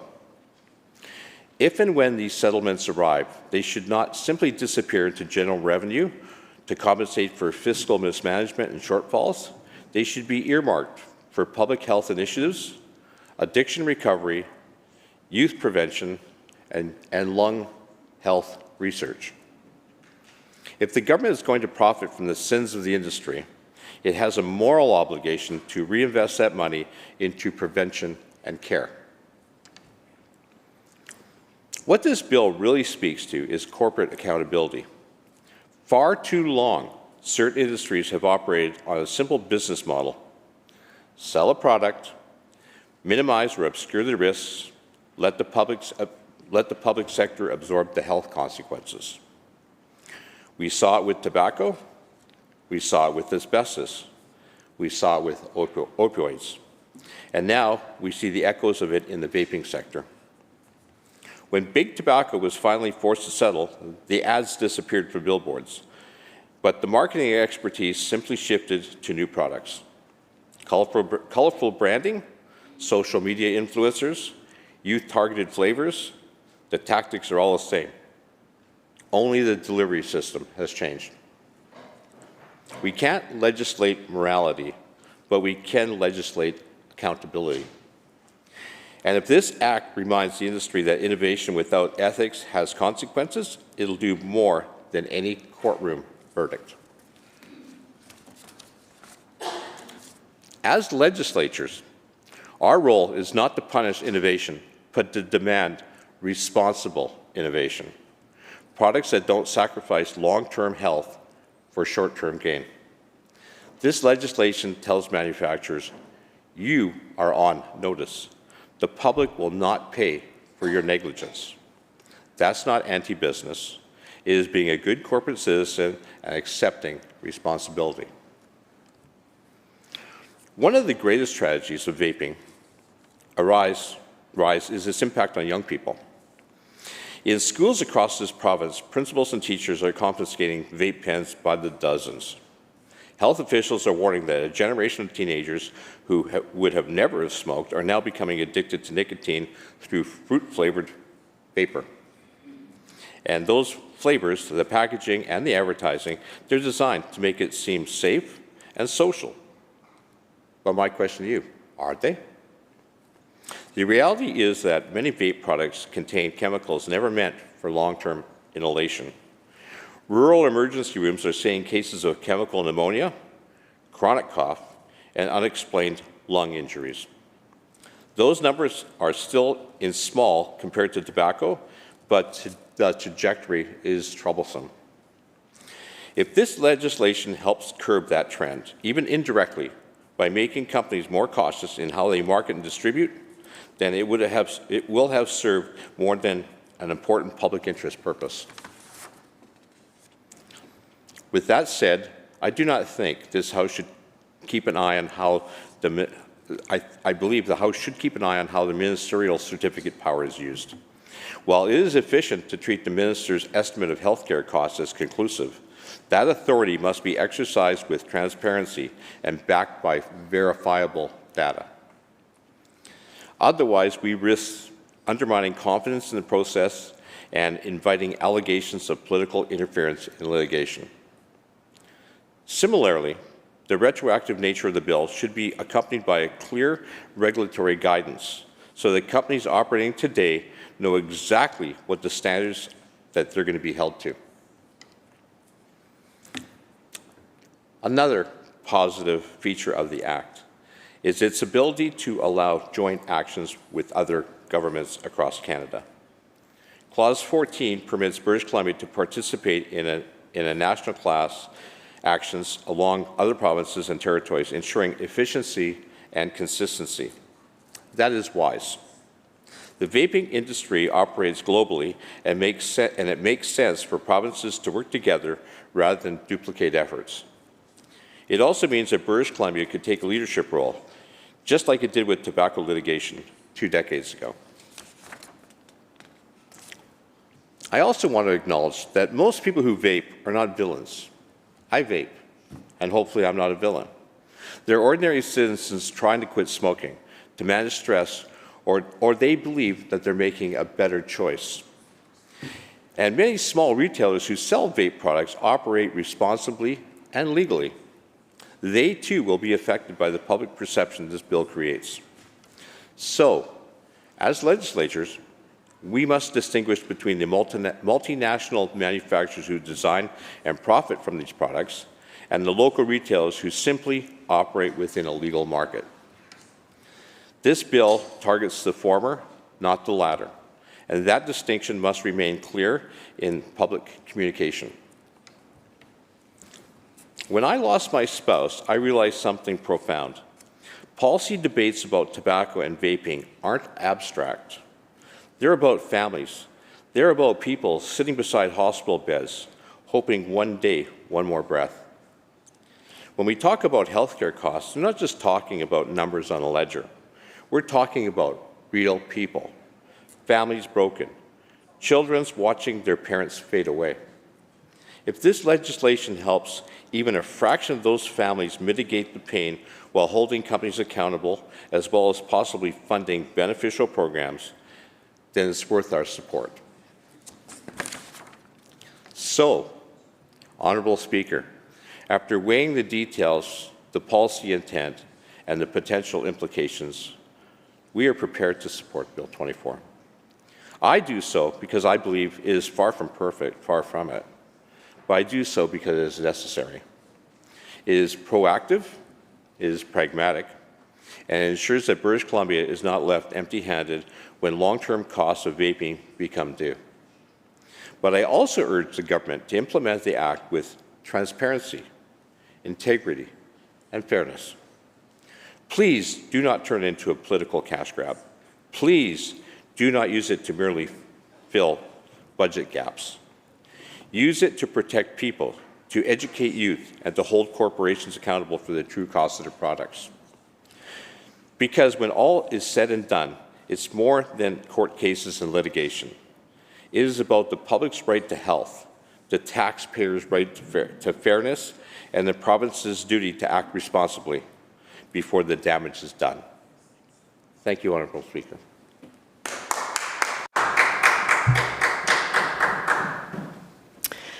Recognizing the member from Ladysmith Oceanside. Yes, otherwise known as the riding that hugs Nanaimo. It's a tough one to remember because it's new. Good evening, everyone. And Honourable Speaker, I rise to speak in favour of Bill 24, both as the MLA from Ladysmith Oceanside, but also as a parent of teenagers. As I said on Monday in my speech, we all want children to grow up feeling safe and healthy and supported. And that's why I'm here to speak in strong support of Bill 24, the Vaping Product Damages and Healthcare Costs Recovery Act. It's almost a full circle moment. In 2019, when I was the new lead president of BCSTA, I was here to support the announcement of then the Minister of Health and the Minister of Education as they announced the Vaping Action Plan, which was legislation that allowed us to increase PST on the sales of vaping products. It restricted the amount of nicotine in vaping products. It restricted advertisements on youth, and it had a youth-led and youth-created resources to discourage youth from vaping. But despite all of these efforts, these corporations, they always find a way. They find a loophole. And despite those best efforts, here we are today, still trying to fight the impacts of vaping. And you know, being a youth today, and even being their parent, it's not easy. It's no joke. We're constantly navigating new challenges. And one of the most alarming in recent years has been the rise of vaping amongst youth. What was started or touted originally as sort of kind of a safer alternative to smoking quickly became a public health crisis, one that's affecting our children in devastating ways. And that's why in 2019 the Vaping Action Plan was introduced. But here we are today. We've all seen the headlines. The impacts are pervasive. Teen vaping is gaining traction in Canada, not just among youth, but across many age groups. The consequences are real.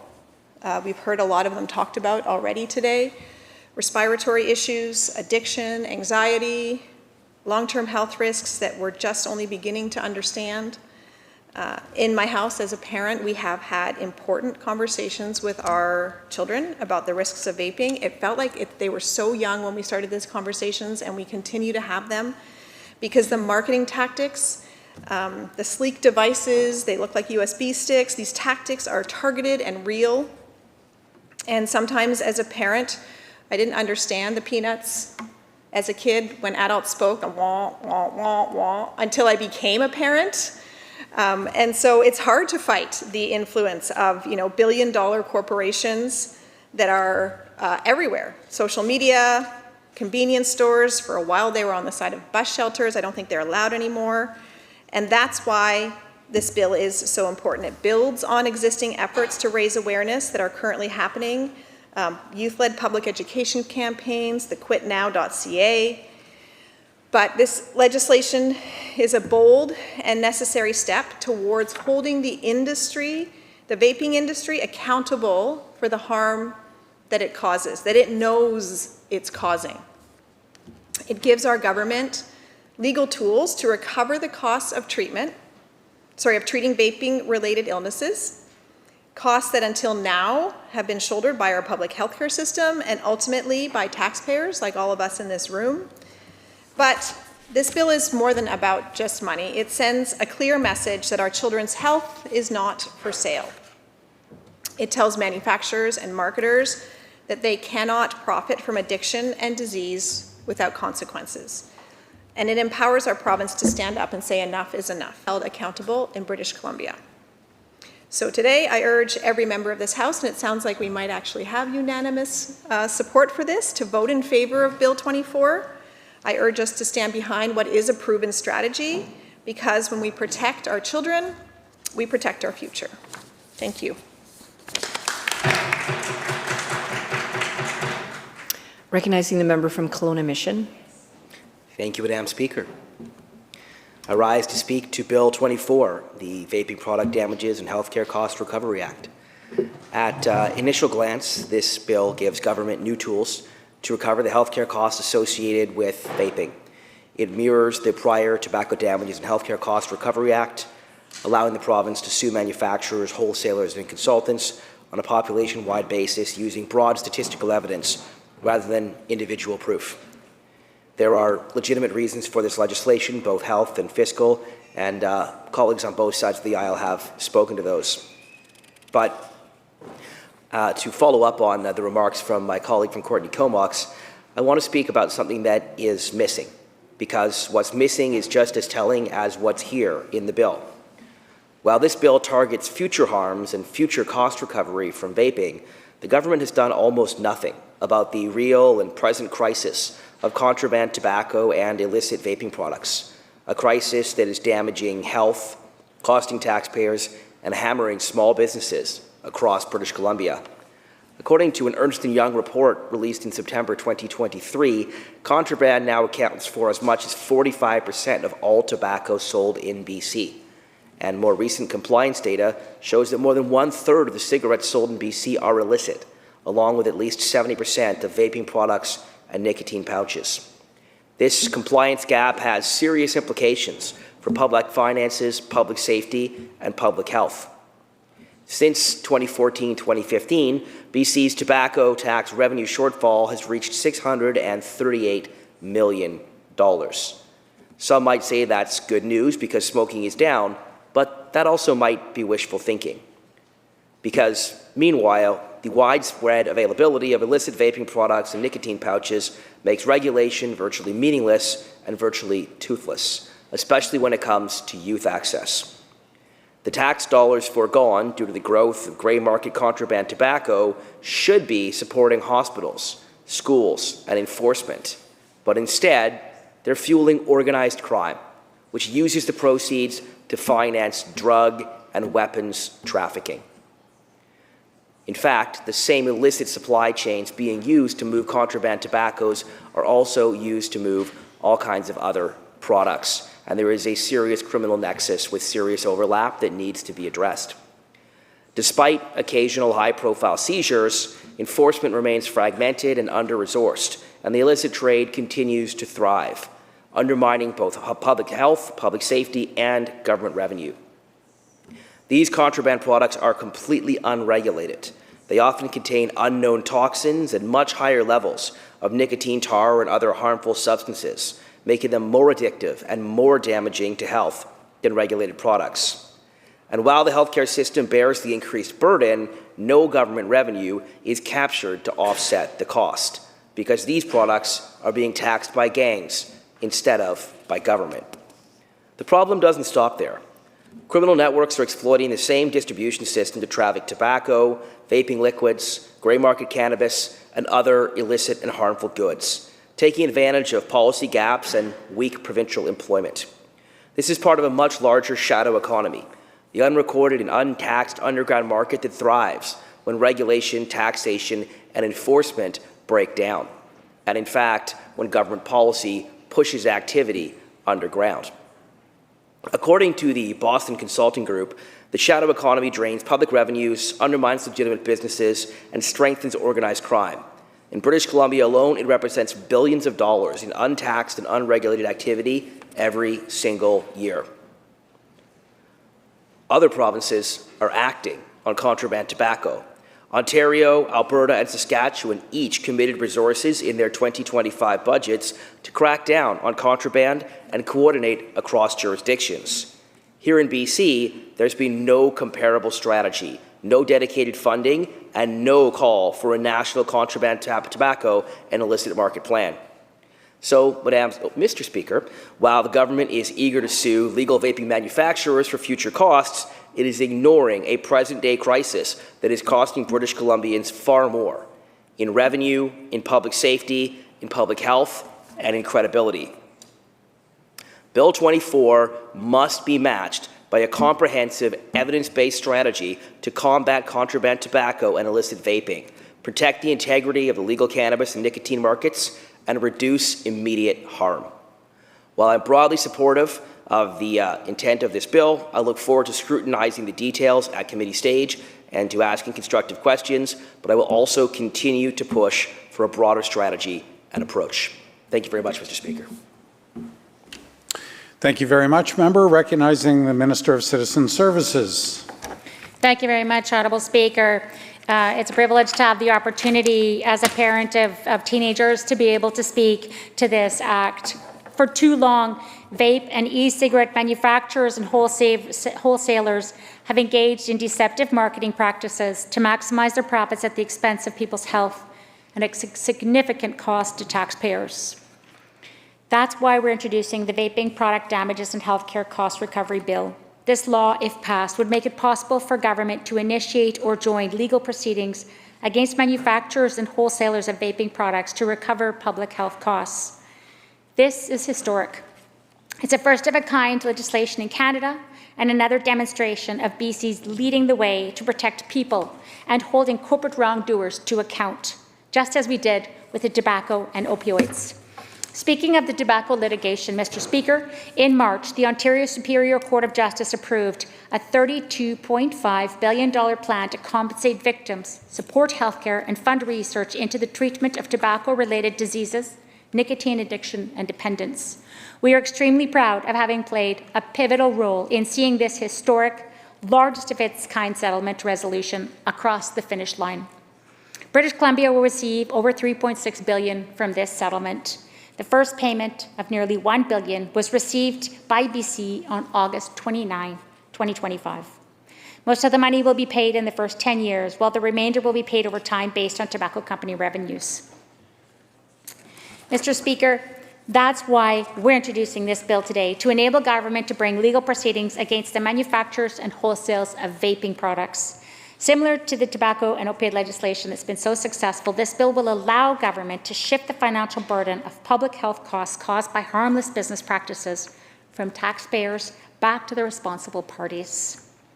It establishes a legal and financial accountability for conduct that harms the public, which will hopefully deter any future repetition of such actions. Vaping is steadily gaining traction in Canada, especially amongst the youth, despite widespread knowledge about the health risks associated with it.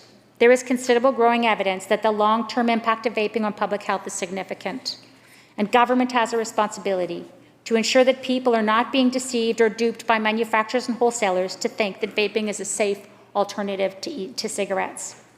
And government has a responsibility to make sure that taxpayers don't pay for the cost of companies intentionally doing wrong. People in BC are unfairly burdened with the cost of addressing health harms associated with vaping caused by large corporations. Potential wrongdoers need to know that there is a law on the books that would enable us to recover healthcare costs from them, and that they cannot prioritize their profit over everything else.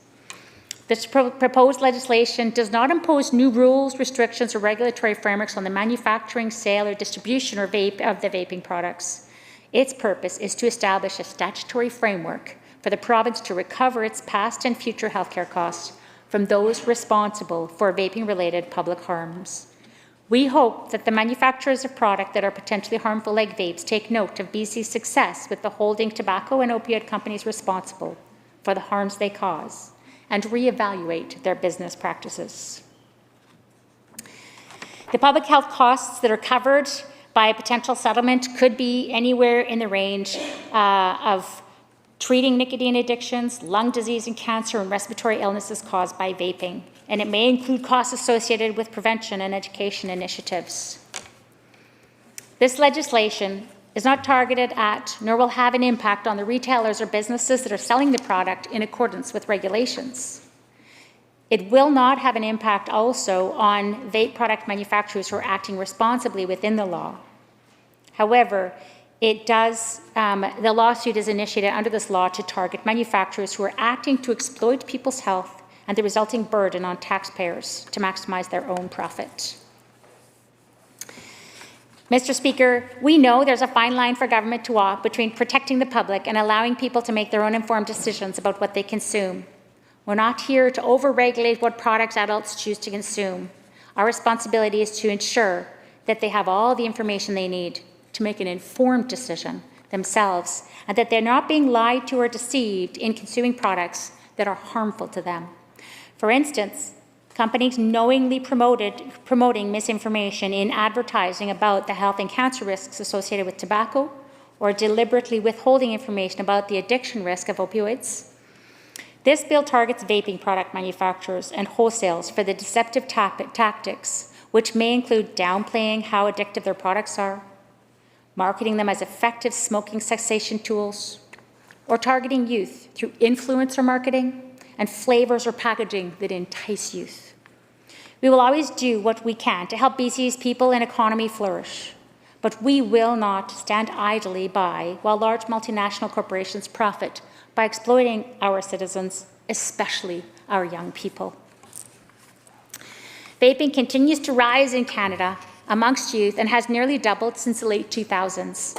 Statistics Canada data shows that in 2022, 6% of Canadians, representing approximately 1.8 million people, reported using e-cigarettes in the past 30 days. Canada's vaping industry is expected to grow 4% in the next 5 years. Despite widespread belief that vaping is a healthier alternative to traditional e-cigarettes, or can help people quit smoking, vaping causes nicotine addiction and increases the risk of cancer, respiratory illness, and oral diseases. Vape smoke may also carry a risk of secondhand effects on people around the user.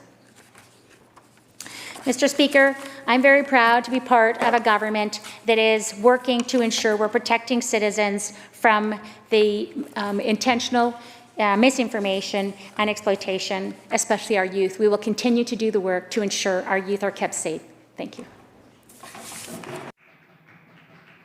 Thank you very much, Minister. Now recognizing the member from West Vancouver, Capilano. Thank you, Mr. Speaker. I want to clear up a little detail from this morning. This morning, the Minister of Education and Childcare, and I quote, "I want to be very, very clear to the member and to every person in this House that we absolutely..." Yes. We're talking about Bill 23. Yes. This afternoon, please. Actually, 24. 24, sorry. No, but it leads into it about drugs. Okay. Let's Do I have hear your it. You have permission? my permission to carry on. Thank you. As I was saying, the Honourable Minister this morning said, quote, "I want to be very, very clear to the member and to every person in this House that we absolutely teach kids that drugs are bad and that harmful substances can be dangerous to them. To somehow imply that that is not happening in our schools is not only dangerous to our students and to their safety, but it is just simply not true." Mr. Speaker, it is absolutely very, very, very true. And I would encourage the Minister of Education to pop by my fellow MLA's office and see the literature that is there. Why? Because vaping is a part of the drug problem we have in schools. Another example is when we had an elementary school where a government-funded nonprofit distributed brightly colored flashcards that showed children how to use a wide variety of drugs. This was a school-sanctioned event with some volunteer teachers. When parents complained, it was ignored until the media got involved, and then the principal apologized. But again, that is contributing, I believe, as a teacher, former teacher, to the issues we have in our schools right now. And right now we have a vaping crisis in secondary schools. We do. And I'm telling you that firsthand from quite a few students that I know. And picture this. It's so bad in one particular school, the vaping, is that the vice principal moved his desk out of his office to put it directly outside one of the bathrooms because the vaping was so bad. So that's where he conducted his business for several days because of the vaping issues. So I think it's really important that this gets addressed, and I'm here today to speak about Bill 24, the Vaping Product Damages and Healthcare Costs Recovery Act. On the surface, this legislation appears to be a necessary and laudable step forward in protecting the health of our citizens, particularly our young people, and ensuring fairness for the taxpayer. Yet when we move beyond the glossy title and delve into the substance of this bill, the motivations and methods employed by this government reveal something a bit more worrying. We are presented with legislation that mirrors history, specifically the Tobacco Damages and Healthcare Costs Recovery Act, assented to a quarter of a century ago. And just as history repeats itself, so too does the opposition's duty to scrutinize legislation that grants unprecedented power to the executive and seems primarily driven by financial needs. We must ask ourselves, is this bill genuinely focused on public health and protecting our children, or is it merely a method to address a self-inflicted, record-breaking deficit? Our party agrees with the fundamental principle that those who cause harm should bear the cost, not the innocent taxpayer. Vaping is not benign. The sources acknowledge that vaping, like smoking, can have adverse health effects to the user. We know that the illnesses and injuries caused by these products defined expansively within the bill to include physical or mental injury, general deterioration of health, and crucially, addiction and problematic product use, which we've heard from several colleagues here. They impose significant burdens on our already strained healthcare system. This bill's stated purpose is to provide the government the opportunity to recoup some of the healthcare expenses it is required to incur because of the health ills caused by vaping products. This idea, shifting the burden for healthcare costs away from the hardworking taxpayer back to the wrongdoers who manufacture and wholesale these products, is a principle we can and do support. The mechanisms this bill proposes to hold these companies accountable are robust. It allows the province to sue manufacturers, wholesalers, and consultants for damages and healthcare costs. Furthermore, it permits the use of broad scientific or statistical evidence, and that's key, such as studies, surveys, or sampling to establish causation and liability. This population aggregate basis for claims, meaning the government does not have to name individual patients or prove causation in every single person, is necessary to tackle massive industrial harms effectively. We agree that the industry must be held to account for the harm it causes, especially when that harm targets vulnerable populations, especially for our youth. Any measure that discourages the promotion and use of these products by young people is vital for the future health of our province. However, agreement on principle does not equal endorsement of process. While the goal of recovering costs from wrongdoers is laudable, the methods employed by this government in Bill 24 are deeply concerning, constituting another massive overreach of government power and undermining established legal process. So, few flaws. One, the minister's certificate and conclusive proof. This is perhaps the most egregious new addition to this type of legislation that was not seen in the 2000 Tobacco Act. Clause 8 gives a minister of the government the power to issue a certificate that sets out the healthcare benefits provided and those that will likely be provided. More critically, it allows the minister to issue a certificate listing the dollar value or cost of those healthcare services, and the court must treat that number as final and conclusive proof of the cost.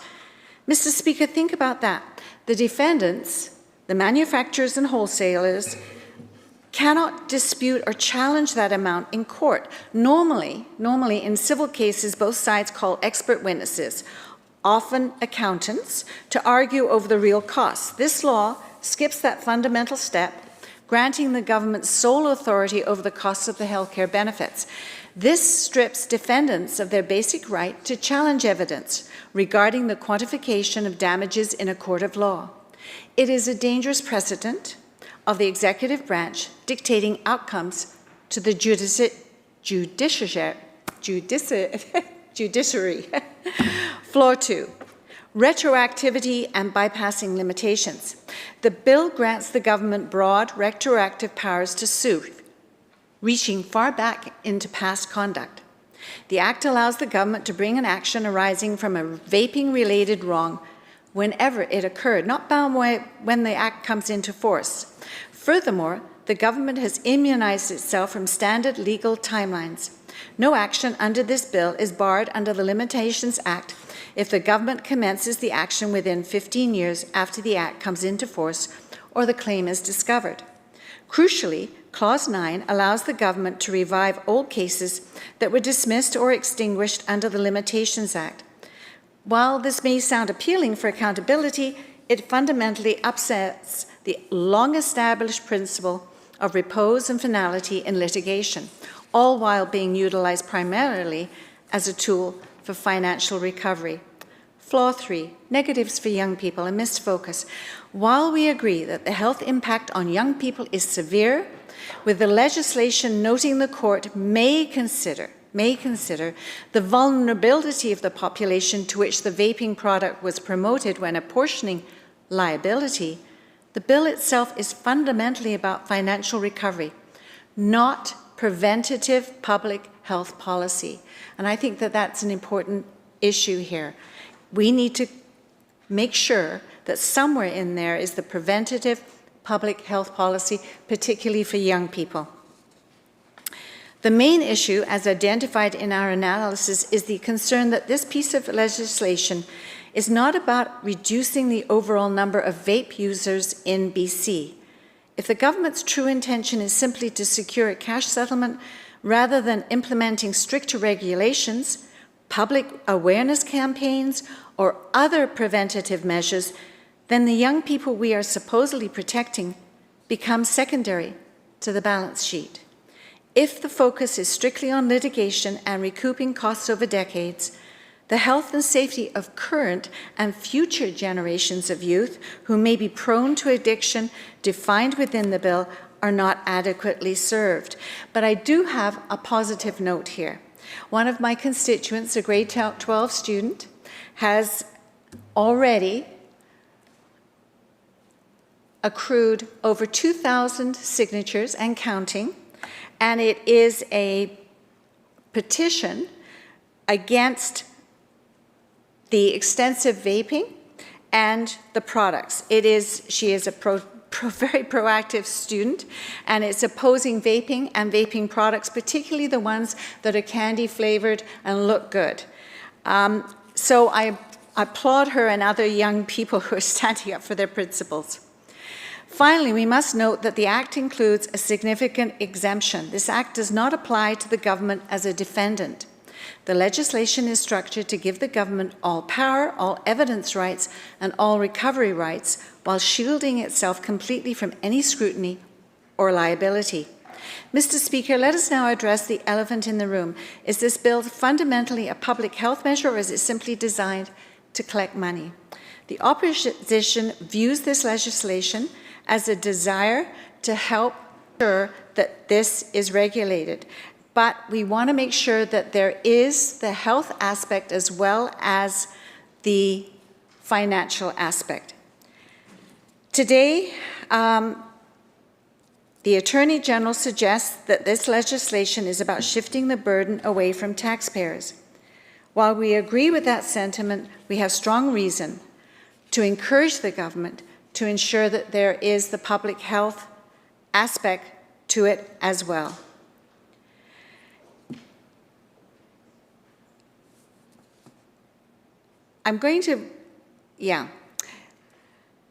The previous tobacco legislation was introduced over 25 years ago.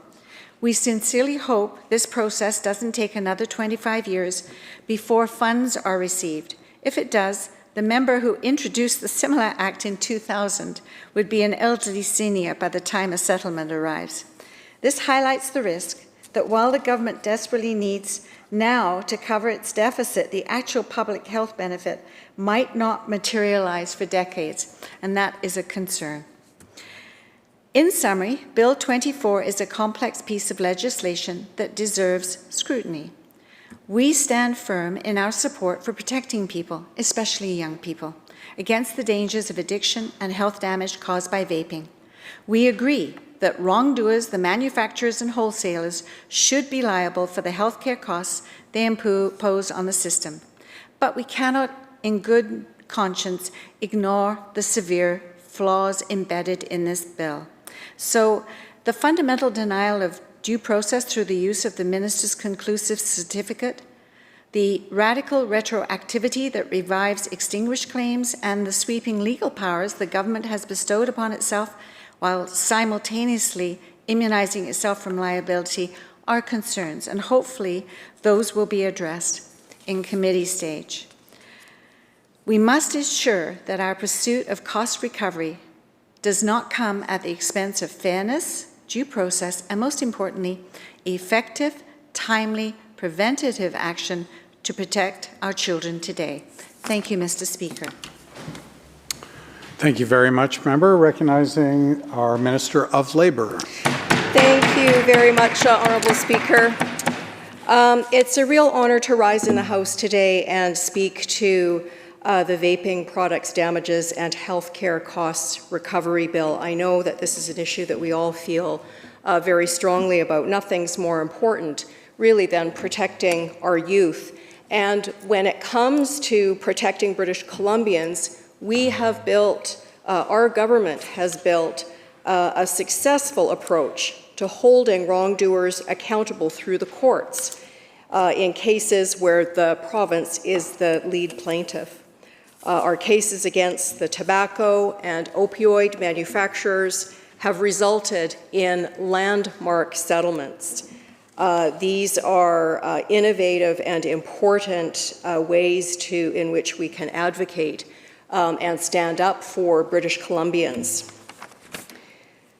These cases, and the case that may well come from this proposed legislation to hold vaping product manufacturers and wholesalers accountable, ensures that we send a clear message to multinational corporations that there are consequences to engaging in deceptive practices that are harmful to individuals, that harm our youth, that prioritize profits over people. Now, when it comes to vaping, we know very clearly that vaping is gaining steady traction in Canada, especially, unfortunately, among youth. And this is despite attempts to educate and to share the knowledge with respect to the health risks associated with vaping. But there is considerable evidence that the long-term impact of vaping on public health is significant.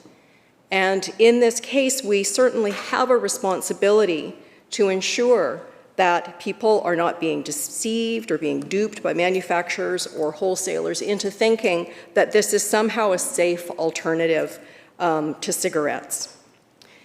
Now, we've been talking, in particular in this discussion on this bill about the impact on youth, because I think that's a point where we all agree that we all want to and need to be doing everything that we can to protect youth.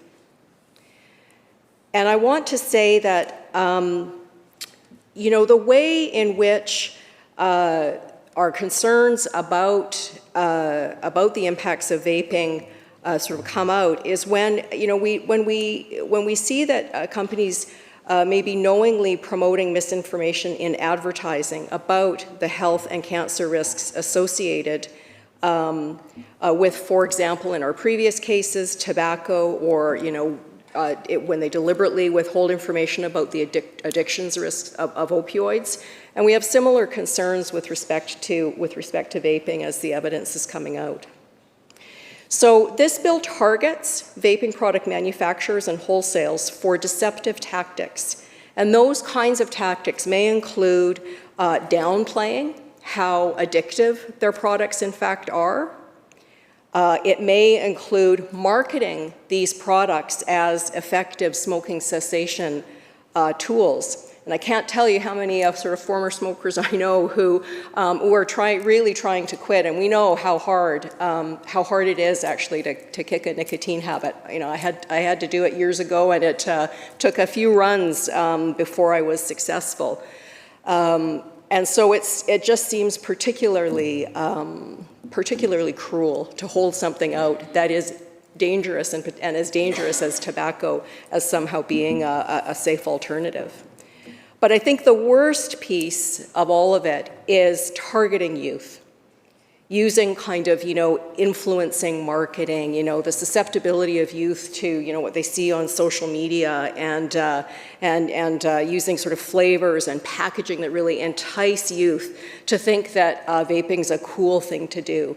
This is so predatory and pernicious. I think that is what really gets us all. So we will always do what we can. We will use every tool in the toolbox to ensure that we can protect youth. I know that we all share that concern. How do we keep youth in our lives safe in these times? And, you know, even though it is the sale of vaping products in British Columbia is regulated similarly to tobacco under BC's Tobacco and Vapor Products Control Act and e-substance regulation, and that legislation restricts the content, the flavor, and advertising of vapor products in BC. It prohibits the selling of such products to children under the age of 19. We've taken further steps because, as we've heard, we know that these companies are targeting these products to vulnerable youth. We've launched the A to Z of vaping, social marketing campaign, which is targeted at youth and their caregivers, and that really seeks to provide information about the risks associated with vaping to try to directly counteract the marketing tactics of vaping manufacturers. We launched the website quitnow.ca, aimed at encouraging young people to adopt a vape-free lifestyle. And we continue to work with other province and territories and the federal government to address all of the complex challenges that we know are there with respect to tobacco, vaping, and nicotine use. And it's hard when it comes to youth because, you know, we all know, at least when I was young, I mean, smoking wasn't understood to be quite the danger that it turned out to be. My dad smoked for most of his life. He did finally kick the habit in his 60s, but he paid the ultimate price. He died of lung cancer in his early 70s, far too young. And so this issue in our family is a really live, real issue. We have a history of cancer running through our family, and I worry about the young people in my family and about keeping them safe from predatory practices. Despite our efforts, we know that vaping continues to rise in popularity. The statistics in 2022 showed that 6% of Canadians, about 1.8 million people, reported using e-cigarettes in the past 30 days. Those would have been people who would have been surveyed, who would have been felt comfortable kind of, you know, owning up to vaping. There are a whole lot of folks, a whole lot of youth who wouldn't have been asked, and who, if asked, wouldn't have felt comfortable to say that they were using that product. We know that this is an industry that is expected to grow over the next 5 years. And so, you know, in light of all of that, I think it is particularly critical that we take this step to use everything we can in all of the tools in our toolbox to establish this necessary statutory framework to address the harms caused by deceptive practices that promote addiction. Because, Honourable Speaker, we are not going to stand by and leave British Columbians to pay the price for the kind of deceptive practices that cause real harms to British Columbians. We are going to stand up for British Columbians with every tool in our toolbox. Thank you so much. Thank you very much, Minister. Recognizing the Minister of Children and Family Development. Thank you, Honourable Speaker. I'm really proud to stand today in the House in support of Bill 24, Vaping Cost Recovery Act. I'm going to join my colleagues who have all talked about being a parent. I have talked quite often in this legislature how proud I am to be the Minister of Children and Family Development, and that my number one priority as the minister is to ensure that children are kept safe, that are cared for, that they feel that they belong. And I think this piece of legislation is a step in the direction of making sure that we are keeping children and youth safe.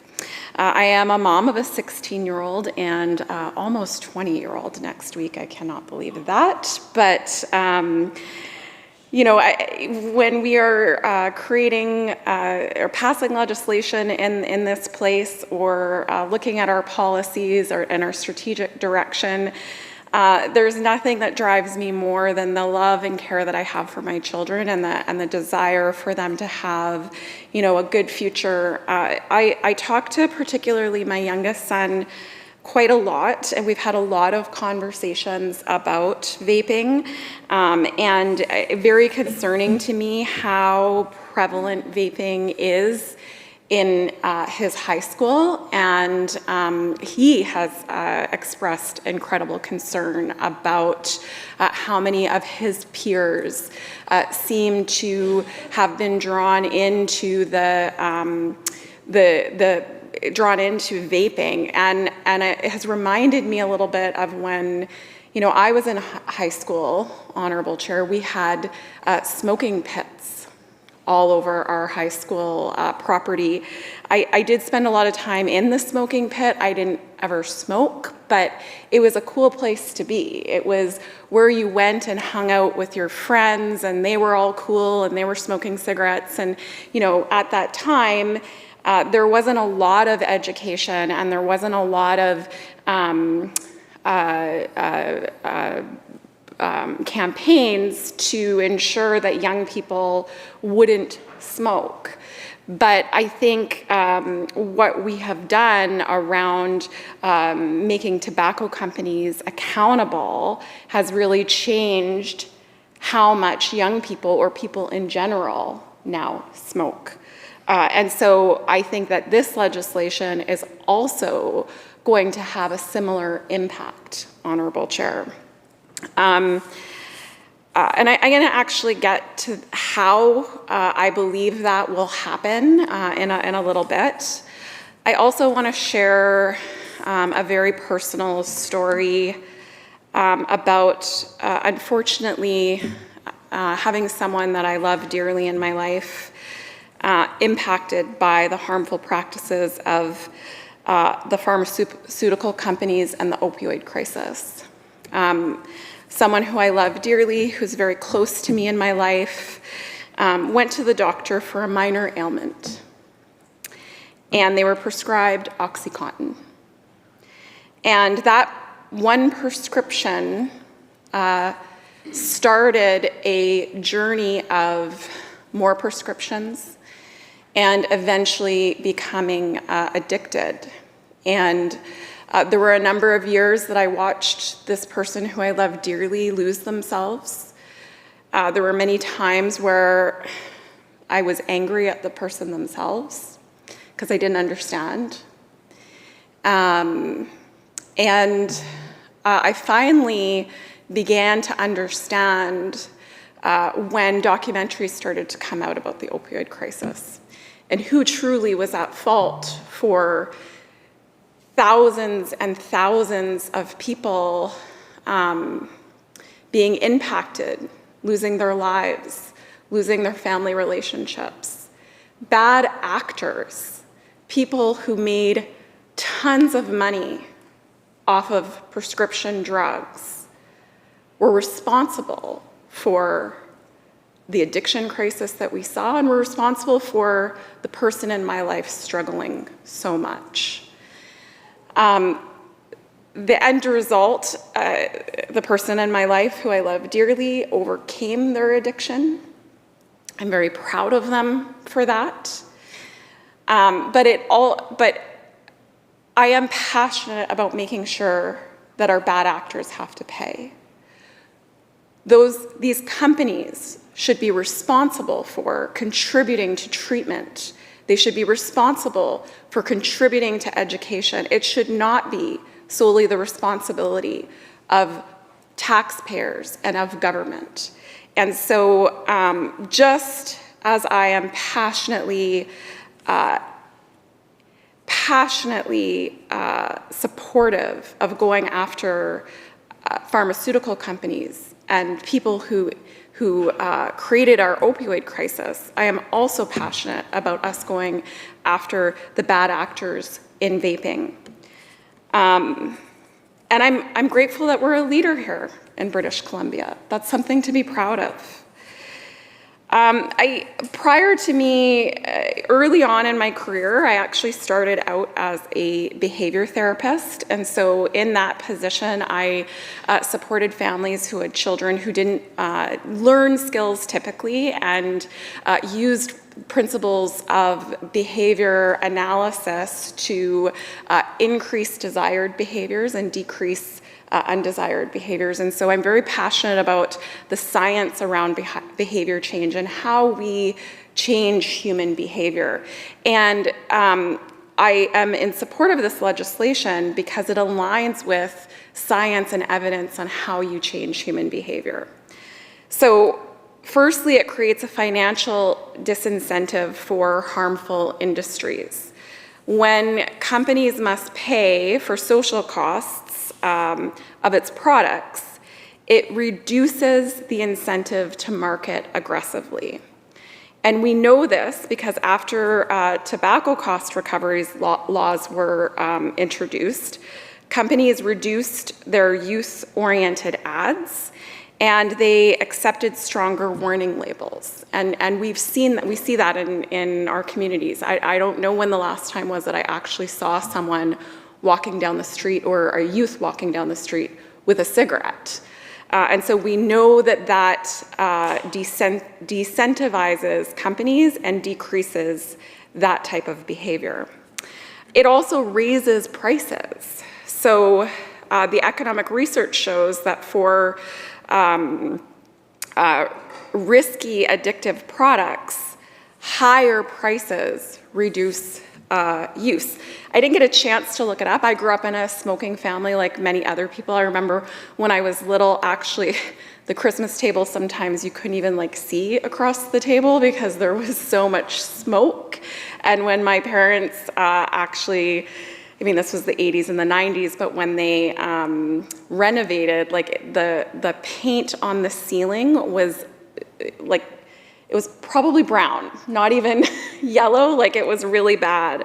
And so I don't know that there's anybody in my family that didn't smoke other than me, but many of them have quit now. And one of the major reasons they have quit is because of the cost.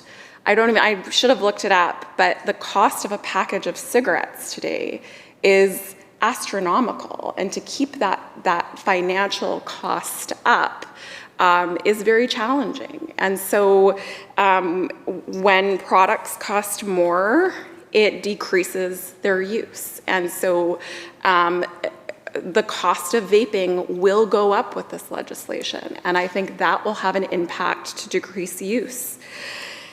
And then recovered funds directed towards the recovered funds that we can get from this type of legislation gets directed towards public health campaigns, school education, etc. I believe that bad actors are responsible for paying for that. I believe that we absolutely need public education campaigns and to ensure that we have ads out on TV and Facebook and YouTube and everywhere that young people are. And I believe that the vaping companies should have to pay for those things. We are doing a number of things as government to make sure that young people are getting the education that they need. My colleague talked about how we launched the A to Z of vaping, the social marketing campaign targeted at youth and their caregivers to provide information about the risks associated with vaping.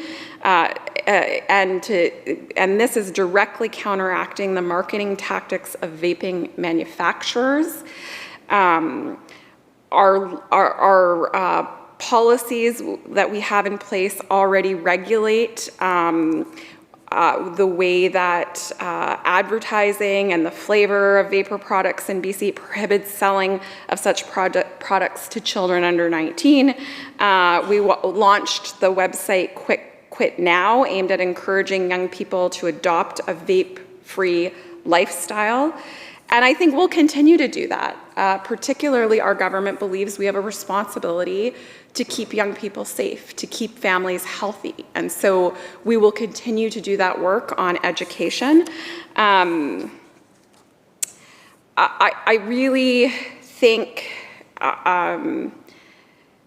our government strongly and proudly believes in our universal, publicly funded healthcare system.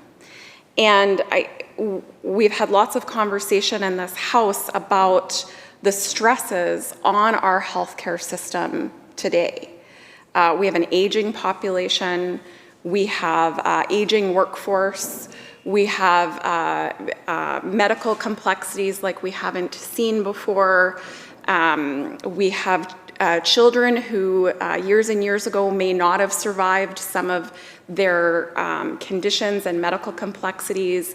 And so our healthcare system, while we continue to invest in it and continue to do everything we can to strengthen it, is stressed. And I don't believe that we should have to pay for the actions of bad actors. I think when there are corporations and there are companies that are making money off of things that are contributing to our health crisis, they should have to pay their fair share in our system. And so I think this bill really allows us to do that. I think that this bill will decrease use will contribute to the decrease of use amongst young people and our general public. I think this bill will help support our healthcare system. I think that this bill is the absolute right thing to do. I'm proud of it. I'm proud of my colleagues that have put it forward. I'm looking forward to the questions that I get to hear from my colleagues at the committee stage. And I'm really grateful that I got to have a chance to speak to it today. Thank you. Thank you very much, Minister. Recognizing our Minister of Jobs and Economic Growth. Thank you so much, Honourable Chair. And I wasn't going to speak, but I just wanted to touch on it because I heard some of my colleagues remarking about their personal experiences with dealing with vaping. I'll say, obviously, I support this bill. I think companies need to be held accountable for their actions, and in particular, vaping companies need to be held accountable. It was good to hear my colleagues across the way as well talking about the need for this and why it's important. I was a little discouraged to hear the MLA from West Vancouver talk about that this is not fair to the vaping companies, that it was too tough, it was not, that it's not structured in a fair way. I mean, I disagree. I didn't hear that from any others, which is, I think, positive. You know, I heard my colleague across the way talking about smoking pits. And I heard the younger MLAs laughing because they probably don't even know what a smoking pit is. But we had a smoking pit at our school, and I didn't smoke. But I do remember one day hanging out with my friends at the smoking pit, and my dad, who was when he was alive, was a taxi driver, and he drove by, and he saw me at the smoking pit. And I saw him, but I was hoping he didn't notice me. And got home and got this huge lecture. I was afraid for my life, to be honest with you. And you know, never really hung out in that area again, just, you know, hung out from a distance just to see what cool kids were doing. But I found myself in the same situation as a parent, having the same conversation with my kid when I saw him hanging out with some kids who were vaping. And so it reminded me that my dad did the right thing. And I'm grateful for it. And it reminded me, second, that I have to do the right thing and talk to my kid. This issue around vaping is a big issue. It's a big issue that comes up amongst parents, I guess my age or my genre, given that our kids are, you know, in the grade 7 to grade 12 range, and all of my cohort of parents. This is a big topic that we discuss. I appreciate my friend from Kelowna's comments. He's got young kids, so he doesn't have to worry about it yet, but it's coming, my friend. That conversation is coming, and it hits you in a big way. You don't see it coming. And, you know, one of the things that struck me was in my constituency office, I started a youth advisory group, and we work on leadership skills. And one of the end projects that we had the young people do was they could pick any topic that they wanted to improve the community with. And one group, 3 of them, did essentially like a capstone project on vaping.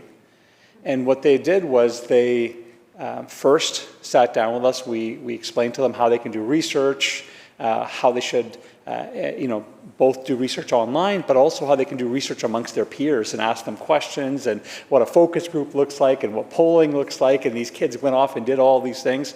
And then part of their capstone project was addressing the vaping question, broadly speaking, in schools. And what I found interesting in that conversation was a couple things. One, there was a consensus among these young people that these companies have to be held accountable. That was, you know, it was striking to me because, you know, you normally hear a whole bunch of other things about what young people can do, but these young people heard from their colleagues that the companies have a responsibility to do better. And so that gave me some hope that these young people are wise to their surroundings. They understand corporate responsibility, what is good, what is bad. But they also talked about a whole host of things. They talked about the fact that a lot of their peers are vaping because of stress of school, trying to figure out what their graduation is going to look like, what they're going to do in their career after they graduate. But they also talked about the fact that these vaping sticks smell cool, they smell good. I mean, you know, most of them, some of them actually vape because it's almost like a cologne for themselves. They'll have a puff before they go to school because when people smell them, it smells fresh and clean. They talked about how these are marketed. And my friend from Kelowna mentioned organized crime. They also talked about how there are people that are selling these vape sticks to them in their schools. And some of them are connected to organized crime. So the reason why I think this piece of legislation is important is that the companies themselves, I believe, knowingly market these products to young people. It's my belief.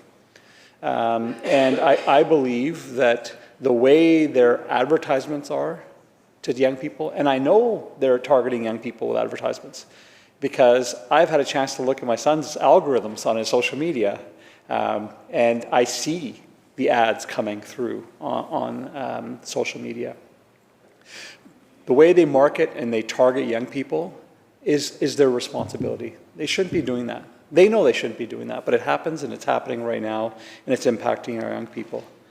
The other piece of the capstone project that was discussed was the challenge that young people are facing to have education around how this is bad for you. My friends earlier were talking about the, growing up and having everybody around you smoking and people not really understand. I mean, I saw an ad the other day about people complaining about seatbelts, So there was just that time where everyone smoked, it was understood, it was no problem. But I don't think people fully appreciated how bad it was for you. And the fact that we see so many people later in their lives quit smoking was because that education came on and people said, oh my God, this is a problem. That is a challenge for young people right now. I know there's programs at school. I know we launched the Act Now program at school. I know that teachers, they grab the vape sticks from kids. They call parents. I know because some of my kids' friends have gotten, their parents have got the call, and then we get the call that we all should be watching. And so I know there's programs. I know there's education programs available for young people, and I appreciate that those initiatives have been launched, and they're important. And I would say we're finally starting to turn that page where young people are starting to understand the impacts to their own health with this. But it's important, I think, and I should also note, I saw a recent poll that showed that I believe 30% of teens in schools have either tried vaping or are vaping. That's an alarming number, I think, that all of us have to be concerned about. And so taking a step like this and holding these companies accountable, I'm hoping will do a couple things. One, they have a responsibility to help cover the costs of the damages that they're causing. And yes, these resources should go towards ensuring that young people don't vape, that it covers the healthcare related costs for people, just like the actions we took against tobacco companies. But we need to do a lot more than that. And one of the things I hear from the parents group that we often gather with is the need for resources for parents. And I know that there's a lot more coming for parents. I was fortunate to see some of the emails that the school sent to the kids about what you can do, how you can talk to your kids. It's a tough thing to talk to your kids about because you don't want to be like I felt with my dad when he told me not to hang out with those cool kids. You always want to do things differently because you think you can, but sometimes just the old school lessons are the best lessons. But there are, I think, ways that we need to do it because the last thing you want is our young people not wanting to talk to their adults, not wanting to talk to their parents and doing it secretively. And the reason why I say that, Honourable Speaker, is that with smoking, you could tell people were smoking. You could smell it. There was a residue. With these vape sticks, you have no idea. You absolutely have no idea that people are actually vaping. It smells like a cologne. It's marketed that way. It's designed that way by design. And that's why I think we have to hold these companies to a higher standard than many other companies because the way that these products are masked to have maximum impact on our young people and not be detectable by parents. So, it is my hope that this legislation not only is a success, but it also ignites, I think, across the country, across North America, more jurisdictions taking these steps because that type of collective action, I believe, is the only way that some of these companies will change their behavior when they know it's going to hurt the bottom line. There are a lot of companies, we're lucky in BC, we have a lot of companies who do the right thing because they believe it's the right thing. But in this case, I don't think these companies are going to do the right thing for doing the right thing. It's going to need a stick. And hearing my colleagues on both sides of the aisle talk about the importance of this, it gives me hope that we'll be able to send a strong message across the country. So I appreciate everyone's remarks, and I see the speaker here, so I will end my remarks there. Thank you.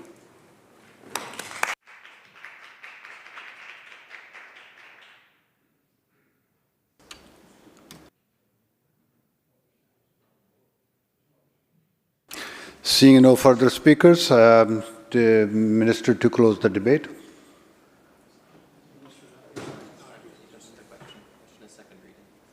second reading. So is he? Okay. So the question is second reading of the bill. All those in favor say aye. Aye. Opposed? Motion carried. The minister to commit the bill. Thank you, Honourable Speaker. I move that the bill be committed to a committee of the whole to be considered at the next sitting of the House after today. You heard the question. All those in favor say aye. Aye. Opposed? Motion carried. No. Committee Chair.